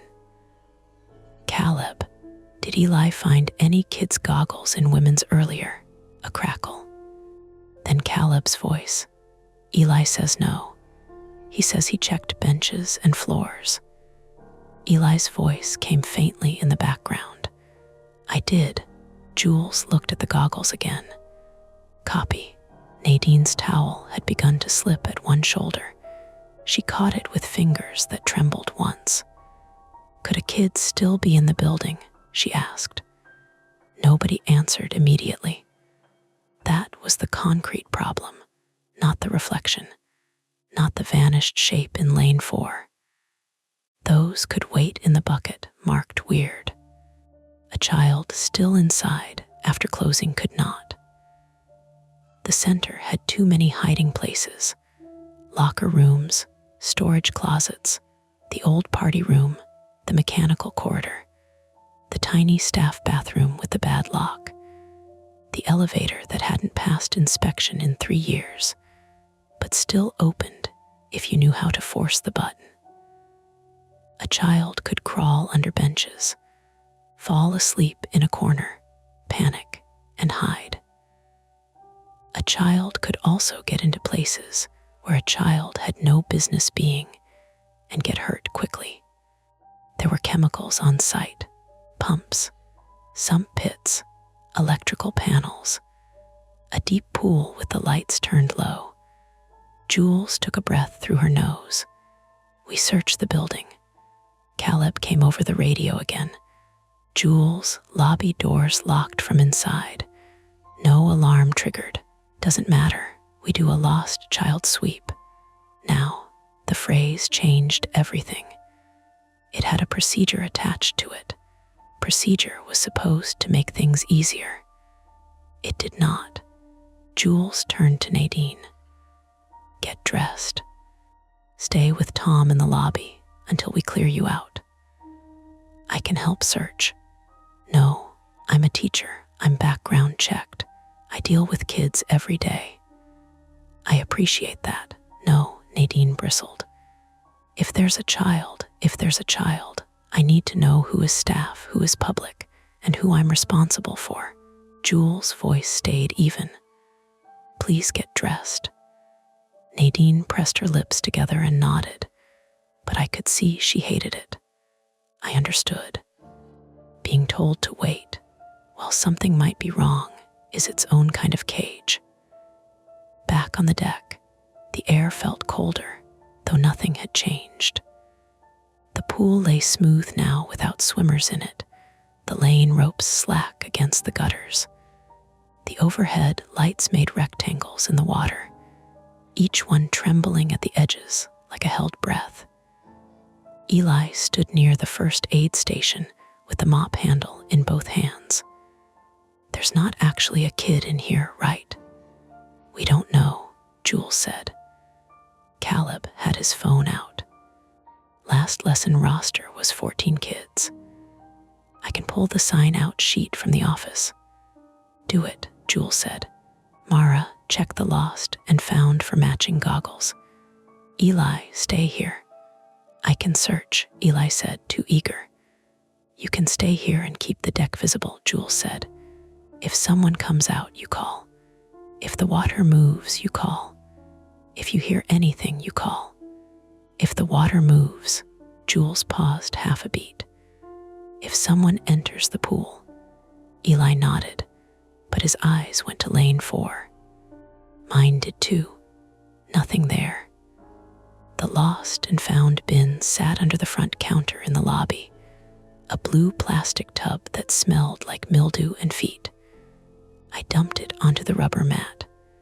Towels flopped out, goggles, swim caps, a child's mitten from last winter, 3 pairs of water wings. I found 2 pairs of pink goggles, but neither matched the ones in the shower. One had cartoon dolphins on the strap. The other had a broken nose bridge. Caleb came out of the office with a clipboard. 14 signed in, 13 signed out. The building seemed to make a small sound around us. Not actually. It was probably the HVAC. Jules took the clipboard from him. Which one missing? Caleb read from the sign-out list. Lena Hart, 6. Guardian signature blank. Could be a parent forgot to sign, I said. I wanted it to be that so badly I could taste it. Could be, Jules said. Find the emergency contact. Caleb went back into the office. Jules looked at me. You taught Blue Group tonight. I nodded. Do you remember Lena? I did. Not perfectly, but enough. Lena Hart, 6, female, tiny for her age, brown bobbed hair that stuck to her cheeks when wet, unicorn towel, careful hands on the kickboard. She had spent half the lesson refusing to put her face in the water. Not tantrum refusing. Quiet refusing. The kind that came with wide eyes and a smile pasted on top. Her mother had apologized at drop-off. She's nervous around deep water, the woman had said. And I had crouched beside Lena and told her the truth all lifeguards tell scared kids. You don't have to be brave all at once. The memory landed hard. My private fear had a name now. Not drowning in general, Lena. I thought she left, I said. With who? Her mom, I think. There were parents everywhere after class. Towels, shoes, kids yelling. I saw the unicorn towel near the benches. Then I had to help Mason read because he slipped by the showers and cut his knee. Jules watched me. I didn't see Lena walk out, I admitted. There it was, the gap. The thing my brain would wedge open and crawl inside for months if we found her hurt. Jules did not blame me. That almost made it worse. Okay, she said.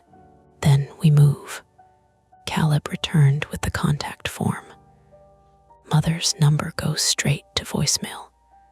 Father listed, but no answer. Address in Lawrence Park. Call again, Jules said. Then call non-emergency and report possible missing child inside a municipal facility. Caleb looked toward the pool. Police. Yes. It'll be a mess if she's home in bed. It'll be a bigger mess if she is. That ended the argument. Caleb made the call from the office landline because cell reception in the building came and went like a bad mood. Jules assigned zones. She would take the pool deck and equipment closets with me. Caleb would check the office, lobby bathrooms, and staff hall once he finished the call.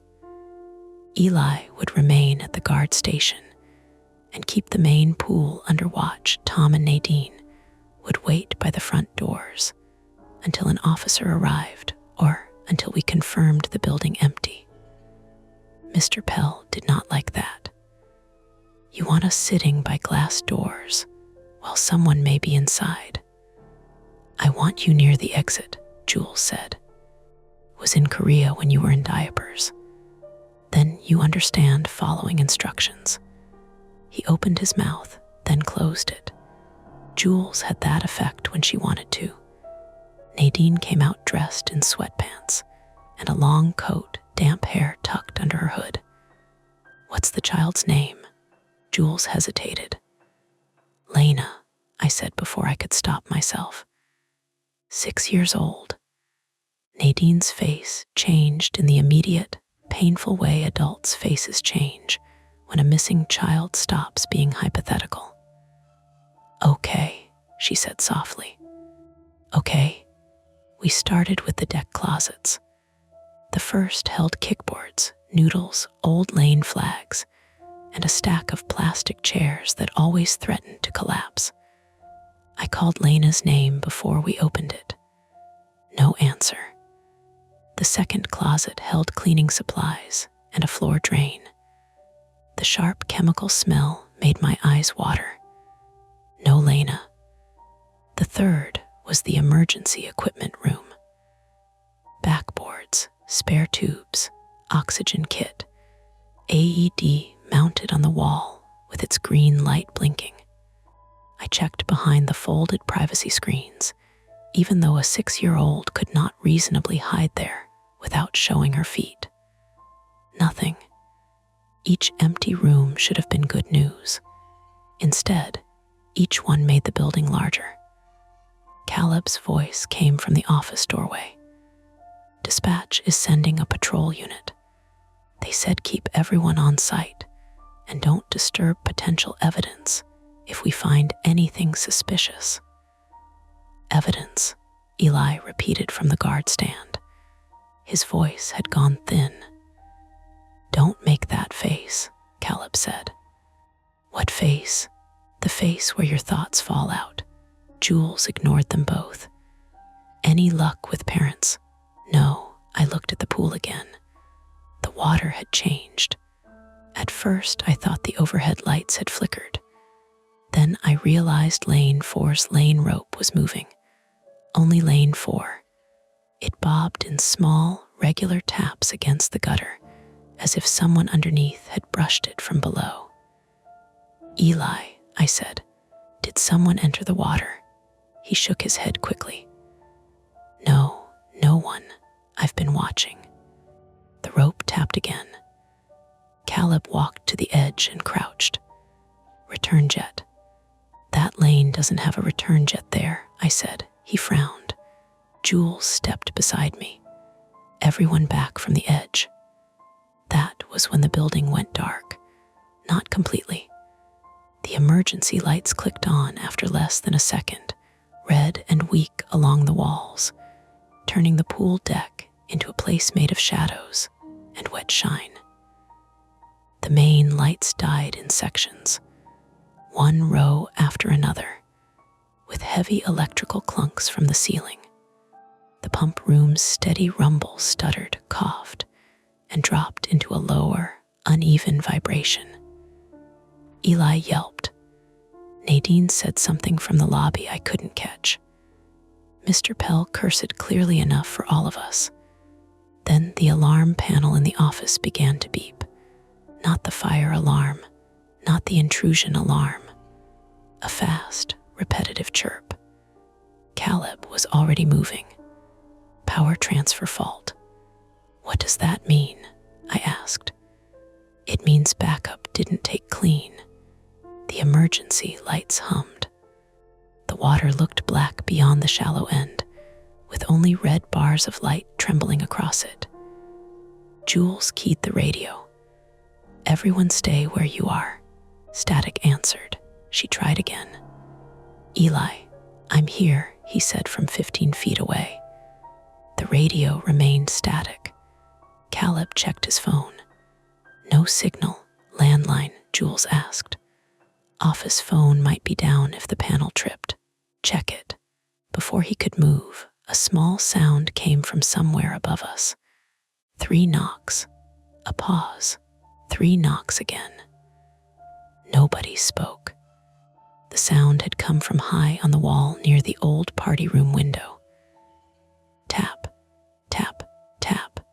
Then a child's voice, faint through glass or ductwork or distance, called hello.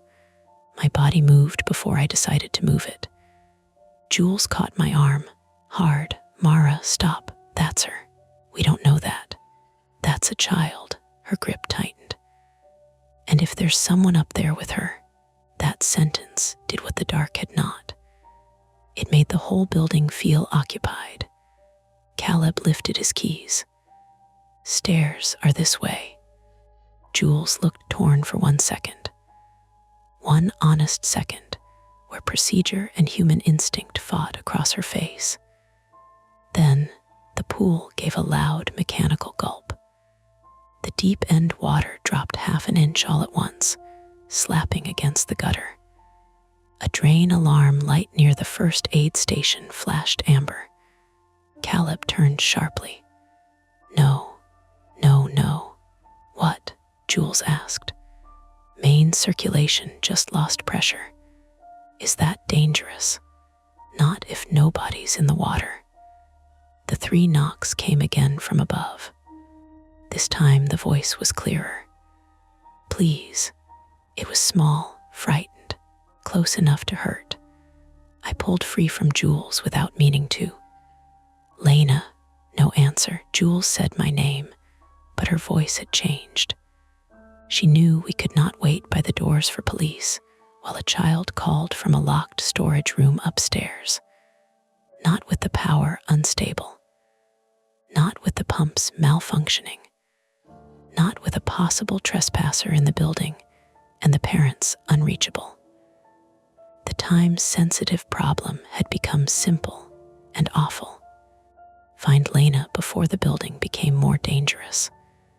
Caleb pointed toward the back hallway. Party room access is up the staff stairs. Emergency lights should cover it, but if the panel is faulting, doors may not release normally. What about the police? Nadine called from the lobby. On their way, Caleb said. When? He did not answer. Jules made the decision in the clipped voice she used during drills. Caleb, you lead with keys. Mara, behind him. I'm behind Mara. Eli stays on deck. Eli said immediately. Yes, Jules said. I'm not staying alone by the pool in the dark. You're not alone. Tom and Nadine are in the lobby. That is not the same room. The drain alarm chirped again. The pump made a grinding sound that vibrated through the soles of my shoes. Caleb's face tightened. If the system keeps pulling air, I need to shut the pump manually from the mechanical room. Jules stared at him.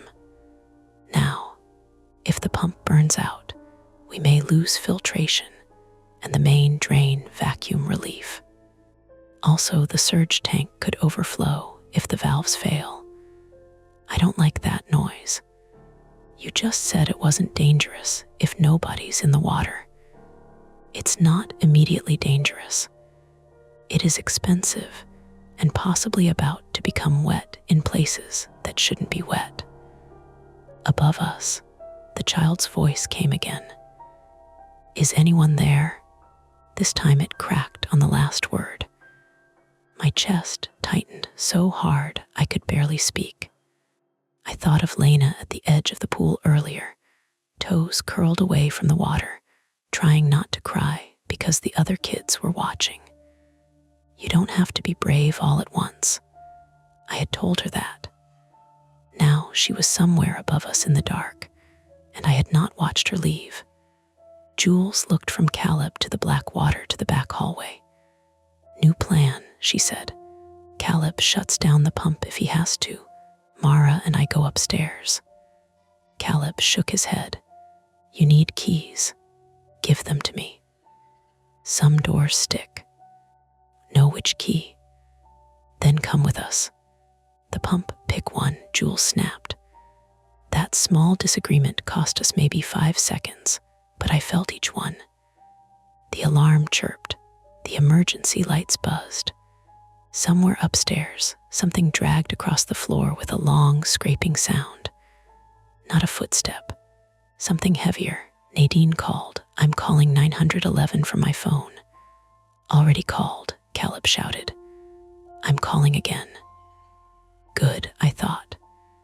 Then Eli said, very quietly, "Mara." I turned. He was staring at the pool. Lane 4 was no longer empty. Not a person, not exactly. A shape floated near the deep end, pale against the dark water. Small, white, soft-looking. It bumped against the lane rope once and turned. For one terrible second, I thought it was a face. Then it drifted into one of the red emergency reflections, and I saw it was a towel. A child's towel, white, with a pastel unicorn on it. It had not been there before. Jules whispered, "Oh, God." From upstairs, the knocking started again, faster now. Tap, tap, tap, tap, tap. Then the voice screamed. Not words, just a raw child's scream, cut short as if a hand had covered her mouth or a door had slammed between us. Jules shoved Caleb's key ring into my palm. "Move," she said.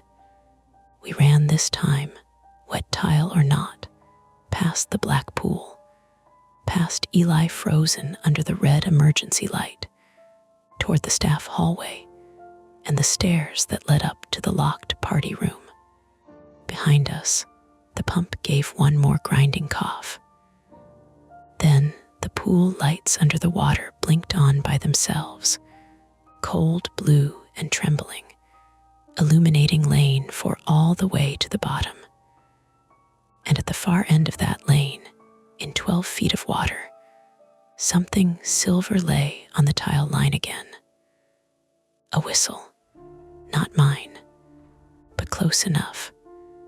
The staff hallway behind the pool had always felt like an afterthought. On the public side, the aquatic center pretended to be bright and friendly.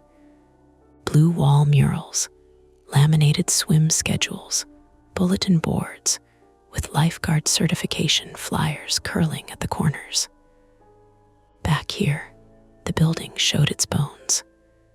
Cinder block walls painted beige, exposed pipes sweating in the heat, a rubber runner mat that never lay flat.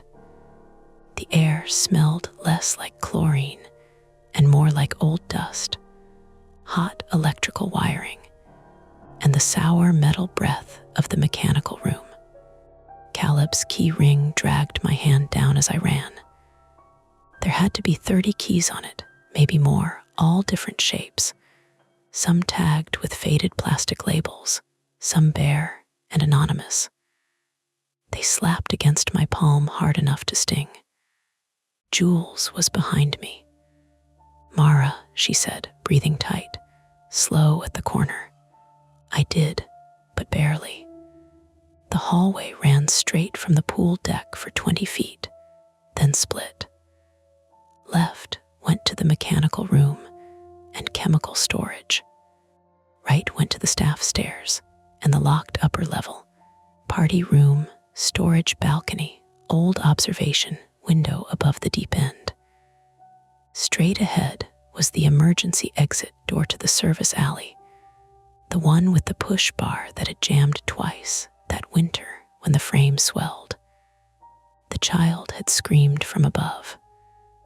Right then, I turned so fast my wet shoe skidded on the rubber runner. My shoulder clipped the wall. Pain flashed down my arm. "Careful," Jules snapped. "I'm fine. Not if you crack your head open." The stairwell door was gray metal with a small wired glass window. Beyond it, emergency lights painted the stairs a dull red. I tried the handle, locked. Of course it was locked. I lifted the keys. My fingers felt stupid and too large. "Caleb said some doors stick," I said. "Then pick the right key and make it not stick."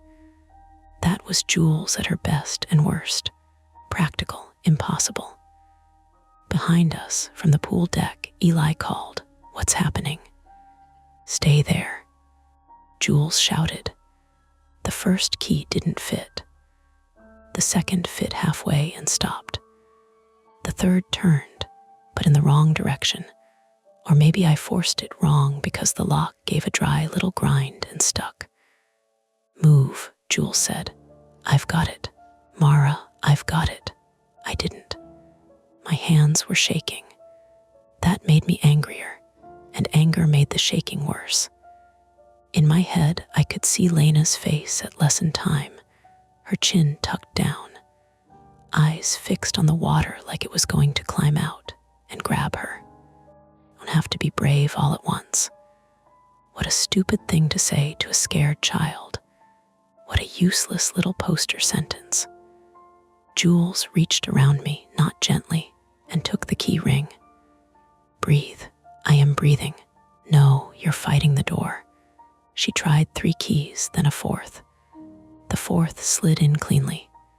She twisted, leaned her shoulder into the door, and it popped open with a scrape that echoed up the stairwell. First attempt, get upstairs fast. Already delayed. The stairwell was narrow and colder than the deck. Concrete steps rose in a tight switchback to a landing, then turned left toward the old party room corridor. The red emergency light at the landing flickered every few seconds, just enough to make each step seem to move under us. "Lena," Jules called. "This is Jules and Mara from the pool. We're coming upstairs. If you can hear us, answer." Nothing. We climbed. Halfway up, the knocking started again. 3 taps. A pause.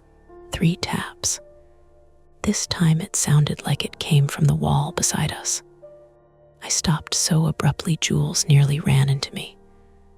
"That's not above us," I whispered. "It's traveling through the pipes," she said.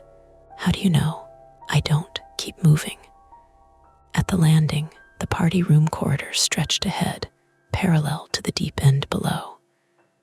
I knew the layout from staff orientation, but had almost never come up here. The corridor was maybe 40 feet long. On the left, 2 storage closets and the old party room door.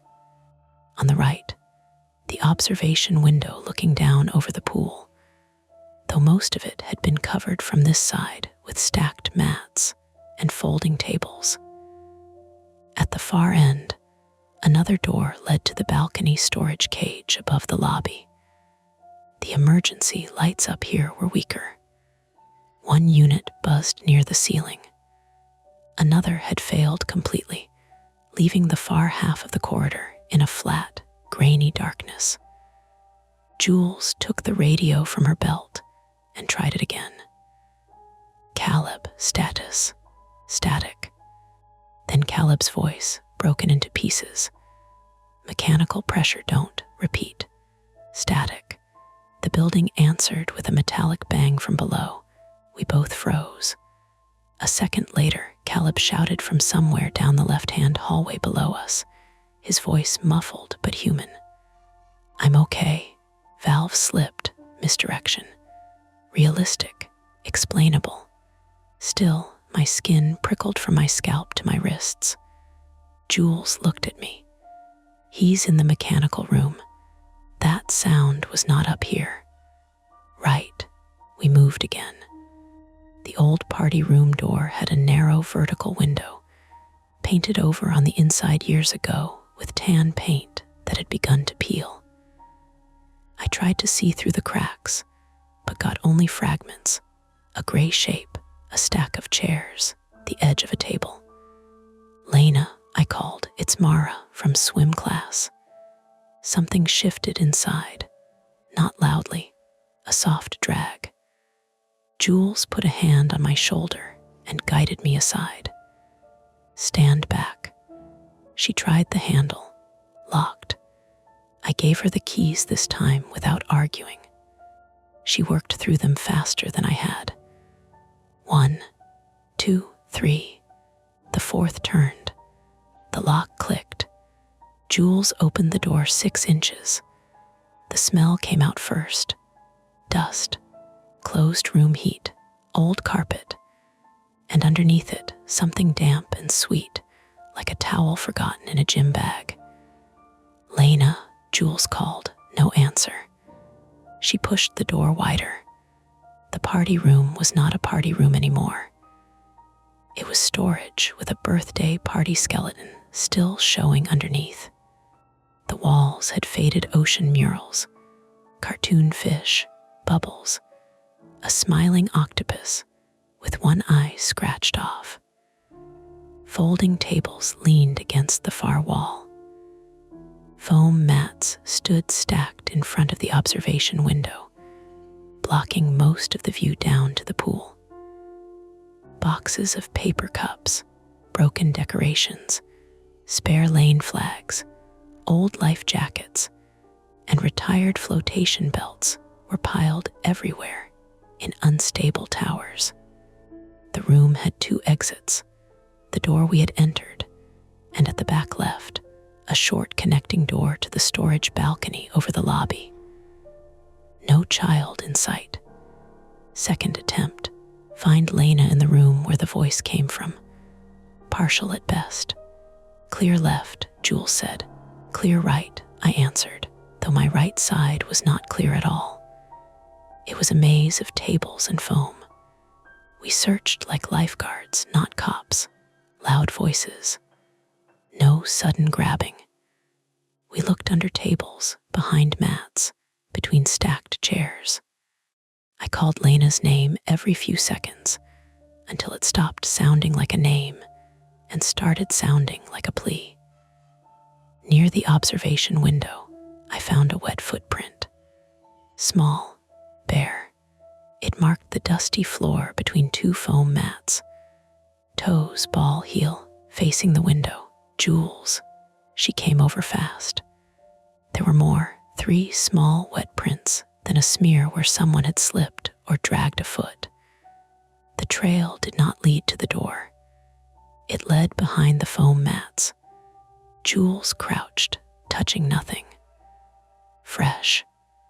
How fresh? Fresh enough to still shine. I moved one of the mats aside. Behind it, the lower corner of the observation window was uncovered. Through the streaked glass, I could see the pool below from high above. The black rectangle of water, the red emergency strips on the wall, Eli standing near the guard chair with the mop still in his hands, Tom and Nadine small and tense near the lobby doors.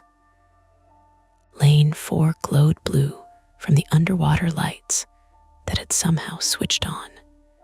The sight made my stomach pull tight, because from up here, the reflection problem made sense in a horrible, ordinary way. Anyone standing at this window could be reflected on the water below. Not a ghost, not some impossible double. A person. A person had been up here when I saw the pale shape behind me in the pool. Jules saw my face. What? The reflection, earlier. Someone could have been standing right here. Her jaw tightened, watching the deck, watching me. We both looked around the room differently after that. Not for a hiding child, for an adult. "Jules," I said quietly, "if someone took Lena up here, don't finish that sentence. She's 6. I know how old she is." The connecting door at the back rattled. We turned together. "Lena," Jules called. The handle moved once. Down, up, then stopped. Jules crossed the room in 3 quick steps. "Lena, if that's you," step back from the door. No answer. I grabbed a folding chair because it was the closest thing shaped like a weapon. It clattered against another chair, too loud, and I hated myself for the noise. Jules tried the handle. Unlocked. She pulled the door open. A cluster of helium balloons floated into the room. I screamed. Not a full scream. A short, ugly sound that tore out of my throat before I could stop it. The balloons bobbed in the emergency light, silver and blue. Their ribbons tangled around a plastic weight shaped like a star. One balloon had lost most of its lift and dragged along the floor, making the soft, scraping sound we had heard. A birthday decoration, forgotten from some rental years ago, trapped in the storage balcony, loosened by the air pressure change when the power failed. Misdirection again. Realistic, stupid, terrifying. Jules gave me 1 second. Only one. "You good?" "No. Good enough." "Yes." We stepped through. The storage balcony was narrower than the party room and ran above the lobby like a catwalk boxed in by railing and old drywall. To the right, a caged storage area held Christmas decorations, traffic cones, and broken pool toys. To the left, a short run of floor led to a second stairwell that dropped near the front desk. That door should have been locked from our side. It stood open. Cold air seeped up from below. Jules swore under her breath. "That door was closed earlier," I said. "You saw it." "No, then we don't know." But we did know something. If someone had been upstairs, they had another way down. They did not have to pass us. Jules keyed the radio again. "Eli, lobby stair doors open. Do you see anyone near the front desk?" "Nothing." She tried again. "Eli, answer," static. Then Nadine's voice floated up from below, not through the radio, but through the open stairwell. "Jules." Jules went to the railing and looked down. "Stay by the doors." "He's gone," Nadine called. My hand clenched around the folding chair. "Who?" Jules shouted. "Eli." The words seemed to tilt the floor. We moved to the stairwell. From the landing, I could see the lobby below, front desk, bulletin board, vending machines, glass doors to the parking lot. Nadine stood near the doors with her phone pressed to her ear. Tom had one hand on the wall, his gym bag at his feet. The emergency lights turned both of them red and gray. No Eli. No mop. "Where did he go?" Jules called. "He said he heard crying by the shallow end," Nadine said. "He went back onto the deck." Jules closed her eyes for half a second. "Damn it, Eli." From below, Tom added, "I told him not to." Of course he had. Of course Eli had gone anyway. 19-year-olds hated fear because fear made them feel young, and Eli had spent his whole shift trying not to be treated like a child. Now the trap tightened again. Lena missing. Possible trespasser. Power unstable. Pump failing. Eli off post. Jules looked at me. We go down. What about Lena? She may not be up here. The footprints could be from earlier. They're wet. Then someone wet came up here. That someone may be Lena, or maybe whoever has her, or maybe Eli if he decided to become an idiot before we noticed. She was right, which made me hate the argument. We started down the lobby stairs. Halfway, the door at the top slammed shut behind us. The sound cracked through the stairwell. Jules spun and ran back up 3 steps. She grabbed the handle. It did not move. Key, she said. I shoved the ring into her hand. She tried the key that had opened the party room. Nothing. Another. Nothing. From below, Nadine said, "What happened?" "Door closed," Jules said. Tom called, "It locks automatically." "No," Jules said. That was the problem. Some municipal doors were meant to latch. Some were meant to stay open. Some did whatever age and humidity had taught them. This one, according to the faded sticker near the frame, was supposed to remain unlocked during occupancy. It was locked now. We could still go down to the lobby, but our route back to the party room was cut off. Point on the map, pool deck behind us, and below through one route. Party room above, now sealed. Mechanical room down the staff hall where Caleb was. Lobby at the foot of the stairs with Nadine and Tom. Somewhere between all of that, Eli had vanished from his assigned post. The building had not grown. It had become harder to move through. We reached the lobby. Nadine looked pale. 911 says police are 2 minutes out, maybe less. Good, Jules said. Stay on with them. Tom pointed toward the deck entrance. Boy went that way. Then I heard him yell once. Words, I asked. No, just a yell. Jules pushed through the deck door first. The pool area looked worse from ground level now. Emergency lights along the walls. Blue underwater lights in lane 4. Black water in the other lanes. Shadows hanging in the rafters. The pump noise had become irregular, a grinding pulse that shivered through the gutters. Eli, Jules called, no answer. His mop lay near the shallow stairs. The bucket had tipped over, spilling gray water across the deck in a wide sheet. I almost slipped in it, caught myself on the lane rope reel, and felt something tear-hot across my palm. I looked down. A shallow slice from a metal burr. Blood welled bright and quick. Hand, Jules said. It's fine. Of course it's fine. Everything's fine. That was the first time I heard her sound afraid. We found Eli behind the guard chair. He was sitting on the tile with his back against the wall, both knees drawn up, one hand pressed to his forehead. Blood ran between his fingers. Not much, enough. Eli, Jules said, dropping beside him. Look at me. He blinked at her. I slipped. What did you hit? Chair step, I think. His pupils looked even. He was conscious. Embarrassed already, which was a good sign. I heard crying, he said before anyone asked. By the shallow end. Like a kid trying not to be loud. And I came over. I saw someone crouched by the lane rope. My pulse thudded in my cut palm. Adult or child? Jules asked.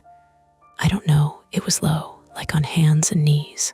I said, hey, and it moved behind the chair. I came around and slipped in the mop water. Jules looked at the spilled bucket. You left the bucket by the stairs. I didn't tip it. That landed between us. A partial attempt to restore control had failed. Eli was hurt. The deck was no longer covered.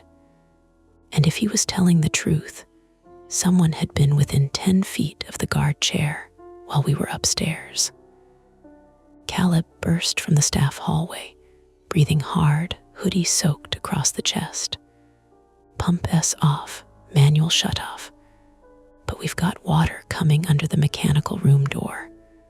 "From where?" Jules asked. "Surge tank overflow or a cracked line. I don't know yet. We have a missing child and Eli has a head injury." Caleb looked at Eli, then at the pool, then at my bleeding hand. "Police here." "Almost," Nadine called from the lobby behind him. Then the front doors rattled. All of us turned. Blue-red light flashed weakly through the glass from the parking lot.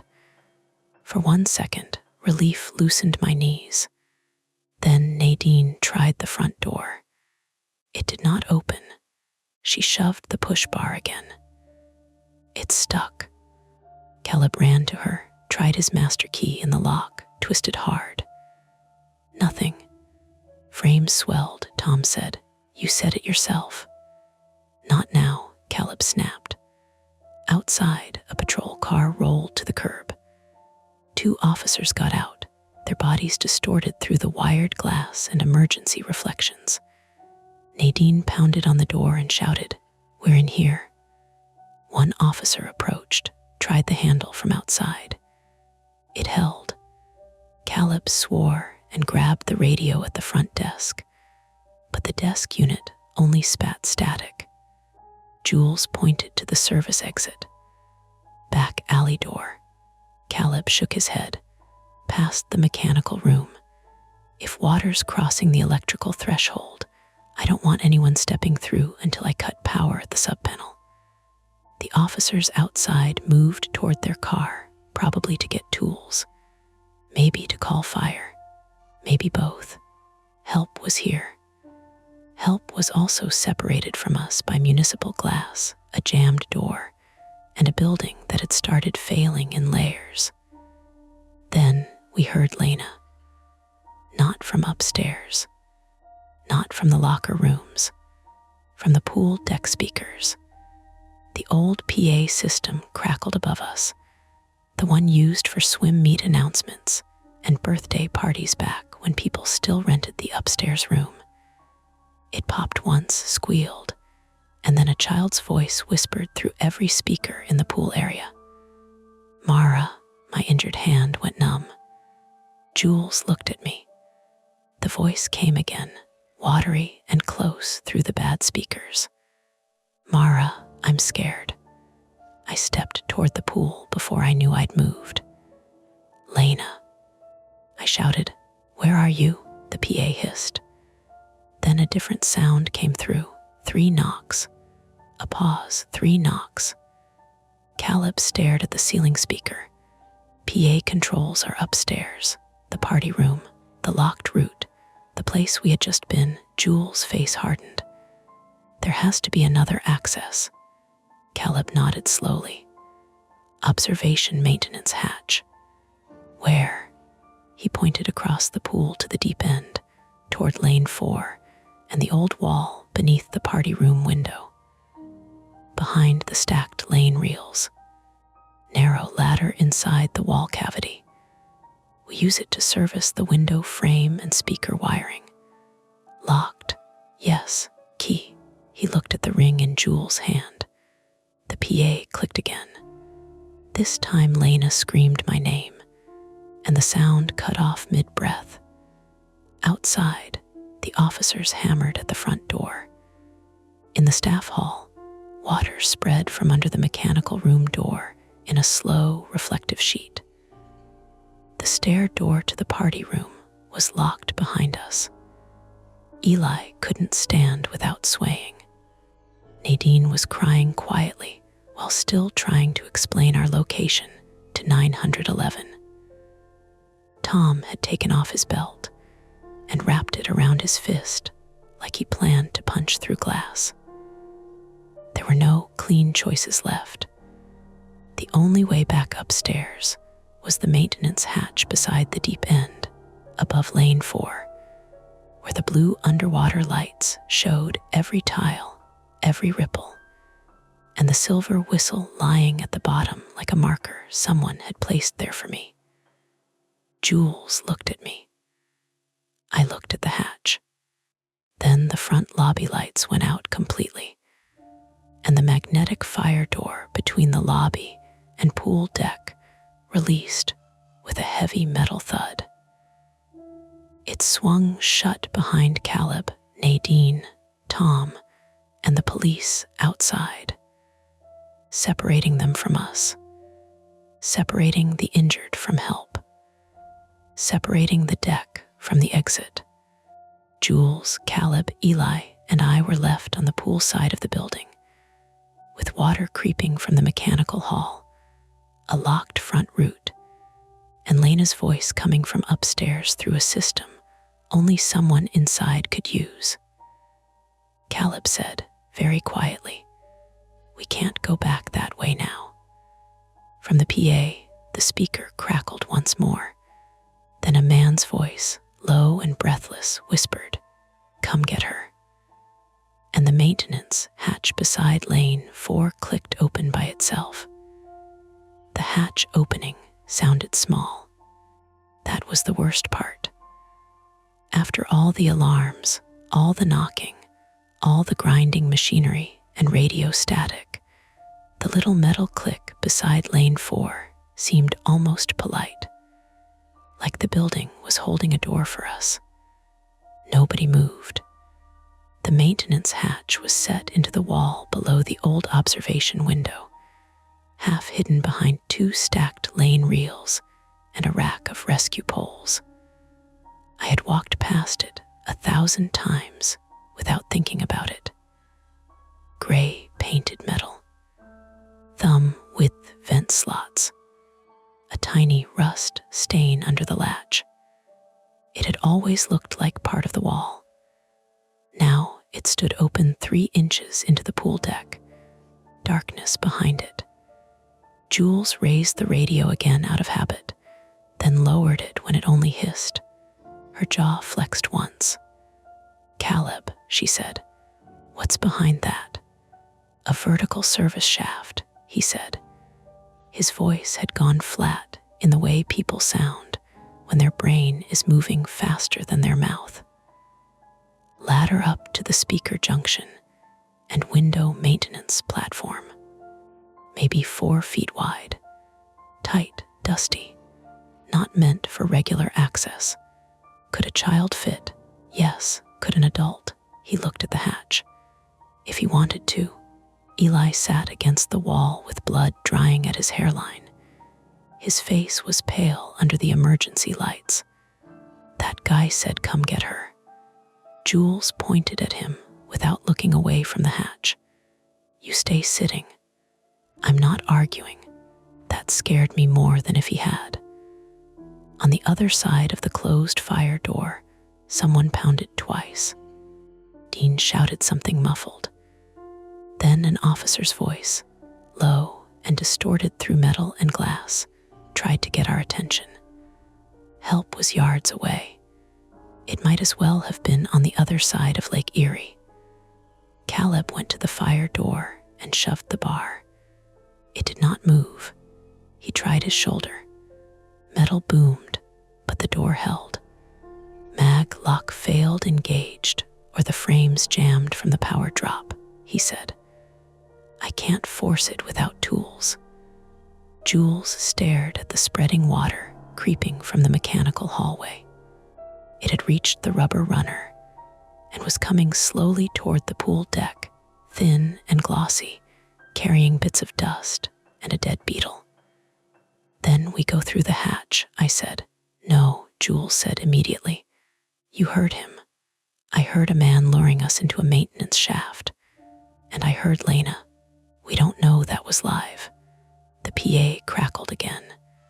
This time there was no voice, just breathing, close to a microphone. Then 3 knocks. A pause. 3 knocks. My hand throbbed where I'd cut it. I pressed it against my shorts and felt the sting sharpen.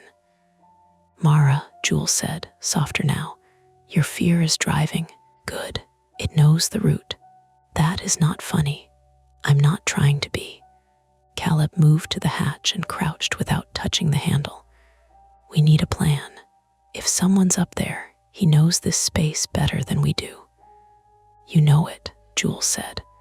I know the official version, not whatever he's been doing. That made us all look at him. Caleb swallowed. The hatch shouldn't open from inside unless the latch is rigged. It's keyed from the deck side. Meaning, I asked. Meaning someone changed it. The building seemed to shrink around us. Jules made the choice, not loudly, not dramatically. Caleb leads. He knows the shaft. Mara second, I'm third. Eli stays here. Eli looked at the dark pool, then at us. With him, no one is on deck, Jules said. That's kind of my point. Caleb stood. Give him a rescue pole. Jules grabbed one from the rack and put it in Eli's hands. If anyone comes out who isn't us, you yell. You keep distance. You do not swing unless they come at you. Understand? Eli nodded, gripping the pole so hard his knuckles looked waxy. Caleb took a flashlight from his belt. It flickered when he hit the button, then held a weak yellow beam. Batteries are trash. Of course they are, Jules muttered. He pulled the hatch open. The smell inside was dry and stale. A different world from the pool. Dust, mouse droppings, warm wiring, old wood. The opening came to my chest. Caleb ducked in sideways, one boot on the narrow lower rung, then the other. His keys jingled once and stopped as he tucked them into his hoodie pocket. Ladders wet near the bottom, he said. From what? Jules asked. Condensation. Maybe leak. Maybe someone climbed it wet. He went up. I followed. The shaft was tighter than he had warned. My shoulders brushed rough concrete on one side and metal conduit on the other. The ladder rungs were cold and slick. My cut palm protested every time I closed it around metal, and soon the blood made my grip tacky. Below me, Jules climbed in. The hatch stayed open behind her, a rectangle of blue pool light below. Mara, Eli called, small. Don't die. I wanted to say something reassuring, something adult. Don't stand up too fast, I called back. It was the best I had. We climbed maybe 12 feet, maybe less. In fear, distance stretches and folds.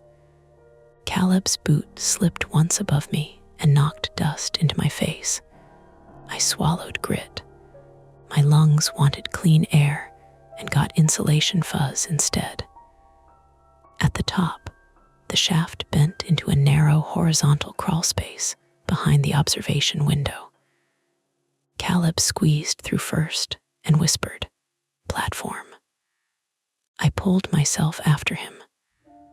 The platform was a strip of metal grating no wider than a hallway runner. To our right, the back of the party room wall. To our left, the observation window, mostly blocked from the room side by foam mats, but open from this maintenance side through a long service gap. Below the glass, the pool spread out in blue and black. From up here, lane 4 looked like a throat. At the far end of the platform, a small service panel hung open. Wires spilled from it. Beside it was the PA junction box. The cover had been unscrewed and set neatly on the floor. Neatly. That detail made my stomach twist. A desperate person rips things out. A panicked child breaks. This was careful. Caleb shone his flashlight over the panel. Someone tapped the PA. Jules pulled herself onto the platform behind me, breathing hard. Can you disable it? Maybe. Then something moved in the party room, not near the door. Behind the stacked foam mats. A soft scrape. Caleb killed the flashlight. Harkness pressed close, broken only by emergency light leaking through gaps in the wall and the blue glow rising off the pool below. Jules leaned near my ear. "Mara, listen to me. We do not rush him. We locate Lena first." I nodded, though she could not see it. A man's voice spoke from the other side of the mats. "You're late." He was close. My whole body tightened, but Jules put one hand against my back. "Stay." Caleb's breathing stopped for a beat. Jules called. "This is Jules Ramirez, pool supervisor. We have police outside. Let the child go and we can talk." The man laughed once. Not wild, not cinematic. A tired, irritated little laugh, like she had said something naive. "You always say police like it fixes locked doors." "Who are you?" Jules asked. "Ask Mara." My name in his mouth made something inside me recoil. "I don't know you," I said. "Sure you do."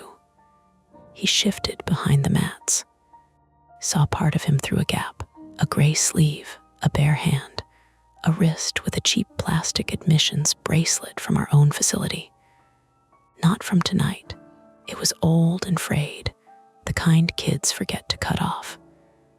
Caleb whispered, "I can go around through the party room side." Jules shook her head once.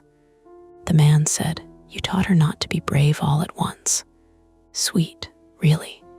He had heard me say that during lessons. He had been here then, watching. My mouth went dry. "Where is Lena?" "Closer than you think." A small sound came from the far end of the platform. A whimper. We turned.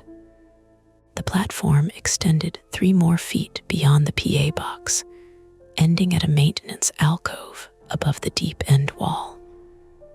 Curled in that alcove, half hidden behind a coil of cable and a dusty rolled banner, was Lena Hart. Her unicorn towel was not with her because it was in the pool below. Her brown hair stuck to her cheeks. One pink goggle lens hung around her neck by the strap. Duct tape was wrapped over her mouth, not smoothly, not professionally, just enough to keep her from speaking. Her wrists were tied in front of her with a lane rope cord. She was alive. Her eyes found mine. Everything narrowed to that. "Lena," I said. She tried to crawl toward me and froze when the platform creaked.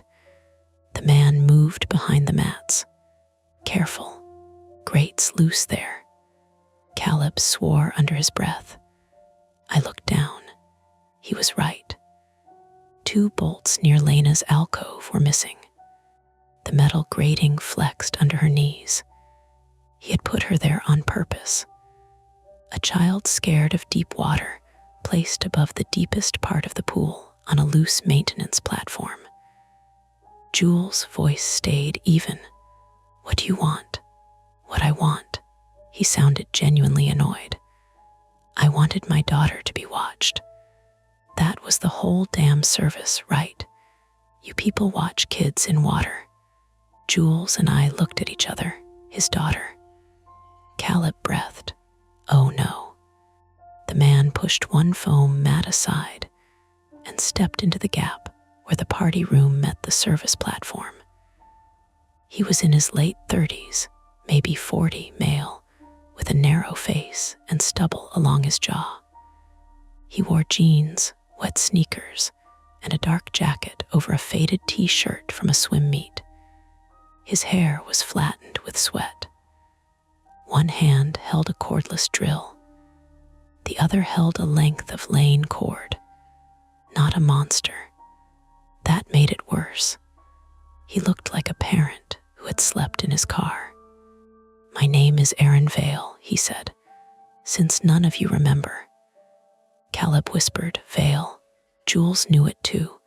I saw recognition hit her. I didn't. Aaron smiled at me without warmth. "Before your time, Mara. That's the joke. Everyone knew, everyone clean. Everyone gets to say they weren't there." Jules spoke carefully. Aaron, your daughter's accident was investigated. Don't say accident.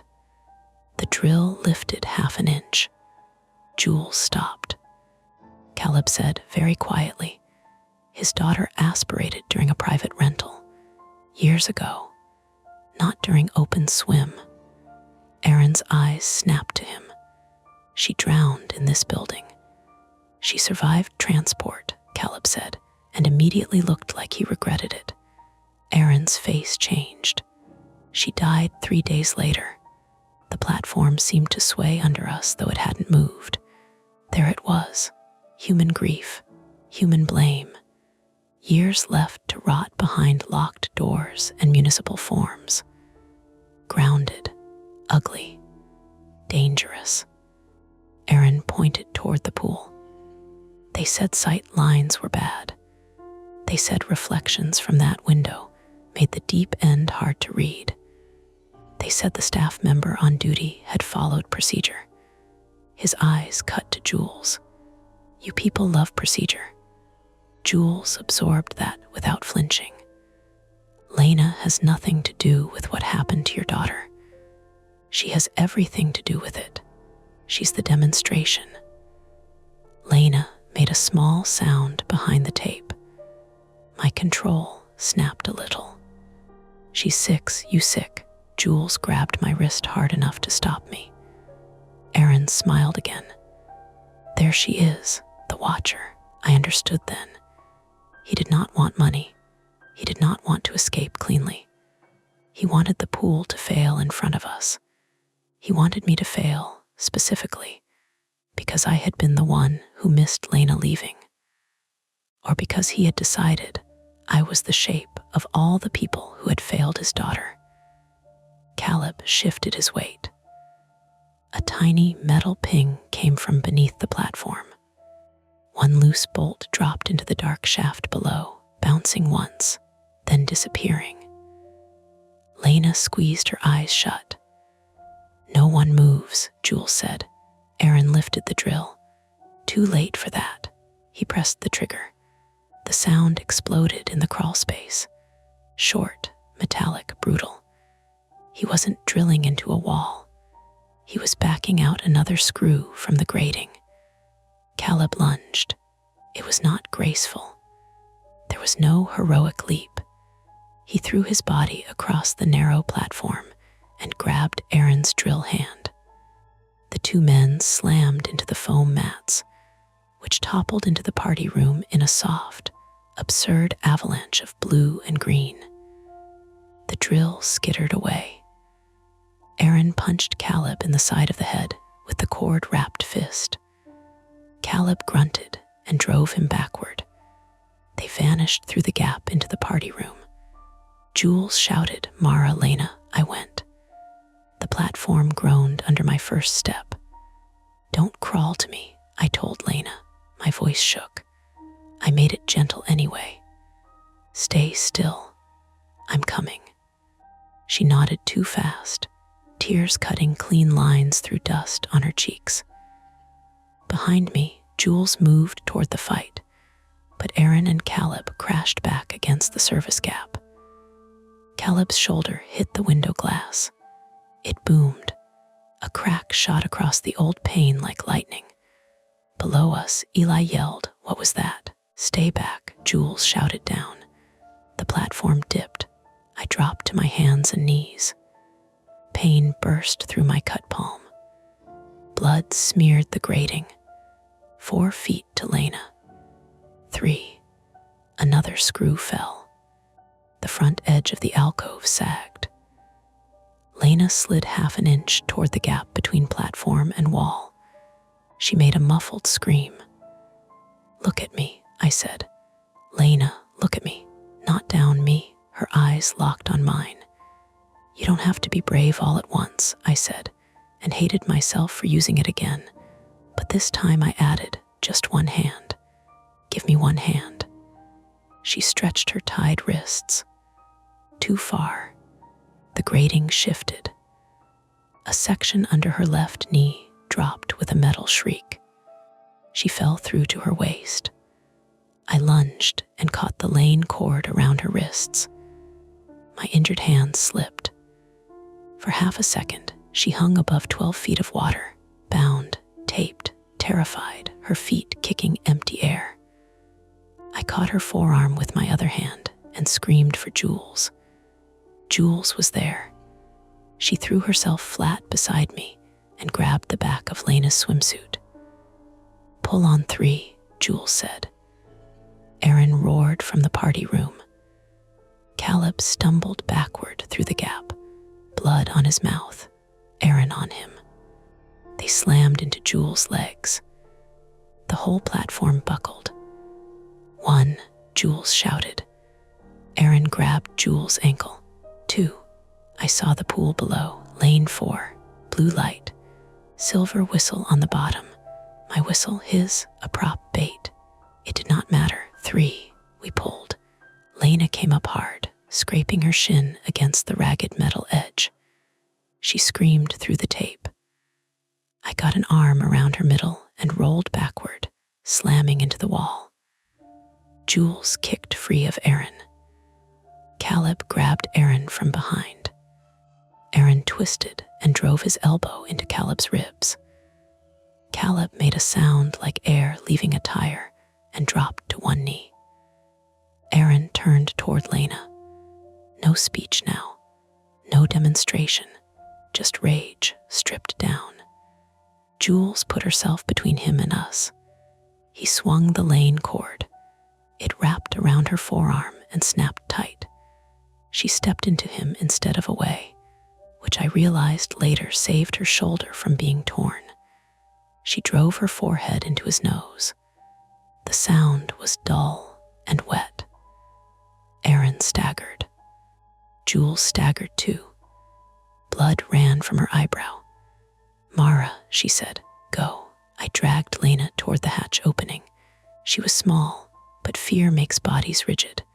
Her bound wrists caught on cable. I tore them free and felt something in my cut hand open wider. Warm blood ran down my wrist.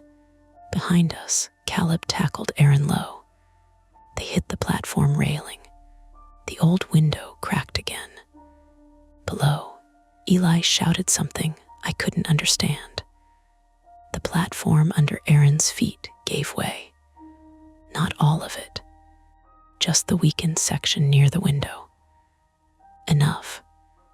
Aaron dropped through one leg first, then his hip, catching himself on the railing with both hands. The cordless drill kicked loose in the struggle, slid after him and fell. It struck the pool below with a small splash that sounded ridiculous from so much height. Aaron hung half through the platform, kicking, cursing. His body weight pulled the grating down. The crack in the window spread. Caleb tried to grab his jacket. Aaron looked at him with sudden, animal fear. "Help me," Caleb did. That mattered. He reached for Aaron, even after being hit, even after everything. He grabbed the back of Aaron's jacket with both hands. Then the Lane cord looped around Caleb's wrist tightened. Aaron had wrapped it there somehow during the fight. Accident or instinct, I still don't know. The grating tore another inch. Caleb's boots slid. "Jules," he barked. Jules grabbed Caleb's belt. I had Lena at the hatch. The ladder dropped below us into blue emergency light. I looked down and saw Eli at the bottom, swaying but standing now, face tilted up, rescue pole in one hand. "Send her down," he shouted. "She's tied." Then cut it. I had no knife. Then I remembered the whistle, not the one at the bottom. Mine. A lifeguard whistle has a metal clip, cheap, bent, sharp at the edge where the plating had split. I ripped it from the lanyard and sawed at the cord around Lena's wrists. It took too long. 5 seconds. 10.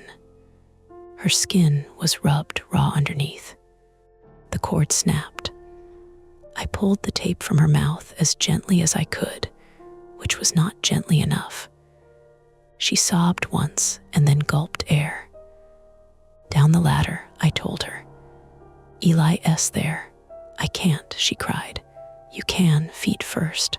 One rung, then another. I'm scared." "I know." The platform screamed behind me. Jules shouted, "Mara." I put Lena's hands on the ladder. "One hand, one foot. Don't look down," she started, slow, too slow, but moving. Below, Eli talked to her in a trembling voice. "Good, yeah, I see your shoe. Put it lower. I've got you, I've got you." A crash behind me. I turned. Caleb had fallen to both knees. Jules still held his belt. Aaron hung almost entirely through the broken platform now, his hands hooked around Caleb's arm. Blood ran from his nose over his mouth. "Pull me up," Aaron screamed. Caleb tried. Of course he tried. The grating tore loose. Aaron fell, not into the pool. He hit the slanted top of the lane reel rack below the window with a heavy metal bang, then rolled off onto the deck at the deep end. His body struck tile with a sound I felt in my teeth. He did not get up. For 1 second, nobody moved. Then Jules said, "Caleb." Caleb's face was gray.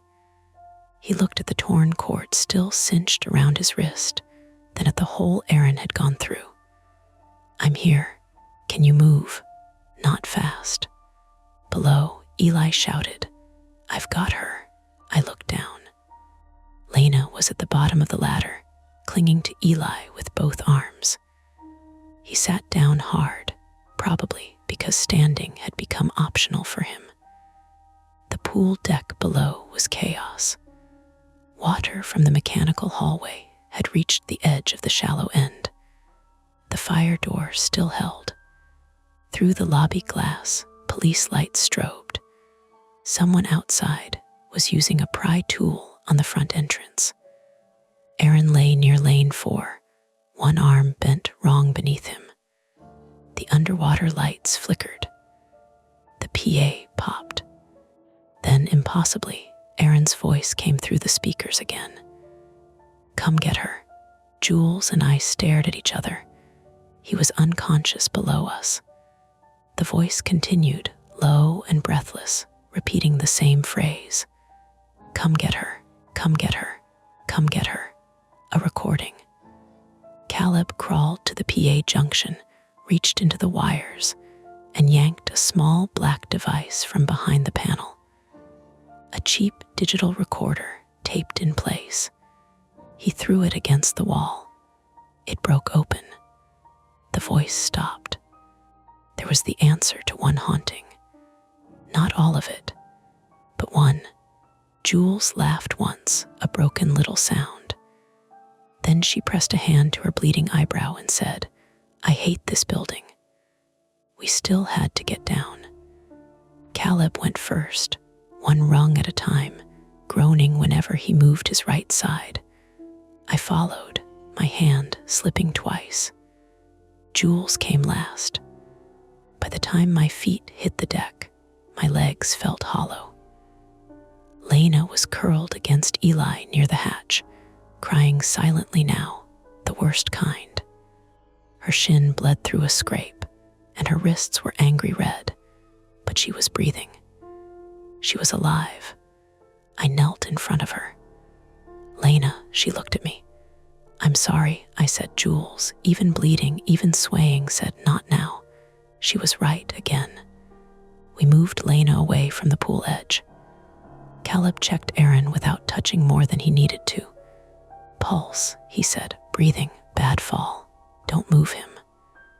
Jules keyed her useless radio once, then threw it aside and went to the fire door.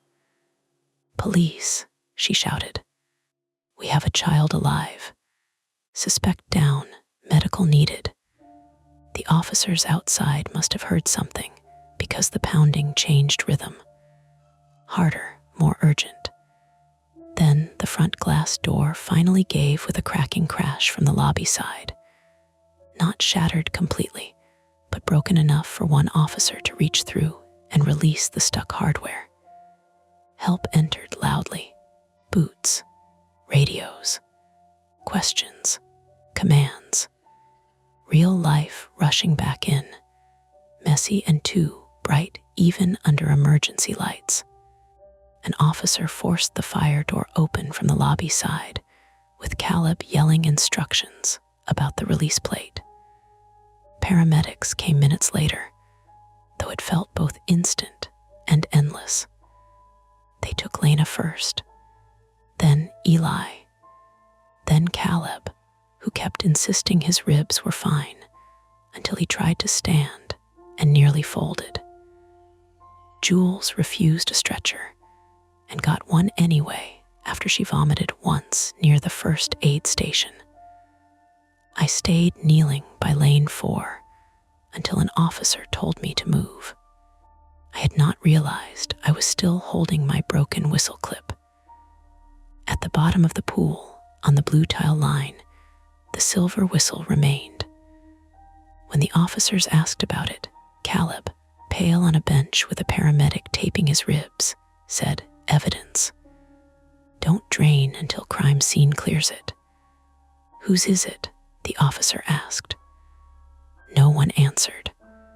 I looked at Aaron Vale, strapped to a backboard now, eyes closed, face swollen, still alive despite the fall. I looked at Lena being wrapped in a foil blanket, her mother's name being called again and again by a dispatcher on someone's phone. I looked at the observation window above lane 4, cracked and dark, where a grieving man had watched us watch the water. The conflict was over. Lena was alive. Aaron was down. The recording was broken. Police were inside. But as I stood there with my cut hand wrapped in gauze, chlorine in my throat, and dust in my hair, I caught one last reflection in the pool. This time it was mine. It stood at the edge of lane 4 exactly where I stood. No trick, no delay, no hidden watcher behind glass, just me. And somehow that was not comforting at all. The first person to make me sit down was not a police officer or a paramedic. It was Mr. Pell. He came through the broken lobby door after the fire crew pried it open fully, walking stiffly over the glittering safety glass with his gym bag clutched under one arm. A uniformed officer tried to stop him, and Mr. Pell pointed at me with the kind of authority old men save for weather reports and medical appointments. "That one is bleeding on your floor," he said. I looked down. He was right. The gauze around my palm had soaked through, and blood was dripping from the edge of my hand onto the tile beside lane 4. Not a lot, just a steady red tap, tap, tap that looked obscene against the clean blue deck. A paramedic guided me to a bench near the shallow end and unwrapped my hand while asking questions in a voice that had clearly been trained not to sound alarmed. Name, Mara Keene. Age, 28. Any dizziness? No. Head injury? No. Any loss of consciousness? No. He glanced at my face. You sure? I'm sure. The answer came too fast. He noticed, but didn't argue. He irrigated the cut with saline, and I focused on the sound of it splashing into a plastic basin, instead of the way the torn skin in my palm opened like a small mouth. The metal burr from the lane reel had sliced deeper than I thought. Not catastrophic, not heroic, just ugly enough for stitches. Across the deck, Lena Hart sat wrapped in a silver emergency blanket on the lowest bleacher row, her feet tucked under her. A second paramedic examined her wrists and shin, while a police officer knelt nearby, speaking quietly, but not touching her. Jules had insisted on that before they loaded her onto a stretcher. "Ask before you touch her," Jules had said, blood running down from her eyebrow into the corner of her eye. The officer did. Lena answered in tiny nods. Sometimes she looked at me. Sometimes she looked at the pool. Mostly she looked at the foil blanket bunched in her lap, pinching and releasing the edge so it made soft, crinkling noises. Her mother arrived 12 minutes after the first ambulance. I remember the number because I kept watching the clock. The same clock Mr. Pell said ran fast every Tuesday. It read 9:49 when a woman in black leggings and a winter coat burst through the lobby with one shoe untied, hair wild around her face, yelling Lena's name before anyone could stop her. Lena made a sound I had not heard from her all night. Not fear, recognition. Her mother dropped to her knees so hard I heard the impact from across the deck. She did ask before touching her daughter, but barely. "Can I hold you, baby? Can I hold you?"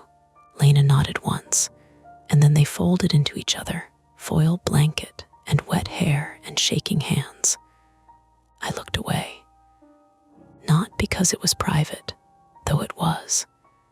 Because relief can hurt when it arrives late.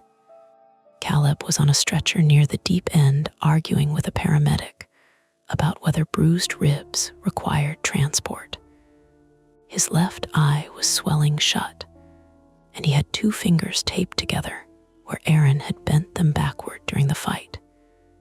He kept trying to sit up so he could answer questions about the pump system. "Sir," the paramedic said, "you need to stop explaining municipal plumbing. It's not plumbing, it's circulation." "Fantastic. Circulate yourself into the ambulance." Jules, seated on the floor with an ice pack pressed to her eyebrow, made a sound that might have been a laugh if she'd had more energy. She had a concussion, though she denied it until she forgot the day of the week and called Eli Caleb twice. Eli had already been loaded into the first ambulance.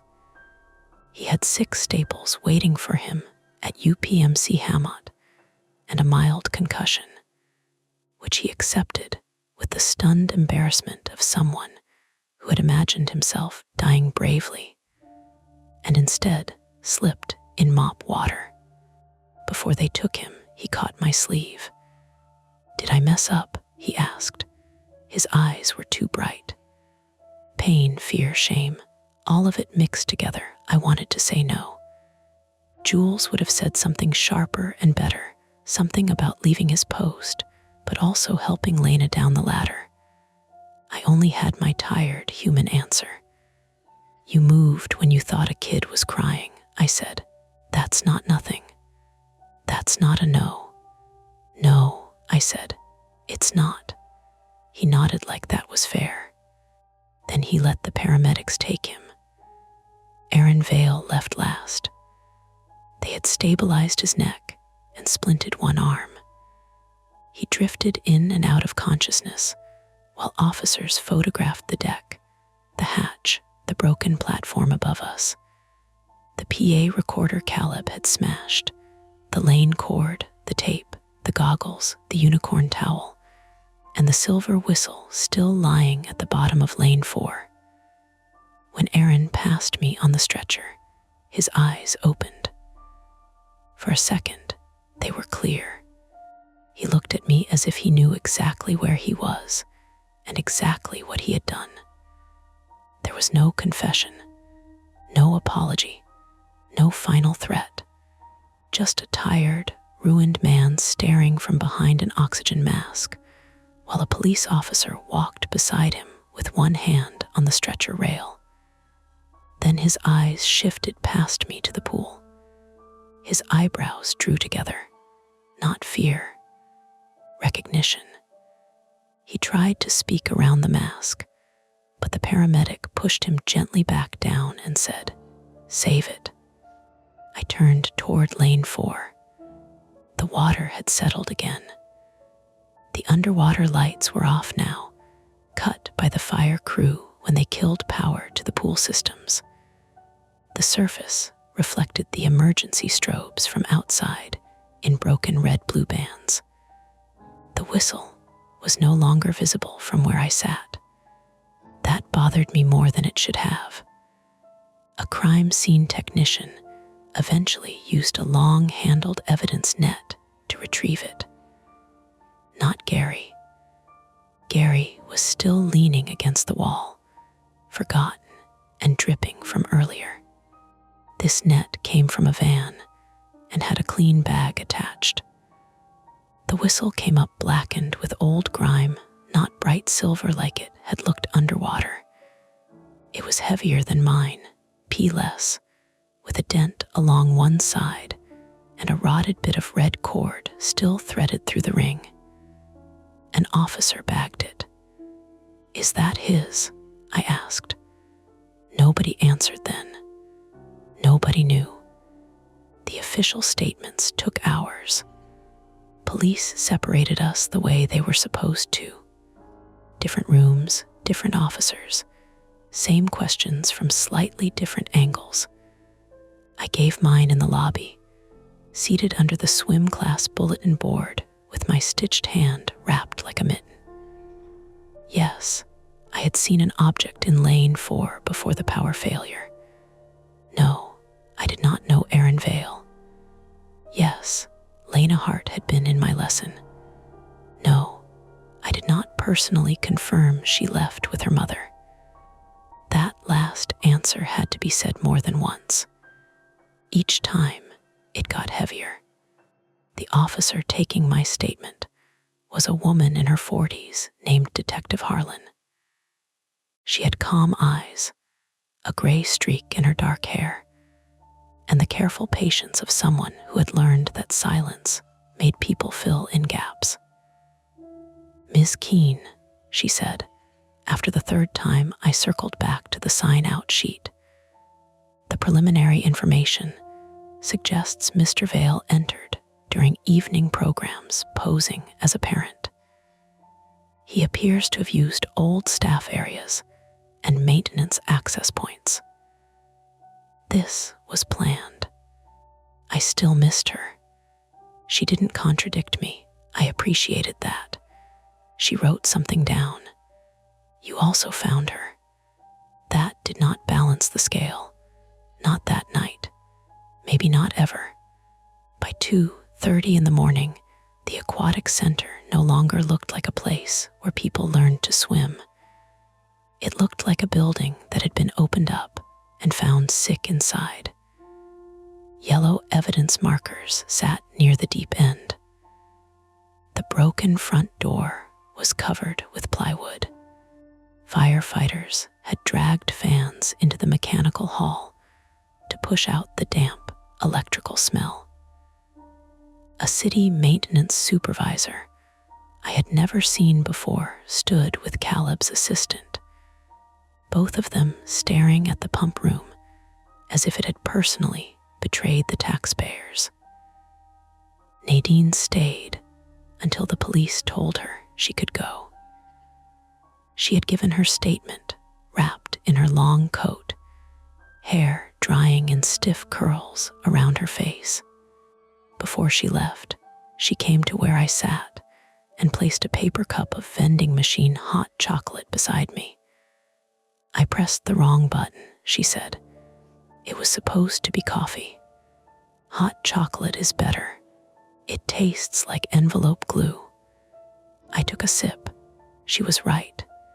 Neither of us smiled much. "She's alive," Nadine said. I nodded.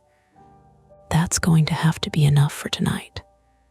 I nodded again because I could not trust myself to speak. Mr. Pell left with his daughter, who arrived furious and frightened in a parka over pajamas. He stopped beside me on his way out. "My wife was right," he said. I looked up. "About indoor pools," he said. "Sounds come back wrong." Then he patted my shoulder once, awkwardly, and let his daughter lead him away. The aquatic center closed indefinitely. That was the phrase the city used on the website the next morning. Closed indefinitely due to facility maintenance and an ongoing police investigation. It sounded clean, temporary, like a boiler issue or a roof leak. The news vans were less clean. They parked by the snowbanks along the curb, cameras aimed at the plywood door and the faded sign that still advertised spring swim lessons. Reporters said words like hostage, revenge plot, and near tragedy. They used a photo of Aaron Vale from a charity 5K 8 years earlier, back when his face was fuller and his daughter was still alive. Her name was Sophie. I learned that from the articles. Sophie Vale, age 7, had been pulled from the deep end during a private birthday rental at the same aquatic center 9 years earlier. The official investigation had cited inadequate supervision by the rental party, obstructed sight lines from the upstairs observation window, and confusion over whether aquatic staff were assigned to monitor private events. The city had paid a settlement without admitting liability. The party room had been closed to rentals the following year, not because of Sophie officially, because of budgetary and staffing considerations. That phrase made me sit on my bathroom floor for a while with the article open on my phone, my stitched hand resting uselessly in my lap. Aaron had worked maintenance contracts for the city on and off, not full-time, enough to know buildings, enough to learn keys, panels, access doors, and which systems failed quietly. Police later said he had copied at least 2 keys years earlier and had been entering the aquatic center for weeks, maybe longer. He had hidden supplies in the old storage areas: tape, cord, a cheap recorder, batteries, a pry tool, extra clothing. He had watched lessons from upstairs. That detail was never in the first articles. Detective Harlan told me during a follow-up interview because she thought I deserved to know, or because she wanted to see whether I remembered anyone unusual. I did not. That was its own punishment. Lena recovered physically. That was the update Jules got through official channels and shared with us in a group text, because none of us could ask Lena's family directly without making their worst night about us. Scraped shin, bruised wrists, mild dehydration, no water in her lungs, no major head injury. Alive. The word kept arriving like a hand on my back. Alive. Eli sent a selfie from the hospital with a bandage around his head and a caption that said, "Still pretty though." Jules replied, "Concussed people should not fish for compliments." Caleb replied, "You looked bad before." Normal jokes. Cracked, but normal. Caleb had 2 broken ribs and a fractured finger. Jules had a concussion and 5 stitches above her eyebrow. I had 8 stitches in my palm and a prescription for antibiotics. For 3 days, every time I closed my hand, I felt the ladder rung, the whistle clip, Lena's bound wrists. For 3 nights, I dreamed of Lane 4, not of Aaron, not even of Lena falling, just the pool surface. In the dream, I stood at the edge and looked down. My reflection stood where it should. Then it raised its hand before I did. I woke up before anything else happened. Always before. 2 weeks later, Detective Harlan called me in to identify the whistle. Not officially identify. That was not the word she used. She asked if I would come look at something and tell her whether it belonged to the facility. The whistle sat in an evidence photo on her desk, not in a bag, cleaned enough to show details. Old metal, dent on one side. Red cord rotted almost black. "It's not ours," I said. "You're sure?" "Our whistles are plastic or newer metal. We replace them. That one's old." She slid another photocopy across the desk. It was a scanned incident report from 9 years earlier. Most of it was redacted. Names, medical details, staff signatures, but the inventory list at the bottom was visible. One item had been marked missing after Sophie Vale's accident. Lifeguard whistle, metal, red cord. I stared at the line until the words stopped behaving like words. "Was it Aaron's?" I asked. "We don't know yet," Harlan said, "but he planted it. Likely." "Likely," she folded her hands. We found no fingerprints usable after years in water and chemical exposure. Mr. Vale has not explained the whistle. His attorney has advised him not to speak. I looked at the photo again. Underwater, it had looked bright, almost new. In evidence lighting, it looked like something dug out of a drain. "Could it have been in the pool all this time?" I asked. "No," she said then, after a pause. "Not in the pool." I waited. She tapped the paper once. A maintenance worker found an old whistle in a clogged surge tank during a repair 7 years ago. According to a note we found in archived emails, it was placed in a lost and found box in the closed party room because no one knew what to do with it. Archived emails. Municipal systems keep strange ghosts. She seemed to regret the word as soon as she said it. I did not comment on it. So there was the explanation. Mostly, the whistle from Sophie Vale's accident had not lived at the bottom of Lane 4 for 9 years. It had sat forgotten upstairs in a box, another object nobody wanted to own. Aaron, with his copied keys and patient grief, had found it and used it. A prop, a message. A little piece of the old failure dropped into the new one. Grounded, human, worse than impossible. The aquatic center reopened 4 months later with a new name, because cities believe paint can perform exorcisms. The upstairs party room was gutted.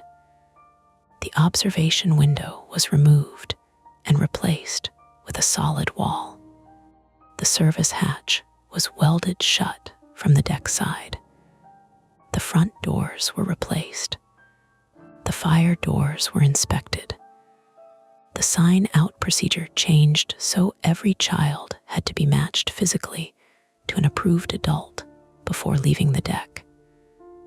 No blank signatures. No, I thought she left. No trusting the churn of towels and parents and wet children to sort itself out. Jules returned as supervisor. Caleb transferred to another facility after his ribs healed. Eli quit, then came back as a swim instructor because, according to him, quitting made the building feel too important. He still flinched when a mop bucket tipped. I did not go back, at least not to work. That surprised people. It surprised me too. Lifeguarding had been the place where my fear had a job and a uniform. Without it, I did not know what to do with myself for a while. I took shifts, at a physical therapy clinic front desk. I learned scheduling software. I counted patients instead of swimmers. I still checked exits. One Sunday in September, I drove past the aquatic center after grocery shopping. The new sign out front said Bayfront Community Swim Center in cheerful white letters. There were pumpkins painted on the lobby windows. A banner advertised fall lessons. I parked without planning to. Inside, the lobby smelled the same. Chlorine, rubber mats, vending machine sugar, damp coats. The broken door was gone. The bulletin board had new flyers. A teenage lifeguard at the desk asked if she could help me, and I almost told her everything. Instead, I said, "Just looking." Through the interior glass, I could see the pool. Lane 4 had a parent and child class in it now. Toddlers slapped the water with foam toys while adults laughed too loudly, performing comfort for one another. A lifeguard sat on the stand, scanning properly. 1, 2, 3, 4. Head count. Pattern. Bottom. Surface. Gutters. Good. The deep end wall was blank where the observation window had been. Better. Jules saw me from the office doorway. She had a thin white scar through one eyebrow now. It made her look permanently skeptical, which suited her. "You coming in?" she asked. "No." "You sure?" "No." She nodded. She understood both answers. We stood side by side for a minute, watching the class. A child refused to put his face in the water. His instructor crouched beside him and said something I couldn't hear through the glass. Something gentle, probably. Something true enough for the moment. Jules said, "Lena sent a card." I looked at her. "To the center, not to you specifically." She gave me a sideways glance. Though there was a drawing of a lifeguard with very dramatic hair. My hair is not dramatic. It was in the drawing. What did the card say? Jules looked back at the pool. "Thank you," that was all. It was enough and not enough, like Nadine had warned. Before I left, I walked to the viewing glass. The water below caught the overhead lights in long white strips. The new LEDs matched now. No yellow panels. No uneven glow. No old window above the deep end to bend one person into another. My reflection floated on the glass in front of me, faint over the pool beyond. It was mine. I lifted my stitched hand. The reflection lifted its hand with me. No delay, no wrong angle. Still, just before I turned away, something small and silver flashed near the bottom of lane 4. A coin, maybe. A hair clip. A bubble catching light from a kickboard. A normal thing. A thing I did not ask anyone to check. I went home with my groceries thawing in the trunk, and the smell of chlorine following me all the way to the car. That's tonight's story. If it gives you chills, make sure to like, subscribe to Mia Horror Stories, and tap the bell so you never miss what's coming next. And if you're still brave enough, there are more dark tales waiting for you right here on the channel. Go watch another if you dare. Welcome to Mia Horror Stories. To make it easier on your eyes, this video plays against a black screen, so you can close your eyes, get comfortable, and let the story take over. But don't relax too much, the ending might just catch you off guard. Stay with me until the very last word. The first time I heard a voice come from an urn, I blamed the ventilation. That sounds like the sort of thing people say after they have already decided their life has become strange. But in the moment, it was simple, mechanical.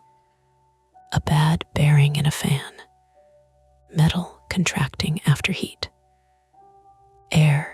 digging through some gap behind the retort room wall and squeezing itself into a sound, almost like a person trying not to cry.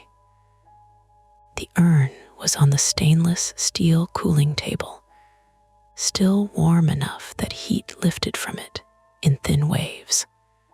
I had one glove on and one glove half off, my thumb caught in the cuff, and I stood there listening while the overhead fluorescents ticked and the exhaust system hummed hard enough to make my molars feel loose. My name is Caleb Rowe. I was 34 then, male, and I worked the late shift at North Ridge Crematory outside Erie, Pennsylvania, where the cemetery map looked prettier than the building itself. From the road, North Ridge was all clipped grass, brick pillars, maple trees, and a tasteful little sign that made grieving families feel like they were pulling into a place with order. Behind that, past the chapel and the columbarium wall, the crematory was a low concrete addition with 2 retorts, a prep room, a walk-in cooler, and a loading bay that always smelled faintly of wet cardboard, no matter how often we washed it down. People think crematoriums smell like death. They don't, not usually. They smell like hot dust, disinfectant, printer toner, old coffee, and the oily metal smell that clings to machines that work too hard. On damp nights, the place also smelled like Lake Erie, weather had gotten trapped in the cinder blocks. I had been there 6 years, long enough to stop flinching at the vocabulary. Case number, chain of custody, temporary container, cremated remains, long enough to learn that professionalism is not the same as numbness. You can do the paperwork right, check the metal ID disc, log the weight, sweep the chamber, process the remains, and still go home with a hand tremor because a family taped a child's drawing to a cardboard cremation container. My private shame was that I was good at keeping my face still. Too good, maybe. My mother used to say I could stand in front of a house fire and look like I was waiting for a bus. She meant it as criticism. After my younger brother Owen died in a motorcycle crash when I was 22, I learned there were people who wanted grief to be visible so they could trust it. I never managed that. I got quiet. I got practical. I made calls, signed papers, picked up flowers. At North Ridge, that made me useful. It also made me afraid that something in me had hardened without my permission. That night, a Thursday in late October, we were running behind because the afternoon retort cycle had faulted out twice. The control panel threw a burner alarm, then cleared itself, then threw it again. Nothing catastrophic, just enough to make everybody tense and force us to push 2 cases into the evening. A storm had come through around 6, flattening leaves against the blacktop and rattling the chapel doors like someone testing the handles. By 9, the rain had thinned to a cold mist. The parking lot, lights shone in watery orange circles. Somewhere beyond the loading bay, a truck on Route 20 downshifted, the engine brake coughing through the wet air. I was processing the cremated remains of case 24-1187, a man named Daniel Kessler, 71, when I heard it. Not words, not exactly, more like breath shaped around consonants. I had just finished the magnetic sweep for metal fragments. The processor had done its grinding, reducing bone fragments to the coarse, gray-white consistency families expect when they hear the word ashes, even though the truth is heavier and more granular.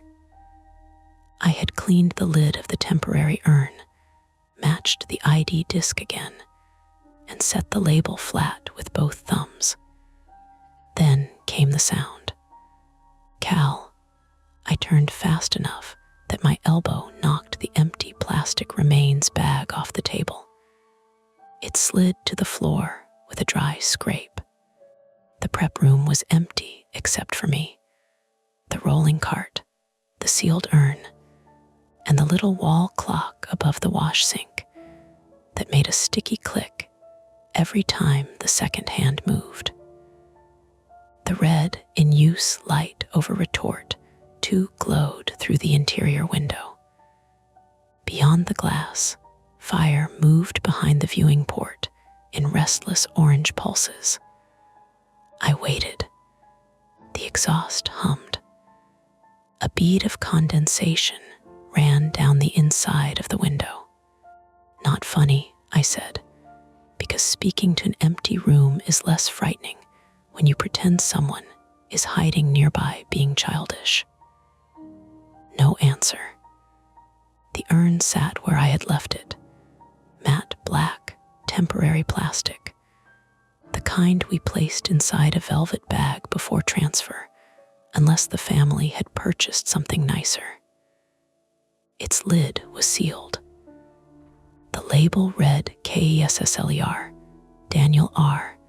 The printed letters were clean and flat. I crouched, picked up the bag, and told myself the sound had come from the intercom. North Ridge had an intercom system old enough to qualify as folklore. The front office could page the retort room, the chapel, the family arrangement room, and the garage. But the wires ran through walls nobody had opened since the late 80s. Sometimes, the chapel microphone picked up the florist's radio. Sometimes the arrangement room speaker crackled with a half second of somebody's phone call from the office if the handset was too close. Once, in the middle of a veteran's service, the chapel ceiling speaker had produced a full burst of country music from the groundskeeper's pickup. We never found out how. So I went to the wall panel and pressed the talk button. Office. Static scratched back. I pressed again. Mara, you on the line? A pause. Then Mara's voice came through thin and annoyed. I'm elbow deep in death certificates. What? Mara Finch was 46, female, and our night supervisor in the way that a person becomes a supervisor at a small funeral operation, by being the one least likely to panic, least likely to quit, and most likely to know which county office still used fax machines. She had short gray blonde hair, reading glasses she wore on a beaded chain, and a voice that made even florists apologize. Mara was not cruel. She just believed grief deserved competence more than softness, and she had no patience for anyone who confused the two. You page me? I asked. No, any sound come through your end, besides the printer dying one page at a time.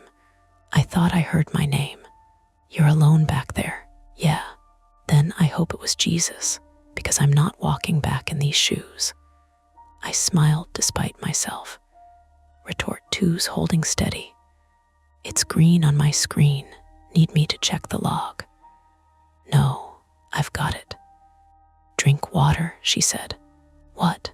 You get weird when you forget. You stare at things. Drink water. The intercom clicked off.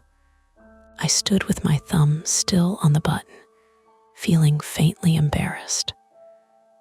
Mara had known me long enough to recognize the dry mouth, headache version of me that came from too much coffee and too little food.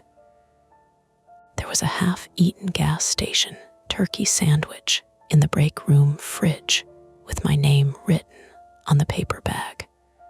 I had been ignoring it for 3 hours because a man in a navy blue suit had come in before closing to ask whether we could guarantee his wife's wedding ring would be recovered before cremation. And the way his hands shook had lodged somewhere under my ribs. I crossed to the sink, drank from a paper cone cup, and listened to the plumbing knock in the wall. Then the urn whispered again. This time, I did not hear my name. I heard a wet little rasp, like air being pushed through dust. I turned slowly. The sound stopped. Retort 2's burner kicked higher with a dull whomp that vibrated through the floor. The room brightened for a second in the orange reflection on the glass. I took 3 steps toward the table and stopped at arm's length. "Okay," I said. It was the kind of okay you say before touching something hot. I leaned close, not close enough to put my ear against the urn, but close enough to smell the warm plastic and the sterile, powdery scent of processed remains. There was nothing, just the familiar layered noise of the building. Blower, refrigeration compressor, rain ticking on the vent hood outside, the soft electrical buzz from the ceiling lights. The prep room door opened behind me. I jerked upright. "Jesus," said Leo. Leo Hammond was 28, male, and our newest crematory operator, though new meant he had been there 10 months, and still apologized to the machines when he bumped them with a cart.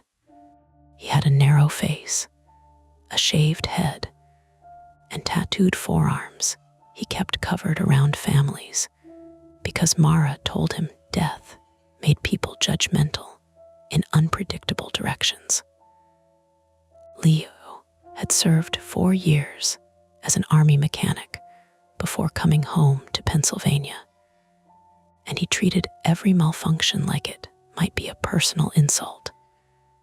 He also hated confined spaces, though he tried hard to hide it. If a cart jammed near the cooler door, he always found a reason for someone else to step inside. "You look guilty," he said. "You're early." I was in the garage, door sensor S doing that chirping thing again. He glanced at the urn. "Kessler done?" "Yeah, you okay?" "Fine." Leo did not believe people when they said fine. That was one of the things I liked about him, and one of the things that made him irritating after midnight. He came beside me, careful not to crowd, and looked from my face to the urn. "What happened?" "Nothing." "Nothing made you stand over Mr. Kessler like he owed you money." I pulled off my remaining glove. The inside snapped against my wrist. I heard something. Leo's expression changed, but only a little. His mouth tightened. In the retort room, people learn not to react too much too quickly.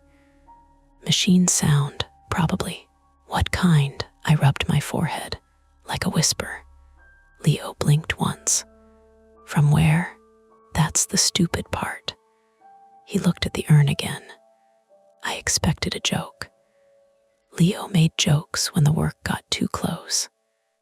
Not disrespectful ones, never about the deceased, but about printers, paperwork, Pennsylvania weather, and the ancient coffee maker in the break room that sounded like a raccoon drowning in gravel.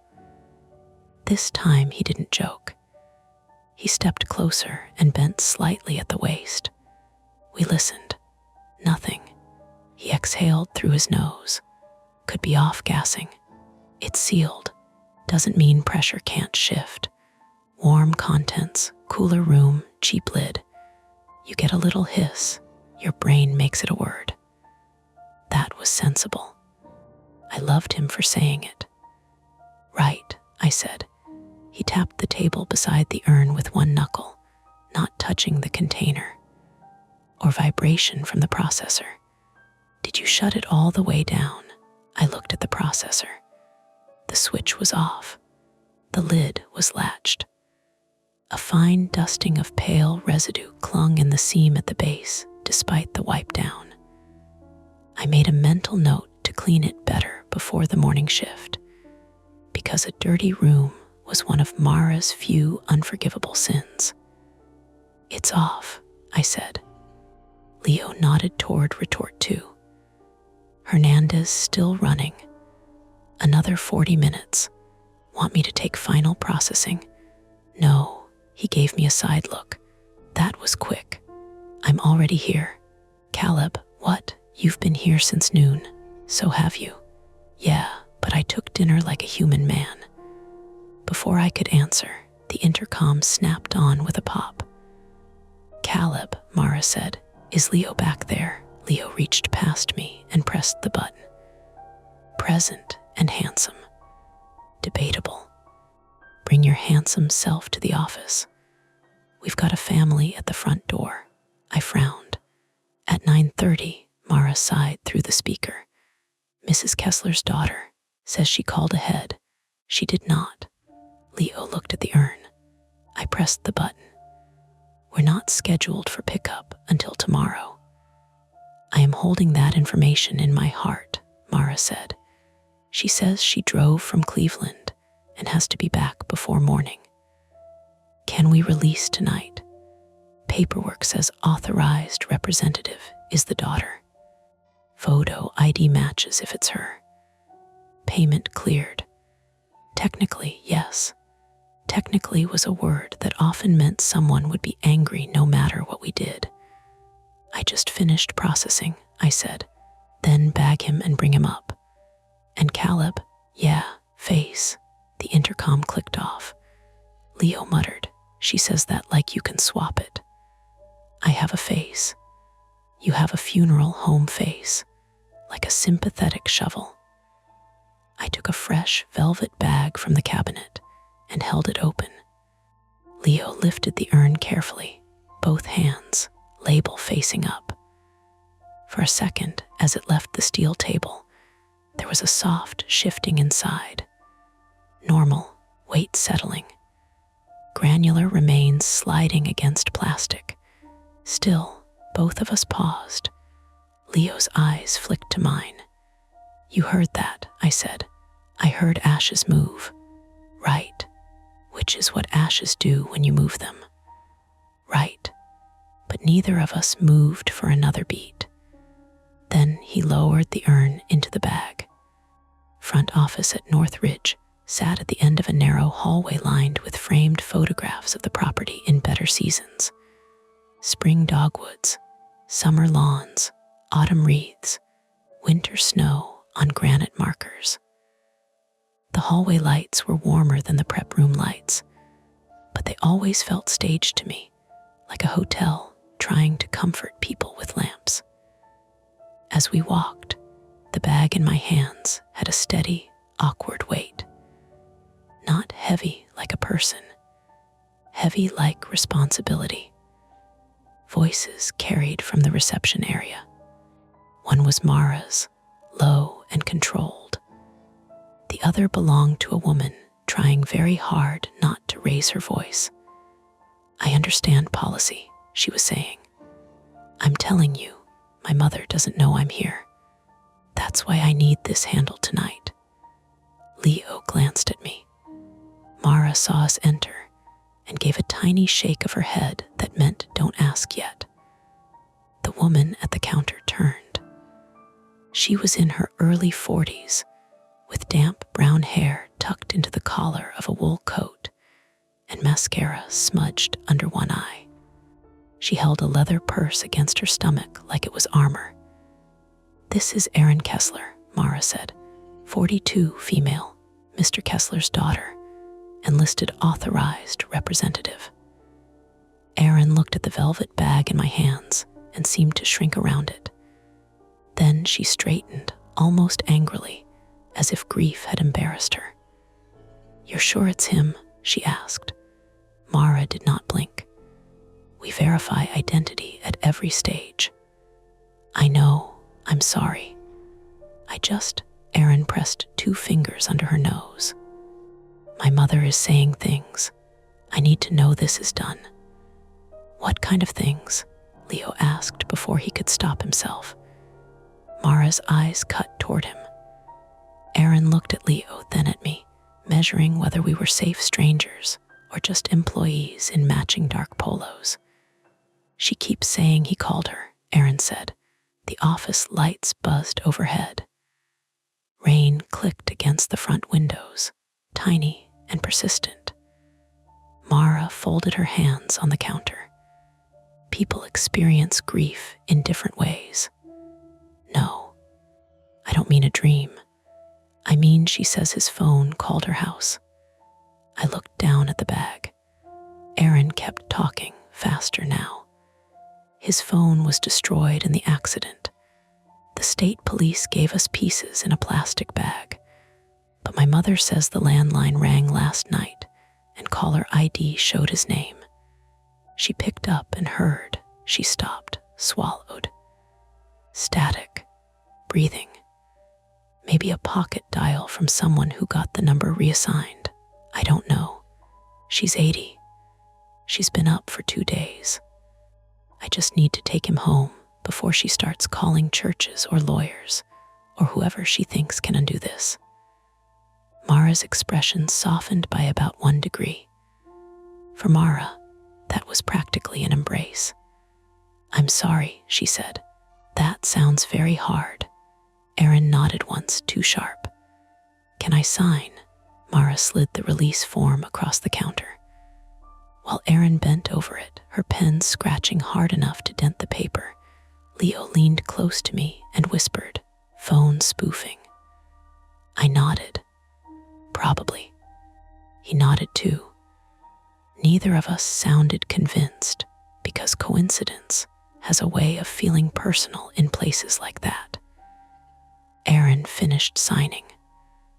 Mara checked the form, photocopied the ID, and moved with her usual exactness. The copier light slid under the lid with a pale green glow. Somewhere behind us, the building settled with a creak.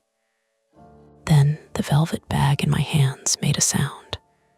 Small, dry. A faint rush of shifting material followed by something that could have been air pressing through a tight seam. Erin looked up. What was that? She asked. Plastic settling, I said immediately. Mara's eyes moved to me. Leo stopped breathing for half a second. Erin stared at the bag. Can I see the urn? Of course, Mara said. I placed the bag on the counter and loosened the drawstring. My fingers felt too large, too clumsy. I lifted the urn out and set it down carefully. The label faced Erin. She reached toward it, then pulled her hand back. That's not his middle initial, she said. Mara leaned in. The label read Kessler.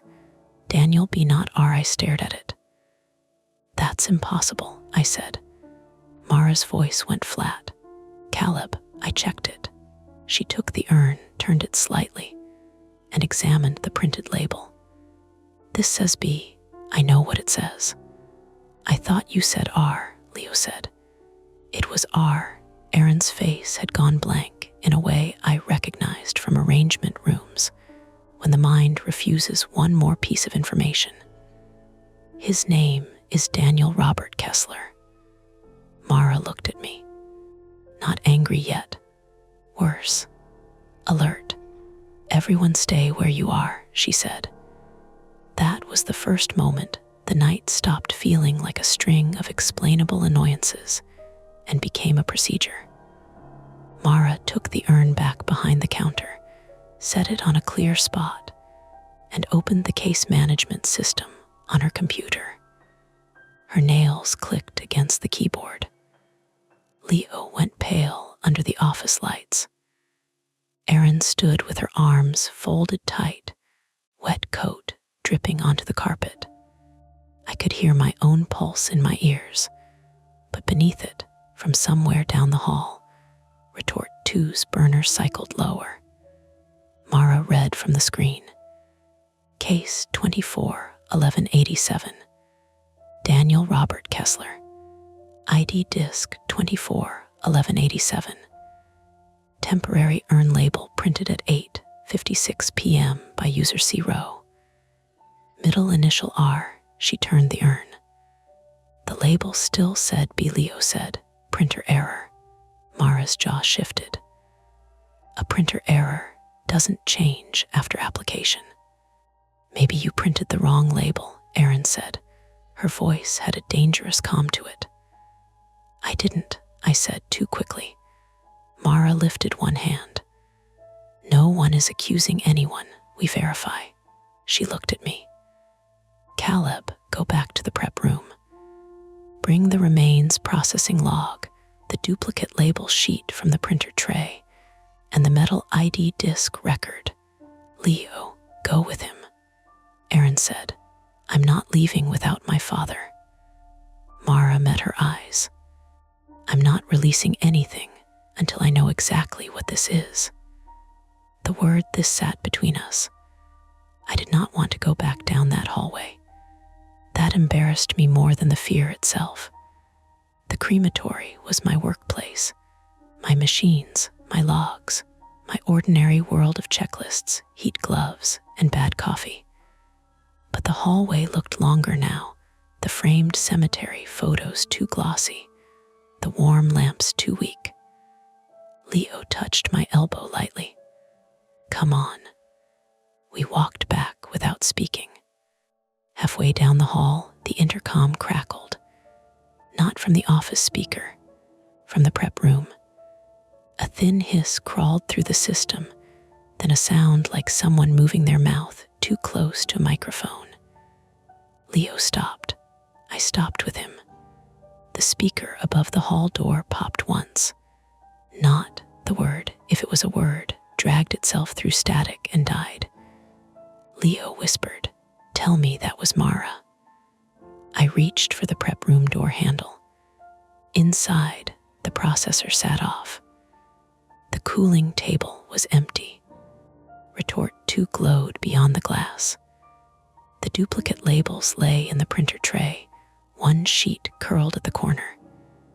The intercom panel light was on. No one was pressing it. From the speaker came a soft, dusty rasp.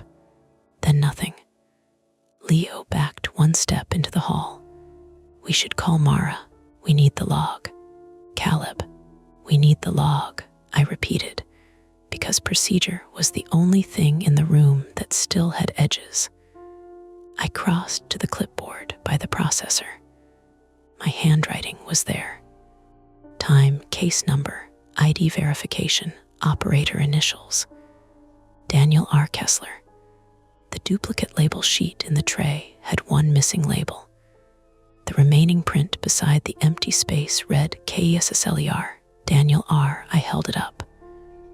Leo looked at it, then toward the hall, then toward the intercom panel with its little red light still glowing. Okay, he said. We take that to Mara. But when I turned back toward the door, I heard the sound again. Not from the intercom, from the cooling table. A faint scratching, like grit moving inside plastic. Except the urn was in the office. Leo heard it too. I could tell because his shoulders lifted and stayed there. On the lower shelf of the steel table, half hidden behind a stack of empty remains boxes, sat another black temporary urn. No label on the front. No velvet bag. No paperwork. Just the urn, warm enough to fog the metal above it in a pale oval. Leo said, very softly, that wasn't there. I wanted to say yes, it was. I wanted to say we had missed it, that the day shift had left it, that some ordinary mistake had placed an unlabeled container under the table where no unlabeled container should ever be. Instead, I stood with the clipboard in one hand and the duplicate label sheet in the other while the building hummed around us. From the office end of the hall, Mara called. "Caleb." Leo looked at me. I looked at the unlabeled urn. We had two choices then. We could shut the prep room door, bring Mara the paperwork, call the police, and treat the urn as evidence in a chain of custody failure. That was the correct choice, the defensible choice. Or we could open the case log cabinet first and find out whether North Ridge had misplaced a dead person before a grieving daughter saw us panic. I reached for the cabinet key on my belt. Leo caught my wrist. "Think before you do that," he said. The unlabeled urn ticked once as it cooled. Then from inside it, something whispered hard enough to move the lid. Mara's rule was simple. When identity gets uncertain, everything stops. Not slows down, not pauses while someone finishes a sentence. Stops. Bodies do not move. Remains do not transfer. Paperwork gets marked, time-stamped, and witnessed. Doors get locked. Phones get answered with the kind of careful language that sounds cold because it has to survive court. I knew that rule. I had trained Leo on that rule. And still, with the unlabeled urn ticking on the lower shelf like it had its own little pulse, my hand stayed on the case log cabinet key. "Caleb," Leo said again. His fingers were around my wrist, not tight, just enough to remind me there was another living person in the room. He smelled faintly of rain and vending machine coffee. His eyes kept moving from the urn to the prep room door, then to the intercom panel, where the red light had gone dark.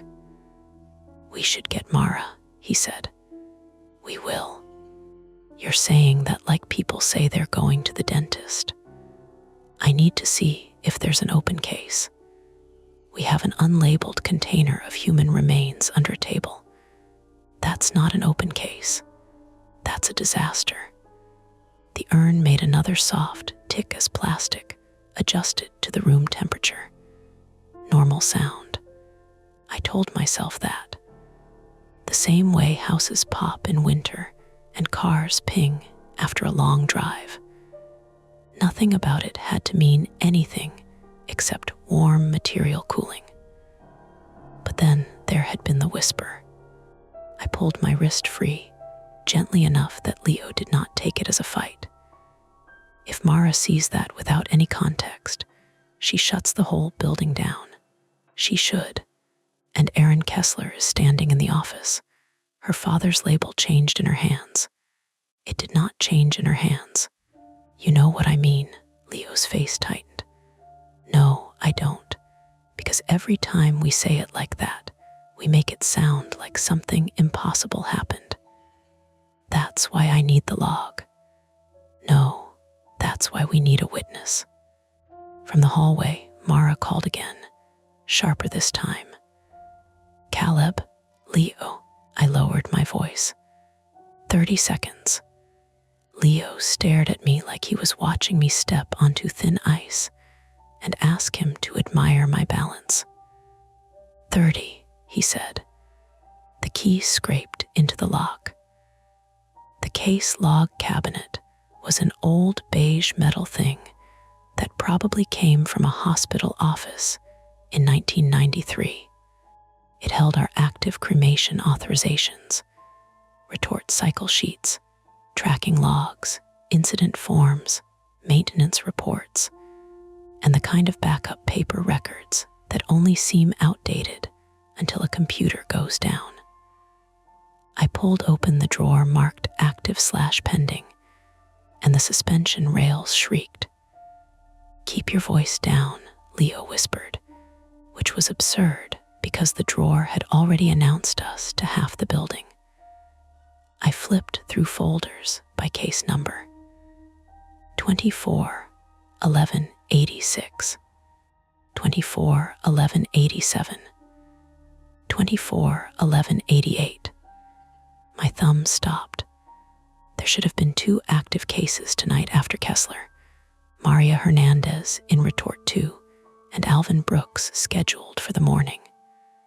Brooks was still in the cooler, uncremated, because his authorization had come late from Buffalo.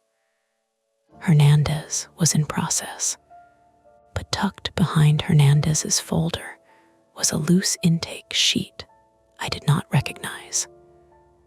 No folder, no printed authorization packet, just 1 page folded in half, damp at one corner, as if someone had handled it with wet fingers. The name line was blank. Case number 241191. Container type temporary. ID disk not listed. Received by CR my initials. I stared at them. Leo leaned over my shoulder. What the hell is that? I didn't receive this. Caleb. I didn't. The handwriting was close enough to mine that the room seemed to tilt slightly. It had the same narrow C, the same hard slant on the R, but I knew my own handwriting the way you know a scar on your hand. This was almost right, too careful, like somebody had practiced it. Mara appeared in the doorway before I could fold the sheet back. She was not out of breath, but she had moved fast. I could tell from the way her glasses sat crooked on her nose. "What are you doing?" she asked. Neither of us answered quickly enough. Her gaze dropped to the open drawer, then to the paper in my hand. "I told you to bring the log, not audit the archive." "There's another intake sheet," I said. Her expression did not change. That was how I knew she understood. "What other intake sheet?" I held it out. She crossed the room, took the page, and read it once, then again. Her mouth went flat. "Where did this come from?" "Behind Hernandez." "And where is the matching folder?" "There isn't one." Mara looked at Leo. He pointed under the cooling table, reluctant as a kid tattling on someone older. "There's an urn." Mara bent slightly and saw it.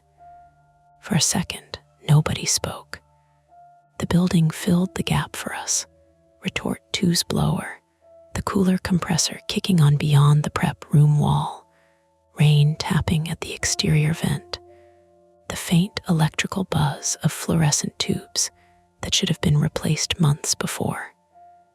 A strip of light trembled across the unlabeled urn's lid. Mara stood up. "No one touches it." "I didn't," I said. "You touched the cabinet after you found it." "I was trying to. I know what you were trying to do." She turned toward the hall. "Office. Now, both of you." Leo moved immediately. I did not. "Mara," I said, "that sheet says I received it." "And did you?" "No." "Then that is why we do this correctly." That should have landed. It should have snapped me back to myself. But all I could see were my initials on that damp paper and Aaron Kessler in the office. 1 bad minute away from calling her mother, her lawyer, or every local news station between Erie and Cleveland. My face must have shown something because Mara softened, just a little. "Caleb," she said quietly, "your fear of being blamed cannot be the thing steering us." It was a clean hit. I looked away first. My fear wasn't just being blamed. It was being wrong in a place where being wrong meant a family might bury a mistake. It was the old fear, the Owen fear, the one I carried from the day I signed a hospital release form because my mother's hands shook too badly. I had spent 12 years making myself useful in rooms where other people fell apart. If my initials were on a false intake sheet, then usefulness had become something fragile, something someone could forge with a pen. "Office," Mara repeated. We went. Aaron Kessler was on her phone when we reached the reception area, whispering with her back to the counter. The velvet bag and the disputed urn sat behind Mara's monitor, no longer within her reach. I noticed that immediately. Mara had moved it away from the public side, maybe from instinct, maybe from fear Aaron would grab it. "No, Mom, I'm still here," Aaron said into the phone. "No, don't come down. Please don't come down. I'm handling it." Mara gave us a look that meant stay quiet. Aaron pressed a hand over her free ear. "Mom, listen to me. Do not call that number again." I felt Leo shift beside me. Aaron saw us watching and turned toward the window, but the front glass was black with rain and reflected her face back at her. "Because it is Dad," she said. "Because Dad is dead." The sentence came out too loud. She closed her eyes. The office seemed to hold the words, not dramatically, not like a movie, but in the plain, ugly way a room holds a dropped plate. Mara lowered her chin and waited.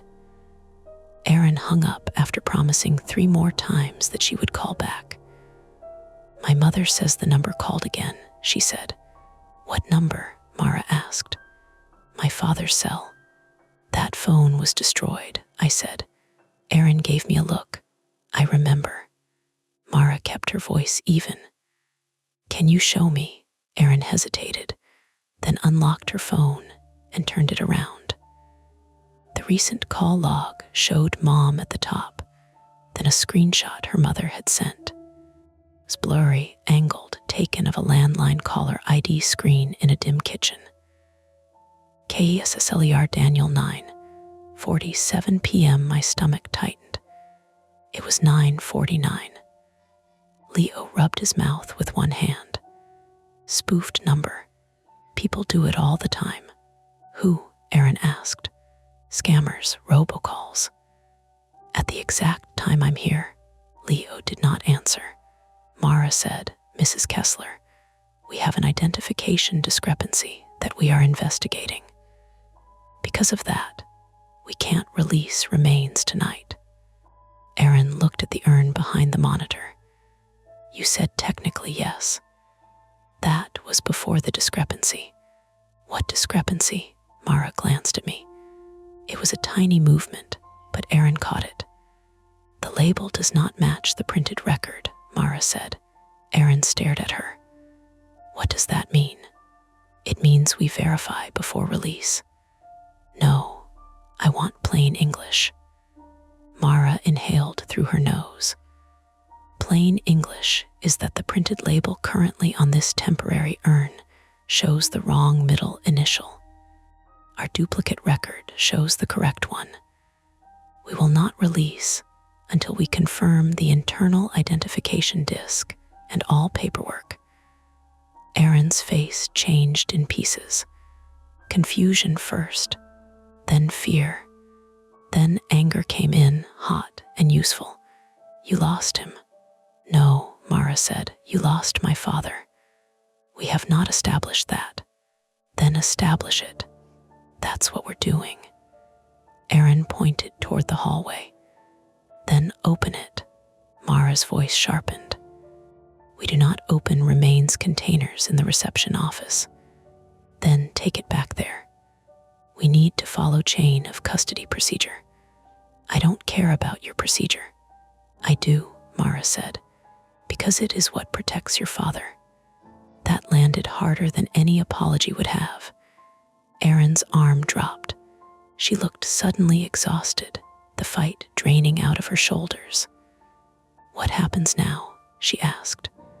Mara looked at the wall clock. "I call the funeral director on call. I call the owner. I document the discrepancy.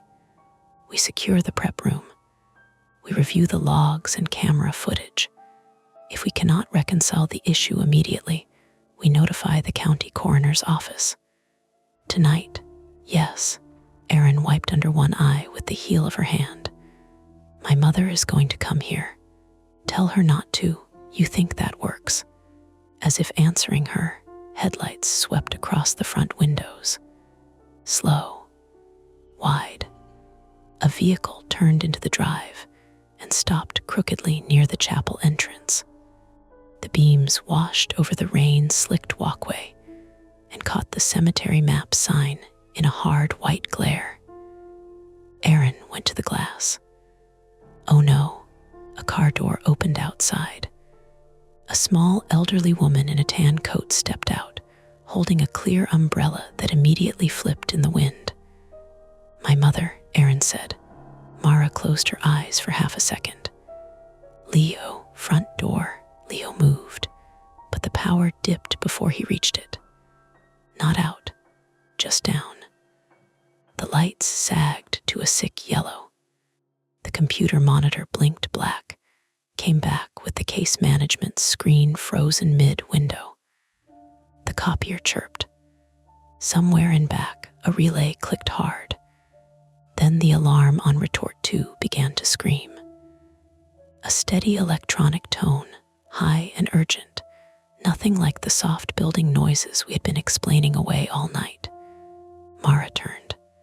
Burner fault, Leo said. No, I said. I was already moving. That tone's pressure. Mara snapped into motion. Aaron, stay here. My mother is outside. Then bring her inside and stay in the reception area. Do not go down the hall. The alarm kept going. High, relentless. It dug into my teeth. Leo and I ran down the hall, shoes skidding slightly on the polished floor. Behind us, the front door opened, and wind pushed rain smell into the building, cold and leaf-thick. Aaron called, Mom, come on, come inside. And an older woman's voice answered in a panicked, breathless rhythm I couldn't make out. In the retort room, the control panel flashed amber. Exhaust pressure fault draft failure cycle hold retort 2 was still active. Maria Hernandez, 83, female, scheduled through Lakeside Funeral Home, was mid-cycle. You do not simply stop a cremation in the middle unless the machine makes you. Even then, you do not open anything. Heat, pressure, smoke, partially combusted material, refractory brick hot enough to damage skin from too close. Everything in that room could hurt you if you got proud or sloppy. Leo grabbed the laminated troubleshooting sheet from the wall. His hands shook just enough to make the plastic flap. Draft motor, he said. Maybe the stack damper. The exhaust fan above us changed pitch, rising and falling like it was fighting something in its throat. Mara came in behind us, phone in hand. On-call director isn't answering. Call Darren, I said. I am calling Darren. Darren Pike was 58, male, the owner of North Ridge, and the kind of man who treated maintenance budgets like moral insults. He lived 20 minutes away in Mill Creek and liked to remind us that his father had run the old retort 30 years with a wrench and common sense. Darren was also the only person besides Mara with authority to shut down the facility and call emergency maintenance without getting screamed at later. Mara put the phone to her ear. Voicemail. The alarm pulsed into a faster tone. Leo read from the sheet. Check exterior exhaust intake for blockage. That's on the roof, I said. Stack access is outside by the loading bay too. Not the top screen. Mara covered the phone. Can we stabilize it? I looked at the panel. Temperature holding high. Draft reading dropping. If the draft keeps failing, the system should go safe hold and shut burners. But if the fan is blocked and pressure backs up, plain English, we could get smoke and fumes venting into the room. Leo looked at the ceiling. The room already smelled different.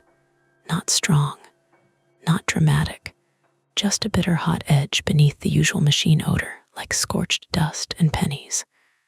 Mara heard my pause. What do you need? Someone has to check the exterior stack and intake before the system forces a full shutdown. In this weather, now, Leo swallowed. I'll go. No, I said too quickly. His eyes cut to me. What? You hate the stack access. That's not the stack. It's outside.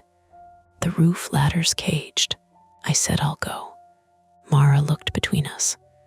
Caleb goes. Leo stays at the panel. Leo's jaw flexed. He knew why. The roof ladder had a protective cage that narrowed near the top. He would do it if ordered, and he would spend every rung pretending he was fine until he was. That was Leo. Brave in a way that made him stupid when he felt watched. I grabbed my rain jacket from the hook and the big flashlight from the charging dock. Call 911 if smoke enters the building, I said. Mara nodded. Not Darren first. Not the owner. 911. I heard you. The loading bay door opened with a groan, and wet wind slapped my face. The yard behind the crematory was ugly in the security lights. Dumpster, propane cage, cracked asphalt, stacked pallets, the low utility shed, and beyond that the cemetery falling away into rows of dark stones. Rain misted sideways. The stack rose along the back wall, stainless steel, catching the light in dull strips. Near its base was an access panel and an intake screen protected by a metal hood. I splashed through a shallow puddle, flashlight beam jumping. At first, I saw leaves.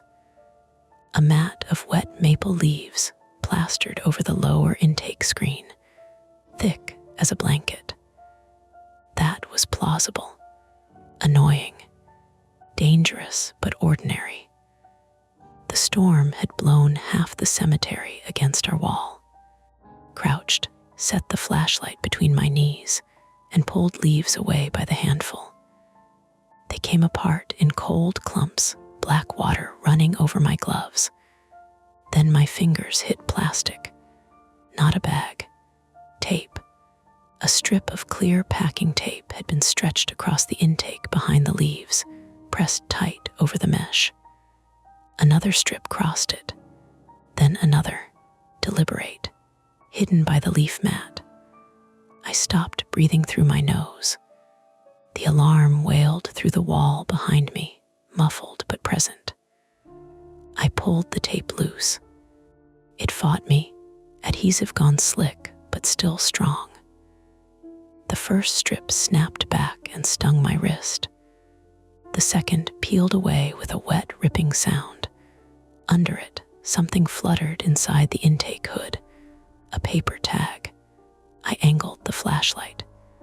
It was one of our temporary remains labels, stuck face down to the mesh. I peeled it off and turned it over. No name, just a case number printed in our office font. 241191. The blank intake sheet number. Behind me, gravel shifted. I swung the flashlight around. For half a second, the beam caught someone at the edge of the loading bay light.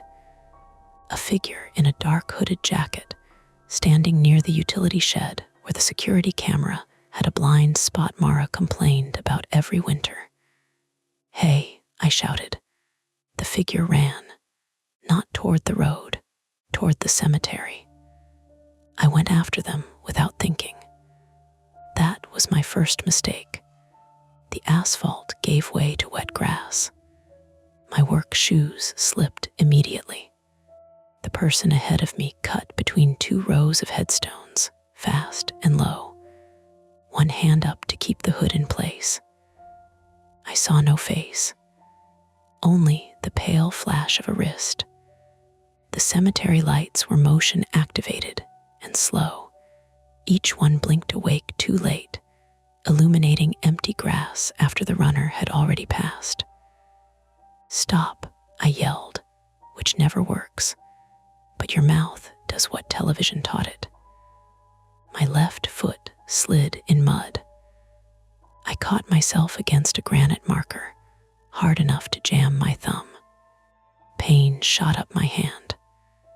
The runner reached the maintenance lane beyond the columbarium wall. A dark vehicle waited there with its lights off. A van, maybe, or an SUV. The side door opened from inside. The runner climbed in. The vehicle started and rolled away with no headlights until it reached the far curve by the cemetery's old iron gate. Then red brake lights glowed once, dim through the rain, and vanished onto the service road. I stood in the wet grass, chest heaving, flashlight beams shaking over names carved in stone. My phone vibrated. "Mara," I answered. "Get back here," she said. Her voice was too controlled. The intake was taped. Someone blocked it. "I know, the pressure's recovering. Get back." There was someone outside. A pause. Then, from somewhere inside the building behind her, I heard Erin scream. Not a horror movie scream, a real one.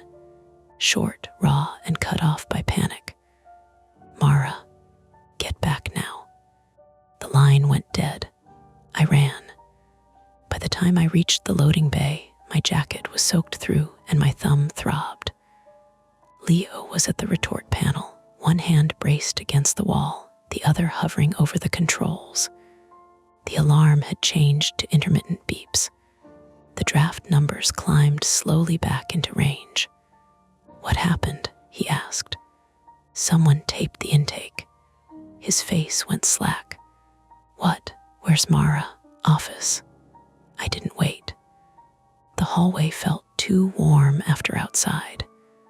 My wet shoes squeaked. At the reception end, I found Erin pressed against the wall beside the front desk, one hand clamped over her mouth. Her mother stood in the middle of the room, tiny under her tan coat, staring at the disputed urn on Mara's counter.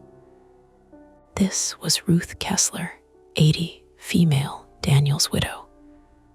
She had white hair flattened by rain, thin wrists, and the stunned, furious look of someone who had been treated like a child for too long.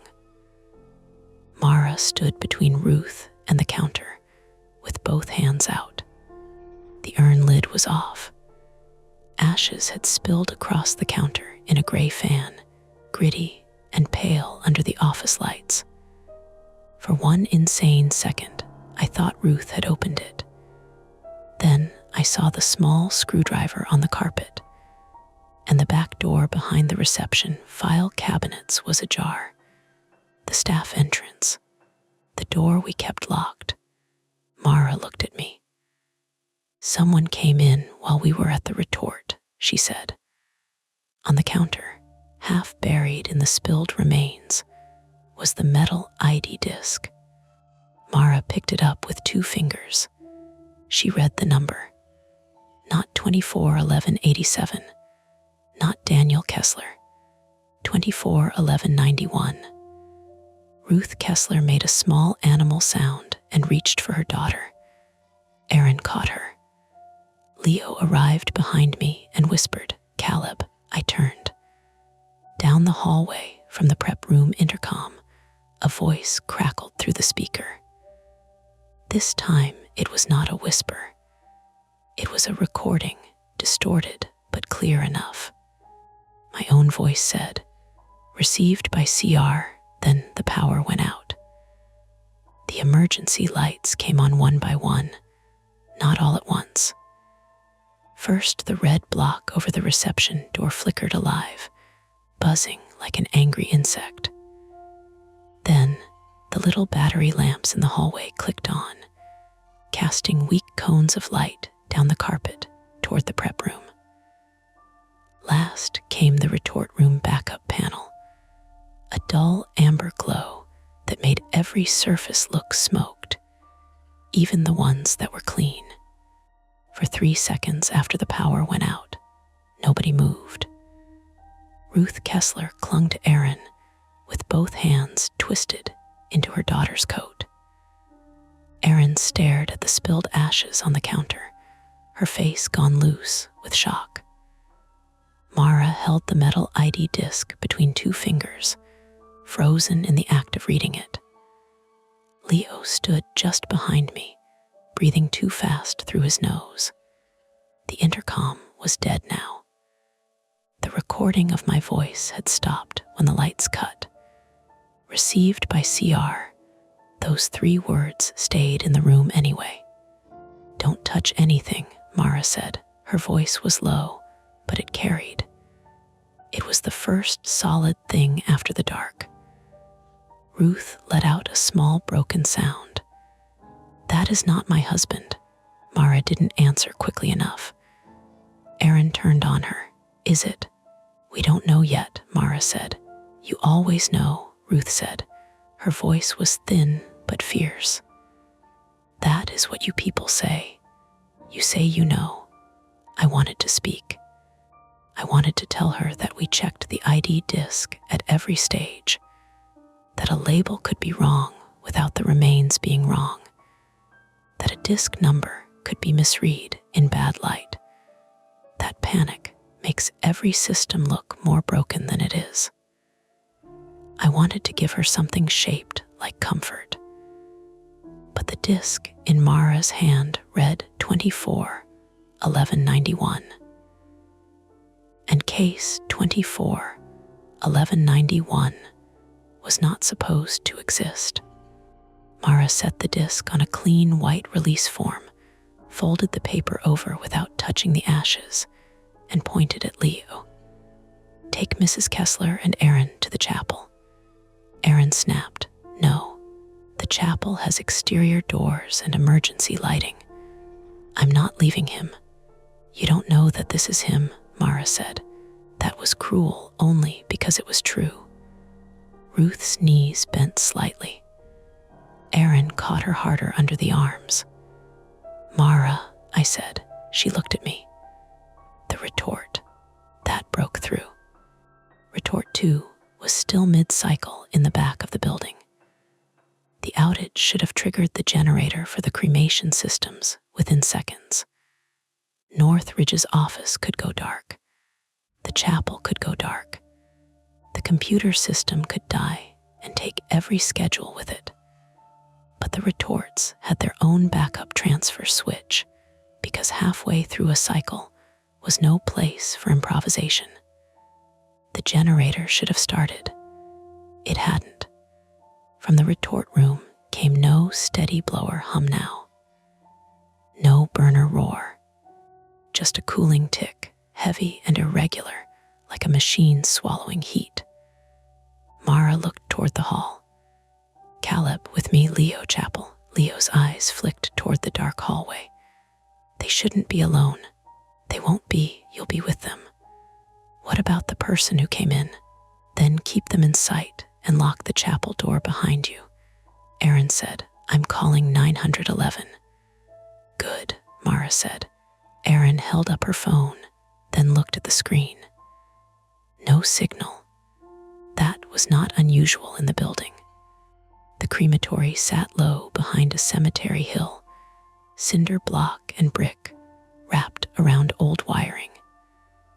Phones failed there all the time unless you stood near the front windows or outside by the chapel sign. But in that moment, it felt arranged. Mara grabbed the landline behind the desk. No dial tone.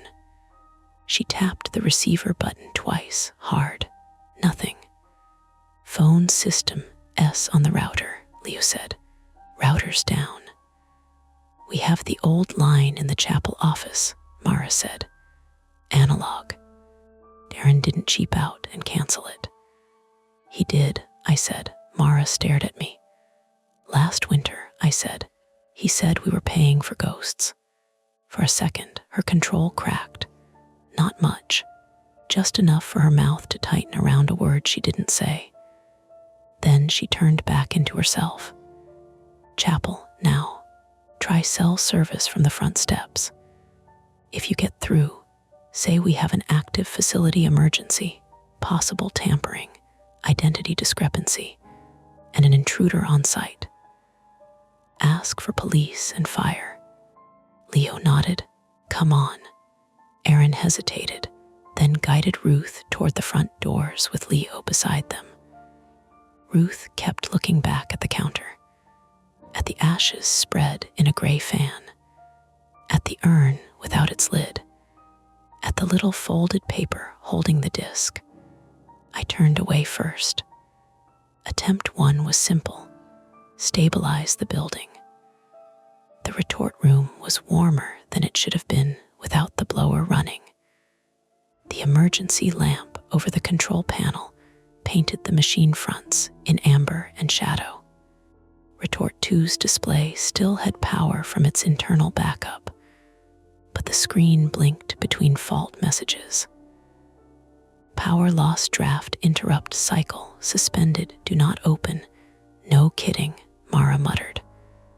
The smell had deepened. Hot brick, burned dust, a bitter chemical edge from the emergency shutdown. It scratched the back of my throat. I checked the panel. Main power is out. Generator didn't transfer. Manual switch. In utility. Utility room sat beyond the retort room, through a steel door beside the cooler, then down 3 concrete steps into a narrow service space that held the breaker panels, generator transfer box, water heater, mop sink, and old shelves of supplies Darren refused to throw away. The room had no windows. In normal light, it was ugly. In emergency light, it looked like a place designed for bad decisions. Mara followed me as far as the cooler door, then stopped. I'm staying here. You should go with Leo. I'm staying where I can see the retort and the hallway. We both knew what she meant. Someone had moved through the building while we were pulled outside. Someone had opened an urn in the office and left a screwdriver behind like a message. Procedure said preserve the scene, but procedure also assumed light, phones, and working locks. I took the flashlight from my jacket pocket. My left thumb pulsed where I had jammed it against the headstone outside. It had already begun to swell at the base, tight against the glove. Every time I bent it, pain ran into my wrist. Don't be stupid, Mara said. I'll try it once. I mean it. I know. The utility room door was heavier than usual, or my arm was weaker than I wanted to admit. It opened inward with a metal groan. The flashlight beam found the steps first, then the concrete floor below, then the black rectangle of the generator transfer box on the wall. Something moved at the edge of the beam. I flinched so hard my shoulder hit the doorframe. Putty shape hunched by the mop sink. Then it clattered. A bucket rolled out from under the sink, bumping the concrete, followed by the janitor's long-handled brush tipping slowly until it slapped the floor. I stared at it, heart hammering. From behind me, Mara said, "What? Bucket, bucket." Fell. Caleb, it's fine. It was not fine, but it was explainable. The mop bucket had been stored badly on the bottom shelf. The vibration from the failed generator or the door opening must have shifted it. That was all. A bucket, not a person. Plastic wheels, not footsteps. My body did not accept the explanation right away. It kept dumping panic into my arms and legs, useless and hot. I went down the steps. The transfer switch handle was halfway between auto and manual, stuck in a position I had never seen it occupy. Beside it, the generator status light blinked red. Fault, low fuel. That can't be right, I called. Mara stayed at the top of the steps. Why? Darren had it serviced 2 weeks ago. I opened the panel cover. The service tag hung from a wire. Inspected, load tested, fuel at 78%. Signed by Great Lakes Power Systems. The gauge below the panel read empty. Not low, empty. The generator tank was outside behind the utility wall, fenced beside the propane cage. If someone had drained it, they had done it before the power cut. Maybe before the blocked intake. Maybe while we were all inside trusting machines that had already been made untrustworthy. I tried the manual transfer anyway. Nothing. The switch wouldn't engage. I lifted the flashlight and saw why. A small padlock had been snapped through the safety hasp on the manual lever. Not ours. New brass. No tag. Mara. She came down 2 steps despite herself. I pointed. She said nothing for a moment. Then, very quietly, get back up here. I can cut it. With what? Bolt cutters in the garage. And whoever put that there knows where the bolt cutters are too. The retort panel beeped twice behind her. A new fault. Mara turned and went back. I looked once more at the lock. New brass, bright in the flashlight. Ordinary hardware store sabotage. No ghosts. No cursed ashes. Just a person who knew our weak points. That was worse. Attempt 1 failed. The generator was dead. The manual transfer locked. And retort 2 was sitting hot in a suspended cycle with Maria Hernandez inside, while the building breathed less air than it should. Attempt 2 was contact and evacuation. Mara and I returned to reception. The spilled remains still lay on the counter. In emergency light, the gray looked almost blue. I avoided looking at Ruth's face because I couldn't bear to see what that color did to her.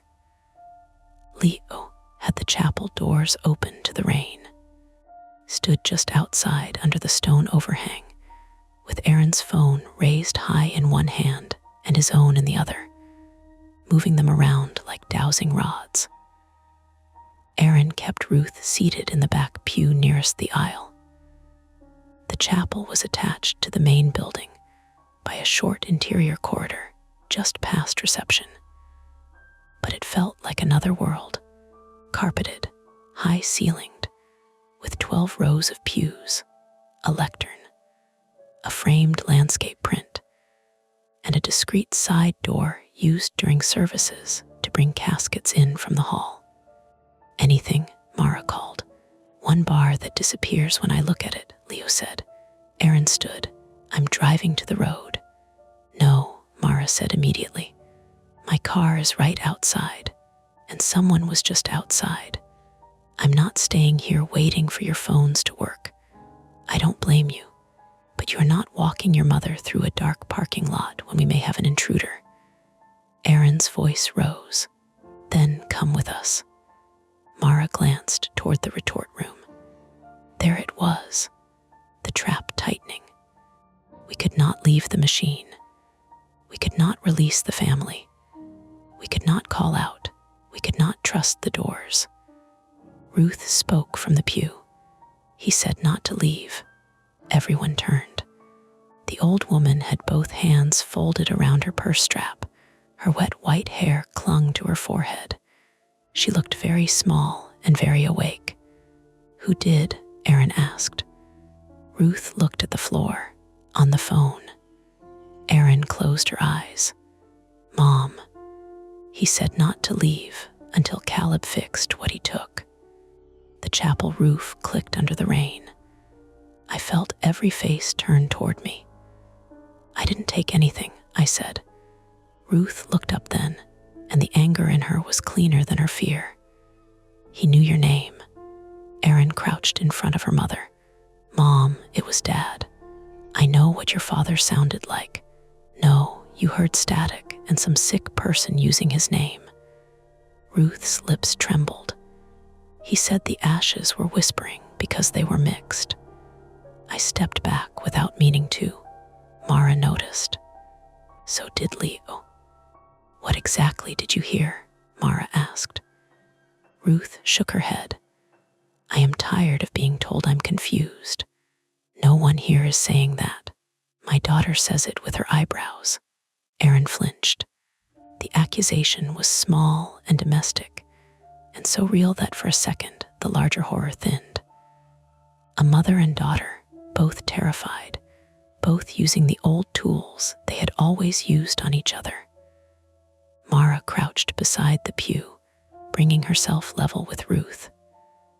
"I believe someone called you. I believe they said things meant to hurt you. I need to know the words so I can help prove it." Ruth held her gaze. Then she opened her purse. Inside was a little spiral notebook, the kind sold in packs of 3. She pulled it out and handed it to Mara. "I wrote them down," she said, "after the second call." Mara flipped it open under the emergency light. Her face changed. I leaned in. The handwriting was shaky but legible. "Don't let them burn Maria all the way. Case 1191 is not a man. CALEBSIGNED. ASHES whisper when teeth are left in." Leo whispered, "What the hell does that mean?" "Teeth survive cremation sometimes," I said automatically. "Fragments, dental work.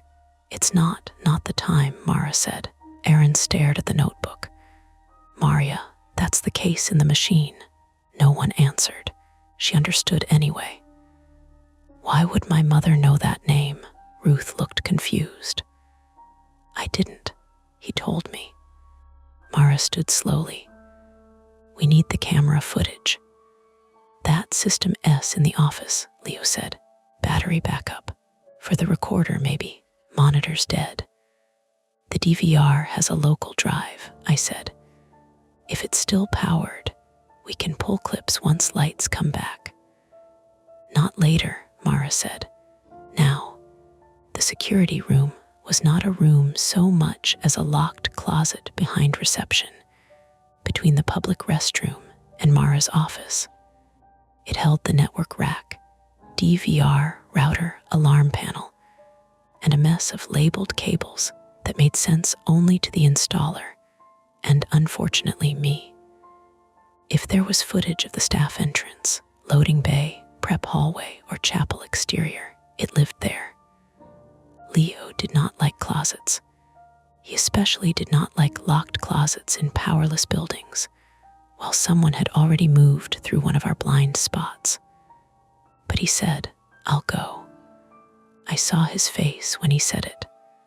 Pale, determined, angry at himself for being afraid. "No," I said.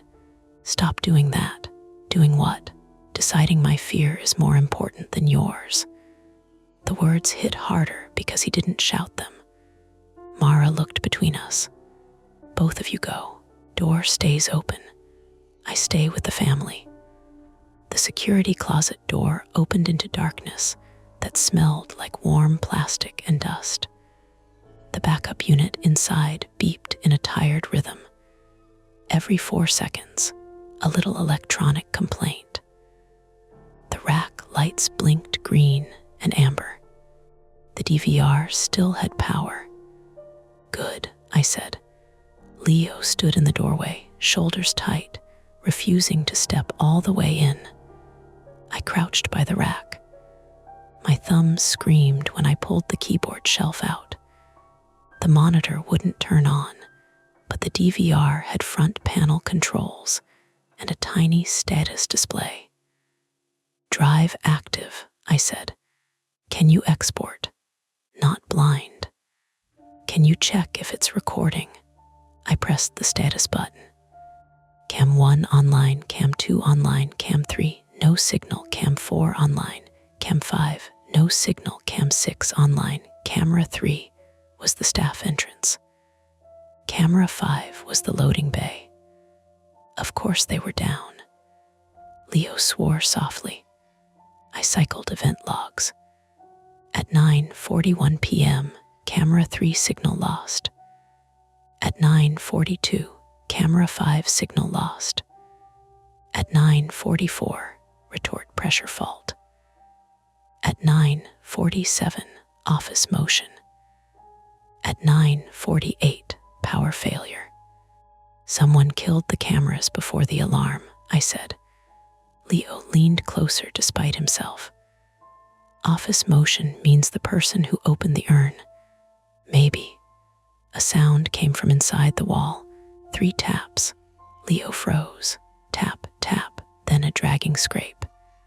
He backed into the hallway so fast he hit the opposite wall. I stared into the closet, flashlight lifted, every muscle locked. The scrape came again. Inside the wall, behind the cable panel. Leo whispered, "There's someone in there." I almost believed it. The sound had a terrible patience. Tap, tap, drag, like fingernails testing drywall. Then the rack fan spun down. A cable slipped loose from the patch panel and knocked against the metal conduit. The loose end swung, tapped twice, and dragged along the wall plate. I reached out and stopped it with 2 fingers. "Cable," I said, though my voice did not sound brave. Leo laughed once. It had no humor in it. "I hate this building." That was the misdirection. Not a person in the wall. Not ashes whispering through wires. A loose cable swinging as the backup power dipped. But the facts it revealed were still bad. The cameras that mattered were dead before the sabotage became visible. Attempt 2 failed. We could not call out. We could not safely evacuate. We could not use the cameras to see who had entered. Every route toward clarity ended in another missing piece. When we returned to the chapel, Ruth was standing. "Mara," I said. Mara turned from the front window. "What? Where's Aaron?" Ruth answered before Mara could. "She went to get the car." Mara's face went white with anger. "What? She said she could drive to the road faster than waiting for you people." Leo was already moving. We ran through reception to the front doors. Rain blew in around us. Aaron's car sat under the portico, driver's door open, interior light glowing. "No Aaron. Aaron," Leo shouted. The parking lot stretched in front of us, broken by puddles and orange light. Beyond it, the main drive curved past the cemetery office and down toward the road. Her keys dangled from the ignition. The engine was off. Mara grabbed Ruth by the shoulders when she tried to step outside. "Stay inside. My daughter inside." I took the flashlight and swept the ground. Wet footprints crossed from the driver's side toward the chapel side path, then doubled back toward the staff walkway between the chapel and crematory addition. Another set joined them there. Larger. Work boots. "Someone took her around the side," Leo said. "Or she followed someone," Mara said.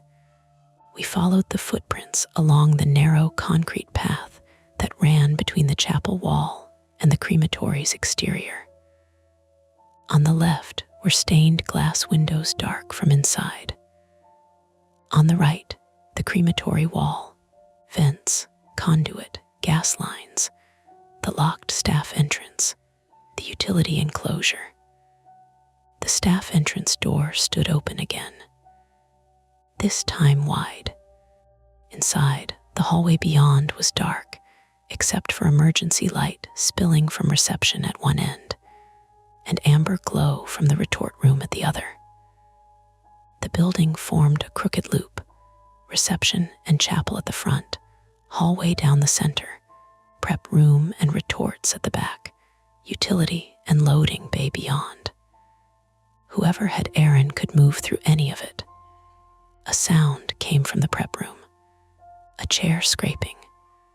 Then Aaron's voice, muffled. "Get away from me." We entered fast. Too fast. The prep room was empty at first glance.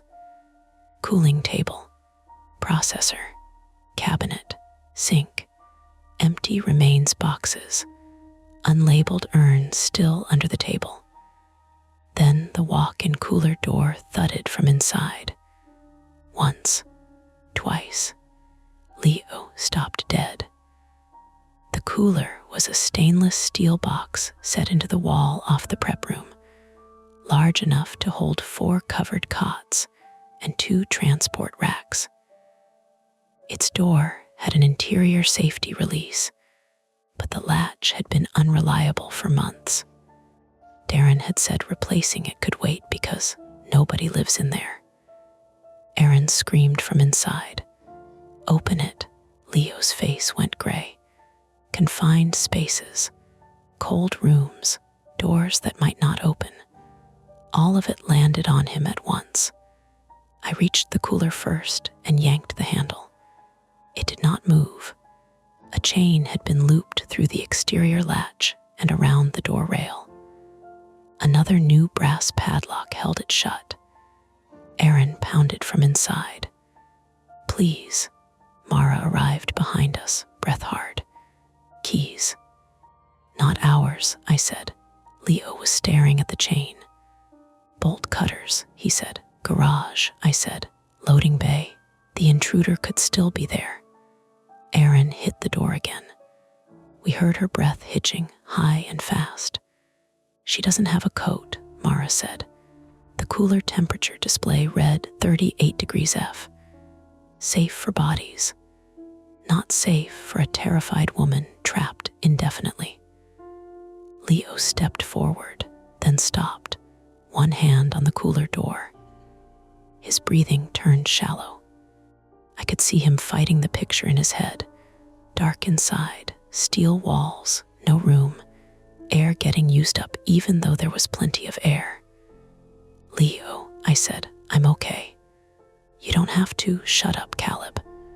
He turned on me with a flash of anger that was almost relief. "Stop making me the fragile thing in the room." Then he looked at Mara. "Keep talking to her. Don't let her panic. Caleb and I get the cutters." Mara nodded. "Go." We ran for the loading bay. The hall seemed longer now, warped by emergency lights. My wet clothes clung cold to my back.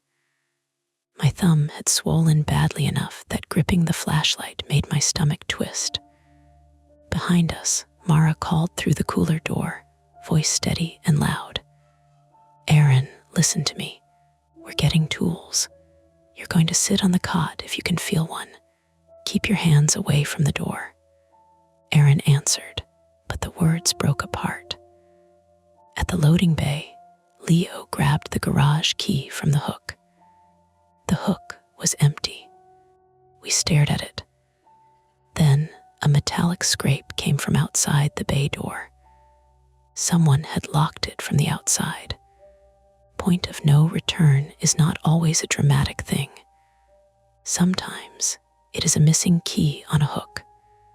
Sometimes it is a woman trapped in a walk-in cooler, an active retort cooling wrong behind you, a family in the chapel, phones dead, cameras cut, and every door you trusted becoming part of someone else's plan. Mara shouted from the prep room. "Hurry." Leo looked at the locked bay door. I looked at the fire axe mounted in the wall cabinet beside it. The cabinet glass was intact. The alarm sticker on it was old and peeling. I drove my elbow through it. The glass broke inward, bright and loud. At the same moment, the intercom above us clicked on with battery-fed static. A distorted voice whispered, "Not mine this time. Don't open the cooler." Leo reached for the axe anyway, and from inside the prep room, Aaron stopped screaming. Leo took the axe from the cabinet with both hands. The intercom hissed above us.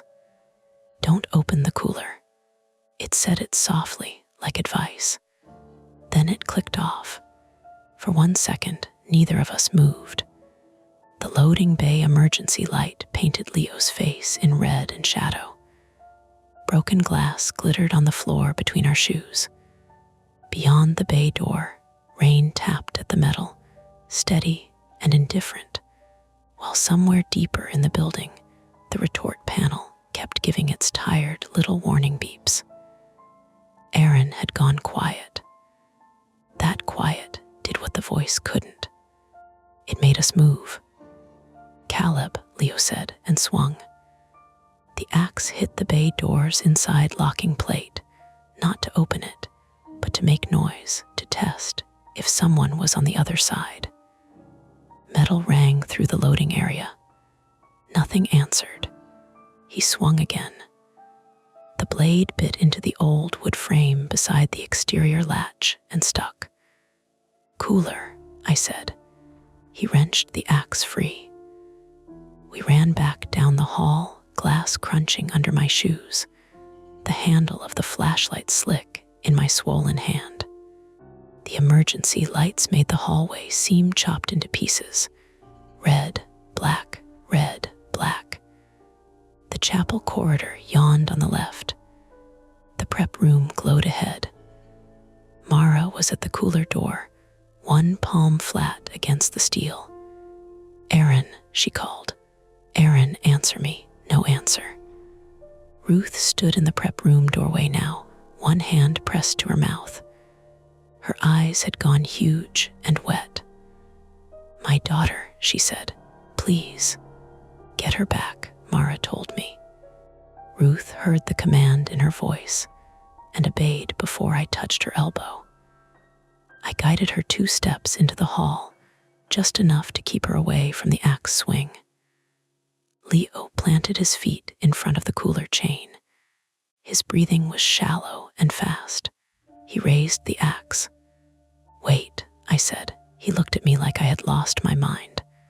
"The warning," I said. "Are you kidding me?" "No, think. Why say don't open it? Because they want us not to. Or because something rigged." Mara went still. I dropped to my knees and swept the flashlight along the cooler latch. Chain through the rail. Brass lock hanging low. Door gasket. Handle. Floor. At first I saw nothing except wet shoe prints, scuffed concrete, and the dark smear from my own mud-caked shoes. Then the beam caught a thin line running from the bottom of the cooler door toward the sink cabinet. Fishing line. Clear, taut, almost invisible. "Stop," I said. Leo froze with the axe above his shoulder. I followed the line with the flashlight. It ran under the prep table, around the leg, then up to the edge of the counter, where the unlabeled urn sat now. Someone had moved it from the lower shelf. The urn rested near the sink, lid loose, with the line taped to it. If we opened the cooler hard, the line would yank the urn off the counter. At first, that seemed stupid, cruel, but harmless. Then I saw what sat behind the urn. A plastic specimen jar half full of cloudy yellow fluid, the kind we used for recovered surgical hardware before disposal. Its lid had been loosened. A strip of tape held a disposable lighter against the jar, thumb wheel jammed in place with a folded paper clip. Leo lowered the axe an inch. "What is that?" "Solvent," I said. Mara squinted. "From where?" "Maintenance cabinet. Maybe acetone, maybe alcohol." "It won't explode like a movie," Leo said, voice trembling. "No," I said, "but it'll burn." and smoke. And if it spills near the processor dust, the processor sat under the counter, seems still dusted pale from the night's work. Bone dust, pulverized remains, paper fibers from temporary containers. Not a bomb, not even close, but enough dust and solvent and panic in a small prep room could blind people, set off smoke alarms if power returned, contaminate every surface, and destroy evidence we needed. Mostly, it would make us hesitate. That was the point. Mara's face went hard. Cut the line. With what? She pulled a pair of trauma shears from the first aid kit mounted near the sink. Mara always knew where tools lived. Always. Even in red light. Even shaking. I took them, but my left thumb wouldn't work right. It had swollen badly now, purple at the base, and when I tried to open the shears, pain sparked up my arm. Give them, Leo said. His hand brushed mine. Cold, sweaty. He crouched, slid the lower blade under the fishing line, and cut it. The line snapped with a small bright sound. Nothing fell. Nothing burned. Mara did not waste breath. Now, Leo raised the axe and brought it down on the brass lock. The first blow glanced off and gouged the cooler door. Again, Mara said. He hit it again. The sound was enormous in the prep room. Ruth cried out from the hallway. The third blow split the lock casing, but didn't break it. Leo's face twisted, not with fear now, but effort. He gripped the axe higher and swung with everything he had. The lock broke. The chain dropped. Mara grabbed the handle and yanked. The door opened 6 inches before something inside blocked it. Aaron, she shouted. A weak sound came from the dark gap. Leo backed away from the opening as cold air spilled around our legs. I saw what it cost him.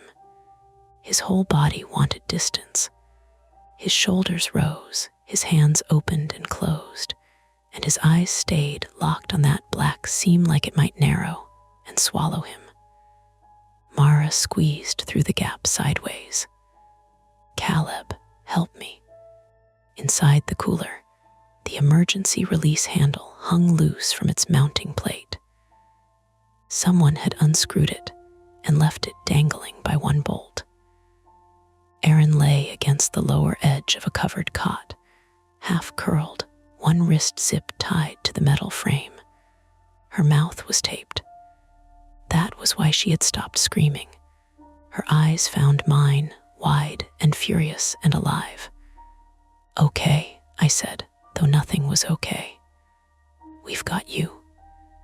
I pulled the tape off her mouth as gently as I could. She sucked in air and started coughing. My mom, she rasped. She's safe. Behind me, she said.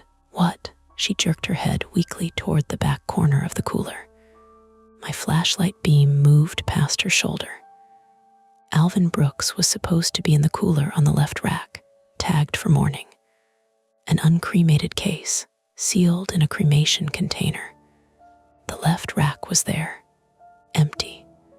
At the back of the cooler, behind the transport cot, sat a black plastic contractor bag. The bag shifted. Mara saw it too. Out, she said. A muffled voice came from inside the bag. Not a whisper, not static. Human. Leo appeared in the doorway. What? Someone's in here, Mara said. We freed Aaron's wrist with the trauma shears. Her skin was red where the zip tie had cut in. She couldn't stand at first. Her legs shook too badly. I got an arm under her shoulder, and she grabbed my shirt like she hated me and needed me at the same time. As we got her through the cooler door, the contractor bag thrashed once, hard. Ruth screamed from the hallway. Leo stumbled back, hitting the prep table. The loosened urn wobbled but didn't fall. Mara took the shears from me and cut the bag open from the top down. A man spilled out onto the cooler floor. He was alive, barely conscious, duct tape across his mouth, wrists bound in front of him, his face gray from cold and fear. He wore a navy work jacket with a stitched logo over the chest. Great Lakes Power SYSTMS. Had seen that logo on the generator service tag. He blinked up at us, eyes unfocused. Name, Mara said. He tried to speak through the tape. She peeled it off. Tom, he gasped. Tom Riley. Tom Riley was 53, male, a generator technician from Great Lakes Power Systems, stocky, balding, with a split lip and a swelling left eye. He smelled of cold sweat, diesel, and the plastic bag he had been trapped inside. His voice shook so badly the words came out in pieces. Back door, he said. He had a gun. Everything stopped moving inside me. Mara's eyes sharpened. Who? Tom swallowed. Funeral home guy. Lakeside, said check the transfer. Then hit me. Lakeside handled Maria Hernandez, I said. Tom nodded once, or maybe just trembled. Name, Mara said. I don't know, tall beard. Black coat. He took my keys, drained the tank after I topped it off, made me say the transfer was serviced. Tom closed his eyes. He was waiting for you to open the cooler. The retort panel beeped again. Then the building groaned. A low, metallic sound came from the retort room, followed by a puff of bitter smoke that seeped under the prep room door. Mara turned. Leo, he ran to the panel. I helped Erin into the hallway, where Ruth collapsed against her, sobbing into her coat. Erin held her mother with one arm and kept her other hand pressed to the zip tie cut on her wrist. Her face was colorless, but focused now. Shock can sharpen people for a few minutes before it takes payment. Do you have your phone? I asked her. In my car, keys. In the ignition, of course. Mara pulled Tom upright enough to sit against the cooler wall. Can you walk? He shook his head. Ankle, I looked down. His right ankle was swollen badly, foot turned at a slight wrong angle, not broken for sure, but bad. Stay with him, Mara told Erin. Erin gave a dry laugh that was almost a sob. I was in the cooler 10 seconds ago. I know, Mara's voice softened for the first time. But you're out, he is. Erin looked at Tom, then nodded. Another smoke puff rolled through the prep room door. Leo shouted, Caleb. The retort room was filling slowly, not with thick black smoke, but a thin brown-gray haze that made the lights halo. The panel showed draft dropping again. Without generator power, without full exhaust, the suspended cycle was becoming a hazard. We need that manual transfer, Leo said, or we need ventilation. Padlock S still on. Bolt cutters. Garage key S gone. Bay door locked. He looked toward the office. Erin's car. What? Trunk. She might have tools, tire iron, anything. Mara stepped in behind us, coughing once into her sleeve. No one goes outside alone. As if summoned by that sentence, the chapel exterior door slammed. Not from wind. A human slam. The three of us turned toward the hallway. A man's voice called from reception, loud and smooth. Ruth, Erin, Mrs. Kessler. Erin's head lifted in the prep room doorway. That S. Paul, Mara whispered. Who is Paul? Paul Decker, Erin said. 48, male. Lakeside Funeral Home. He handled Dad's transfer. Paul Decker appeared at the far end of the hallway in the red emergency light, rain shining on his black overcoat. He was tall, broad through the shoulders, with a neat dark beard and the solemn face of a man who had practiced sympathy in mirrors. In one hand, he held Aaron's phone. In the other, a small black pistol pointed down toward the carpet. Not raised. Not yet. Everyone stay calm, he called. This has gone farther than it needed to. Mara stepped into the hall before I could stop her. Put the gun down, Paul, he smiled sadly. Mara, I don't want anyone hurt. You locked a woman in a cooler. She wasn't supposed to go outside. You taped her mouth. She screamed. The simplicity of it made Aaron flinch like he had touched her again. Paul's gaze moved past Mara to me. Caleb, you complicated this. I did. You checked things too closely. My mouth was dry. Sorry, occupational habit. Leo made a tiny sound behind me. Not humor. Fear trying not to become panic. Paul lifted the gun slightly. Where is the 1191 container? Mara said. Why? Because it belongs to Lakeside. No, Mara said. Human remains do not belong to a funeral home. His face hardened for the first time. There it was, the grief mask slipping. They were not supposed to be here, Paul said. Your facility accepted an off-book case. Caleb signed. I didn't sign anything, he shrugged. The paper says different. The voice note says different. You faked those. I preserved a record. A record of what? He glanced toward the retort room as another alarm sounded, lower now, angrier. We don't have time for a seminar. Mara kept him talking because Mara understood procedure, and hostage situations share one rule. Time changes outcomes.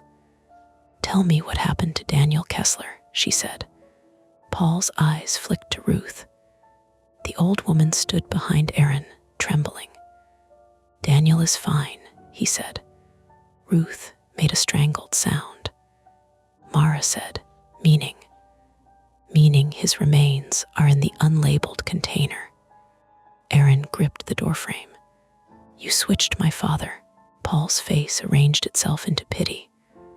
I protected him from being mixed into evidence. What evidence? I asked. He looked at me then, and the hate was personal, though I had no idea why. Case 1191 was a problem before it reached you. Maria Hernandez, Mara said. He did not answer. Tom groaned from the cooler behind us. Not Maria. Paul's head snapped toward the prep room. He's alive. Mara used that half second. She knocked the wall fire extinguisher off its bracket and discharged it down the hallway. White powder exploded between us. Paul shouted. The gun cracked once. Not loud like movies. Smaller, sharper, final. The bullet hit the wall beside the prep room door and threw plaster into my face. Leo grabbed my shirt and pulled me down. Mara ducked behind the reception corner. Aaron screamed. Ruth screamed with her. The retort alarm blared over all of it. Move, Leo shouted. The extinguisher cloud filled the hallway, making everything white and bitter. My eyes burned instantly. My throat seized. I crawled backward into the retort room, dragging Leo with me, or maybe he dragged me. Hard to tell. Paul coughed somewhere in the cloud. Another shot. This one hit metal. The retort panel sparked and went black. Retort 2's alarm died. For one breath, the sudden loss of sound was worse than the noise. Then smoke began to push from the top service seam of retort 2 in a steady, ugly ribbon. No, Leo said. Mara shouted from the hall. Caleb, Paul appeared through the fading white cloud, gun up now, eyes streaming from the powder. He aimed toward the prep room, toward Aaron, Ruth, Tom. I did the only thing near me. I grabbed the long ash rake from the retort tool rack and swung it into the side of his knee. The sound was dull and wet. Paul went down hard, firing as he fell. The shot hit the overhead light cage. Glass rained down. He screamed, clutching his leg. The gun skittered across the concrete toward the retort room floor drain. Leo kicked it away before Paul could reach. Paul rolled onto his side, trying to get up, but his right knee bent wrong. I had not broken it cleanly. I had done something worse and messier, something with ligaments and weight and immediate consequence. His face had gone red with pain. Mara came out of the powder cloud and hit him with the empty extinguisher. Once, in the shoulder, not the head. He dropped flat. "Zip ties," she said. Aaron stumbled from the prep room, still coughing, and threw the cut zip tie pieces at her. He used them all. Leo yanked his belt free. I grabbed Paul's wrists. He fought hard, harder than he should have been able to with his leg ruined, and his fingers clawed across my swollen thumb. Pain flashed white. I nearly let go. Mara put her knee between his shoulder blades. "Don't." Paul spat powder and blood onto the concrete. "You don't know what you're covering." "Then tell us," Mara said. He laughed once, choked. "Too late." From retort 2 came a loud metallic pop. All of us looked. Smoke thickened. The service seam glowed faintly where it should not glow. The machine was too hot, undervented, damaged by the shot, and no longer monitored by a functioning panel. Leo grabbed the gun with a rag and slid it behind the tool cabinet. "We have to ventilate." "How?" Mara asked. "Loading bay door. Locked. Axe." Paul laughed again. "Bay door won't help." I looked at him. He smiled through blood.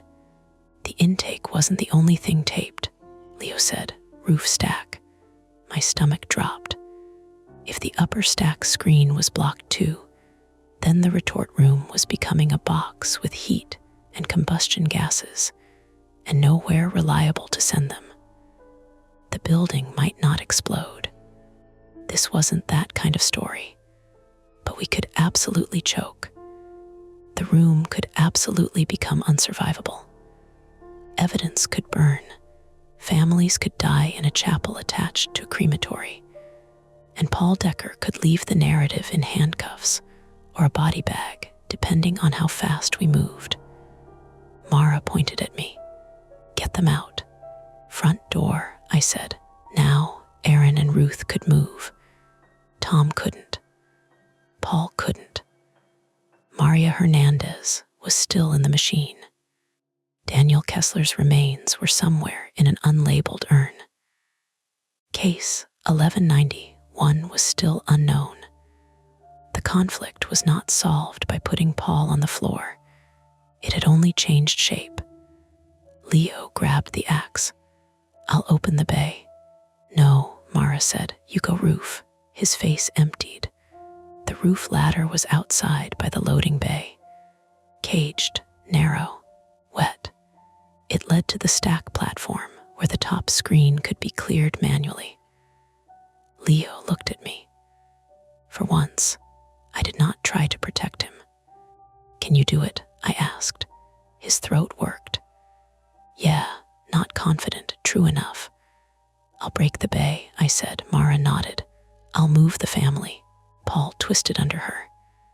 "If you open the stack, you burn the proof." Mara leaned close to his ear. "Then I hope you made copies." We split. Mara got Aaron and Ruth through the front reception door into the rain. Ruth resisted until Erin put both hands on her face and said, "Mom, move or I die here with you." That worked. Grief understands bargains when politeness fails. I went to the loading bay with the axe. My thumb made every grip sloppy. The first swing hit the door bar and bounced. The second splintered the wood frame around the side latch. The third sent pain from my thumb to my elbow and made me gag. I changed hands and swung lefty, ugly and weak, until the frame cracked enough to shove the door open 3 inches. Rain air came through the gap. Beautiful, cold. I drove my shoulder into it. Once, twice. On the third shove, the exterior latch tore loose, and the loading bay door burst open. Fresh air rolled in. Behind me, the retort room smoke crawled lower. Outside, Leo was already on the ladder.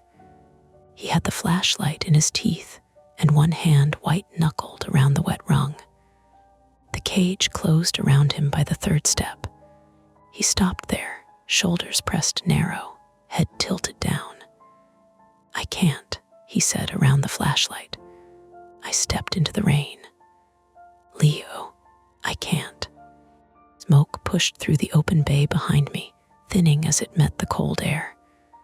Not enough. The stack still needed clearing.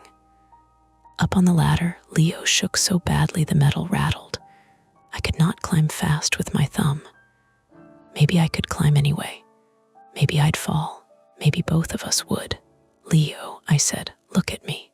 He did. "You don't have to be okay in there. You just have to move." His face crumpled with anger. "That's not helpful." "I know." He laughed once, breathless and terrified. Then he climbed. Rung, then another. The cage swallowed him. He made it to the platform by sounding like a man drowning on dry land. I heard every breath, every curse, every scrape of boot on metal. At the top, he disappeared behind the stack. "Leaves," he shouted. "Tape, more tape. Pull it." "I am." Below, Mara dragged Paul toward the loading bay threshold with the help of Erin, who had come back despite being told not to. Tom hobbled behind them, using a broom handle as a crutch, his face gray with pain. Ruth stood outside under the portico, crying into Erin's phone now that it finally had one faint bar. I heard her say, "Police. We need police. North Ridge Crematory, please." The word police sounded unreal and ordinary at the same time. Above us, Leo shouted. The stack gave a sudden coughing roar. A column of smoke belched upward into the rain, dark at first, then thinning as the draft caught. The retort room exhaled. The pressure changed so fast my ears popped. Leo leaned over the platform railing and vomited into the grass. Then he started laughing. Not because anything was funny, because he had done it and his body didn't know what else to do. Inside, retort 2 settled from angry popping to a harsh, damaged hum as the natural draft resumed enough to pull smoke away from the room. We still had no power. The cycle was ruined. The machine would need emergency shutdown, inspection, and maybe replacement. Maria Hernandez's cremation was compromised. There would be reports, investigations, explanations that would never satisfy her family. But the building was not filling with smoke anymore. Paul lay on the loading bay floor, hands bound with Mara's belt, knee swollen grotesquely under his trousers. He stared at the ceiling and smiled as rain blew across his shoes. Mara stood over him, extinguisher in one hand. "Who is 1191?" she asked. He closed his eyes. "Paul." His smile twitched. From the prep room, a soft sound came. A whisper. This time, none of us pretended it was supernatural. Mara and I looked at each other. We followed the sound to the counter. The unlabeled urn still sat near the sink. During the chaos, the loose lid had shifted. Under it, inside the temporary container, something vibrated faintly. Not ashes. A phone. I pulled on a clean glove with shaking fingers and lifted the lid. Inside the urn, buried in Daniel Kessler's cremated remains, was a cheap prepaid cell phone sealed in a thin evidence bag. The bag was dusted gray. Its screen glowed with an active call. Caller ID blocked. The speaker was on. A recorded voice whispered from inside the ashes. Caleb signed. Then a pause. Case 1191 is not a man. Then static.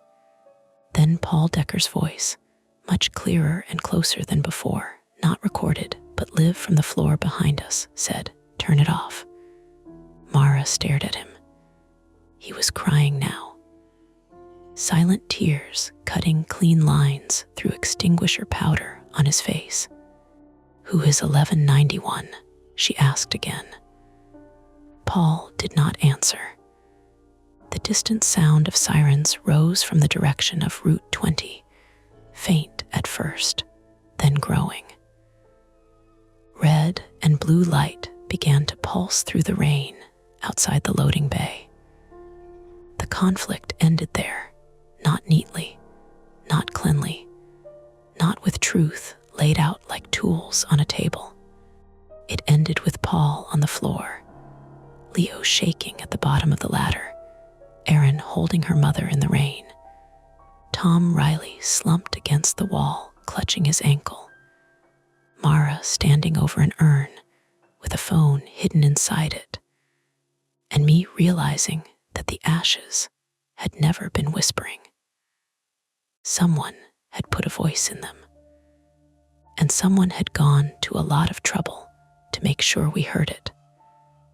By the time the first cruiser came through the cemetery gates, the rain had softened to a mist. That detail stayed with me for months afterward. Not Paul's gun, not the urn on the counter, not even the voice coming through the ash. The mist, thin and ordinary under the blue-red pulse of the lights, settling on the maple leaves stuck to the asphalt, on the brass padlock we had broken off the cooler, on Leo's bent back as he sat on the loading bay step and tried to breathe without anyone watching.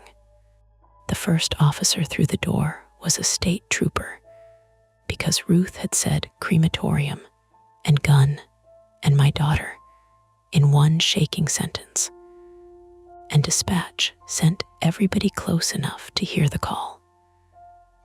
Officer Grant Velasquez was 39, male, a Pennsylvania State Police trooper with a square jaw, wet hat brim, and the cautious stillness of someone who had learned not to trust calm rooms after violence. He entered through the loading bay with his pistol drawn low, saw Paul Decker face down on the concrete with Mara's belt around his wrists, saw the axe, saw the broken extinguisher cloud settling over the floor, and said, "Who has the firearm?" Mara pointed to the tool cabinet. Behind there, wrapped in a rag. He dropped it. "Who moved it?" "I did," Leo said. His voice sounded far away. Velasquez looked at him, took in the powder on his clothes, the glass on his sleeves, the way his hands wouldn't quite stop shaking.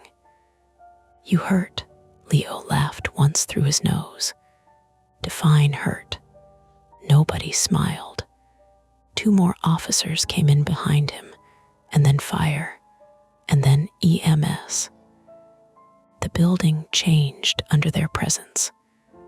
That sounds comforting, but it wasn't at first. It became louder, brighter and more procedural, with radios popping and boots tracking wet grit through the hallway, and people asking the same questions in different places. Where is the suspect? Where is the gun? Is the retort still active? Who is injured? Is anyone else inside? Mara answered most of it because Mara was still Mara, even with one sleeve torn and a line of extinguisher powder caught in the creases beside her mouth. Retort 2 is suspended and unsafe. Power is out. Generator sabotaged. Staff entrance compromised. Cooler contained 2 living victims. Possible remains misidentification. Possible evidence contamination. You need hazmat or coroner response before anyone touches the containers. A firefighter asked, "Ma'am, who's in charge here?" Mara said. "Apparently no one." That's the problem. Then she sat down because her knees stopped negotiating. They took Erin first. She argued until Ruth touched her cheek and said, "Let them look at you." Erin's wrist was bruised and cut from the zip tie, her lips swollen where the tape had pulled skin, and the cold had left her fingers clumsy. She kept repeating that she could walk. She was fine. She just needed to know where her father was.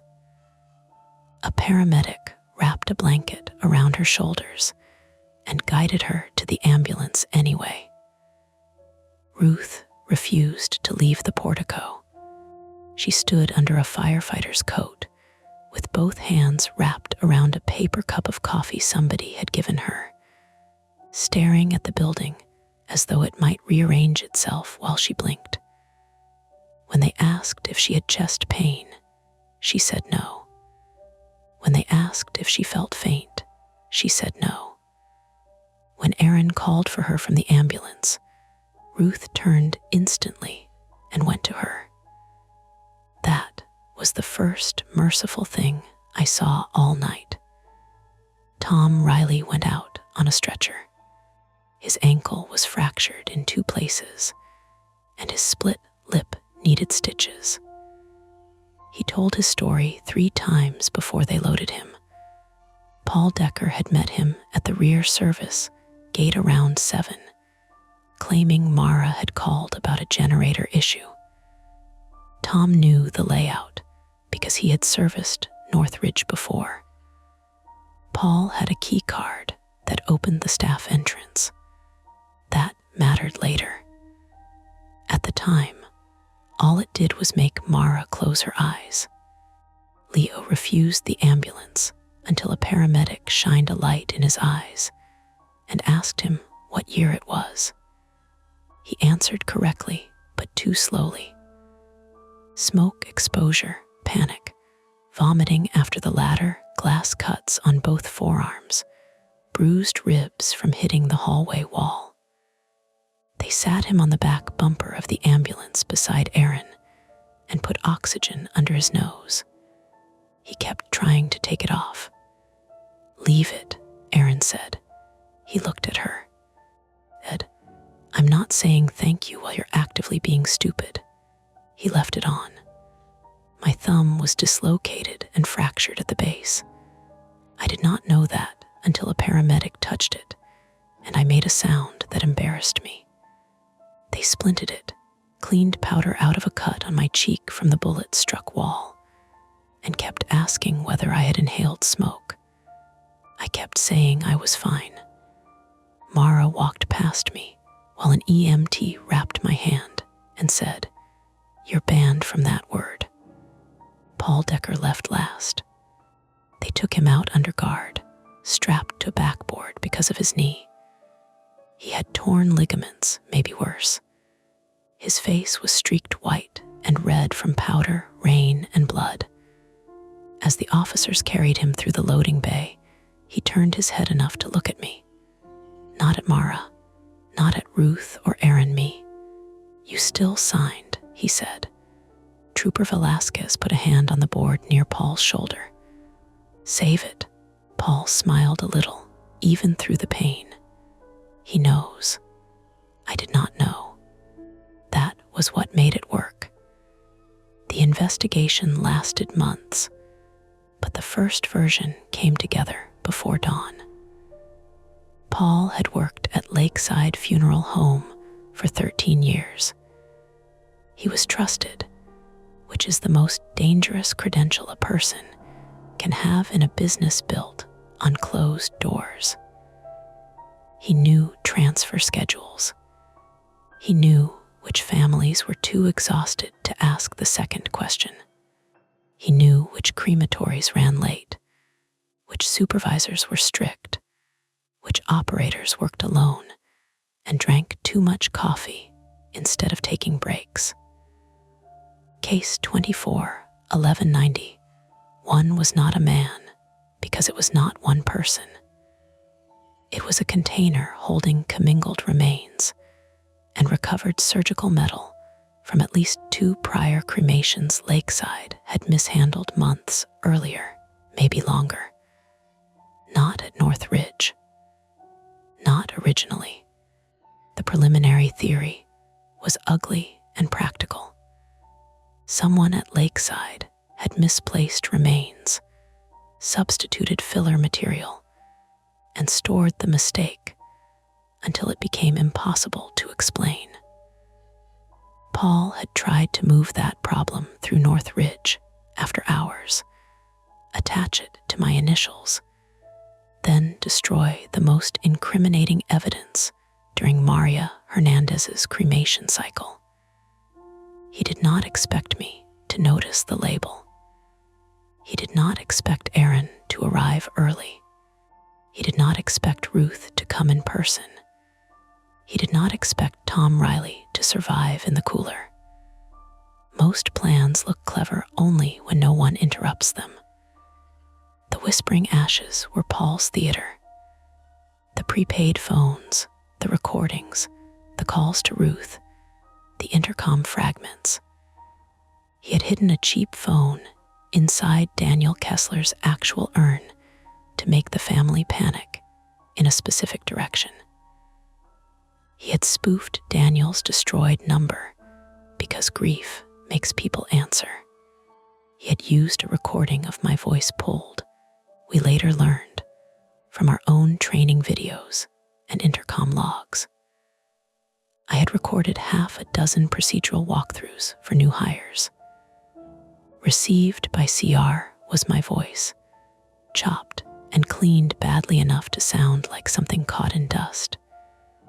He had wanted everyone scared, disoriented, and arguing about impossible things while he shifted containers and set up a fire that would look like a mechanical disaster. There were still things I didn't understand, maybe never will. How long had he been inside before we knew? Who gave him updated access after Lakeside's contract changed? Why had his voice cracked when Mara asked who 1191 was? Guilt, fear, or just pain? By sunrise, the crematory was no longer a workplace. It was a scene. Yellow tape crossed the front doors. Firefighters ventilated the retort room with fans. The county coroner's team arrived with clean suits, evidence boxes, and expressions that made no promises. They sealed every urn, every label, every ID disc, every log sheet. They photographed the spilled remains on Mara's counter before collecting them grain by grain, as carefully as if they were handling a collapsed chapel. Darren Pike finally arrived at 5:18 a.m. in a wool coat over pajama pants, angry until he saw the troopers, then pale enough to look ill. "What happened to my building?" he asked. Mara stared at him. "Your building," she said. No one spoke after that. North Ridge closed for 6 weeks.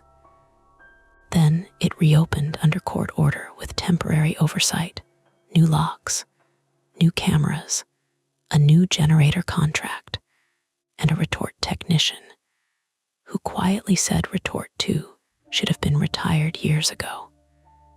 Darren sold the business before winter.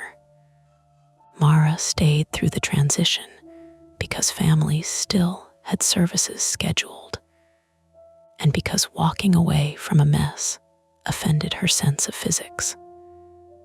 Leo did not come back.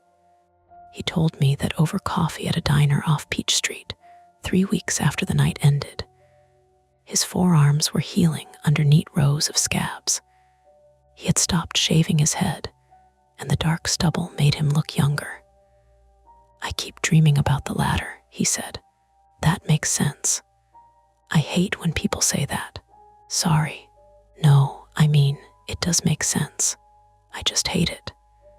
He looked out the window at traffic moving through a gray, eerie afternoon. Then he said, "I wasn't brave. I almost answered too quickly. Almost did the thing people do when they try to paper over the truth with comfort.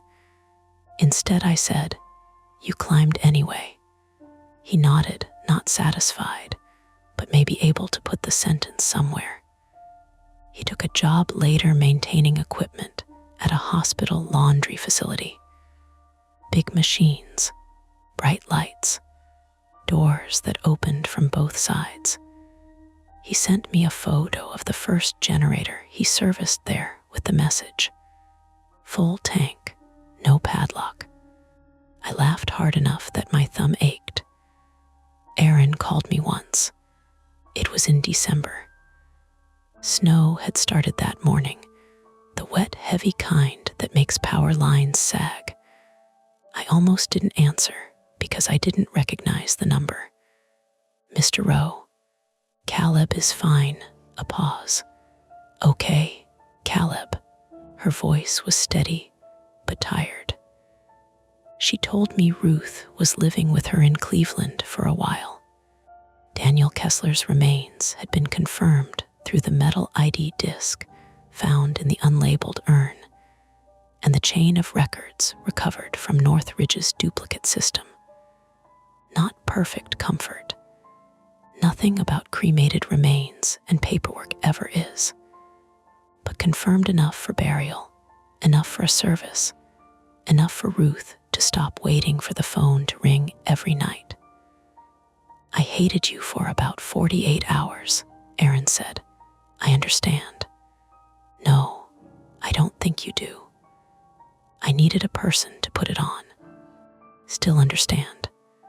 She was quiet for a while. Then she said, "My mother asked me to tell you she knows it wasn't your fault." I sat at my kitchen table with the phone pressed to my ear, looking at the splint I still had to wear when the joint got sore in cold weather. "What about you?" I asked. Aaron gave a small breath, almost a laugh. "I'm getting there." That was more than I deserved and less than I wanted. Mara never apologized for saying my fear was steering me. She didn't need to. She was right. After the hearing, when the district attorney's office cleared me formally, and the forged sheet was entered as evidence, she handed me a paper cup of terrible coffee in the courthouse hallway. "You looked like hell on the stand," she said. "Thank you. You told the truth, bare minimum. You'd be surprised." She looked smaller outside Northridge, without the desk and the radios and the wall of files behind her. Not weaker, just more human. I asked if she was okay. She gave me the look she gave families when they asked whether cremation was painful for the dead. "No," she said, "but I'm functional." That became our version of hope. Paul Decker took a plea before trial: tampering with human remains, aggravated assault, kidnapping, reckless endangerment, firearms charges, a handful of fraud counts connected to Lakeside's records. He named one co-worker who had helped falsify old files, but claimed the rest was his alone. People like Paul always discover personal responsibility once cooperation becomes currency. Lakeside closed. Their sign came down in March. North Ridge kept operating under a different name, though everyone in Erie still called it North Ridge because places keep their stains longer than their owners. I did not stay. At first, I told myself I was taking medical leave, then administrative leave, then time. That vague word people use when they don't want to say they are afraid of a room. The last time I went back, the new manager had asked me to collect my locker contents. It was late afternoon, not night. The building smelled of fresh paint and disinfectant. The front office had new carpet. The hallway photos had been replaced with abstract prints of leaves and water, as if nature could soften what concrete remembers. Retort 2 was gone. In its place was a square of cleaner floor where the new unit would sit. The prep room had been scrubbed until it looked almost unfamiliar. New intercom panel, new camera dome in the corner, new lock on the cooler door with an interior release handle so bright it looked accusatory. My locker held one spare polo, a cracked travel mug, an old pair of safety glasses, and the little notebook where I used to write down maintenance issues Darren ignored. On the last page, in my handwriting, was a note from 2 months before the incident. Intercom feedback in prep room again. Sounds like whispering when fan kicks on. Check wiring. I stared at that for a long time. It did not change anything. Paul had used phones, recordings, spoofed numbers, and fear. That was proven.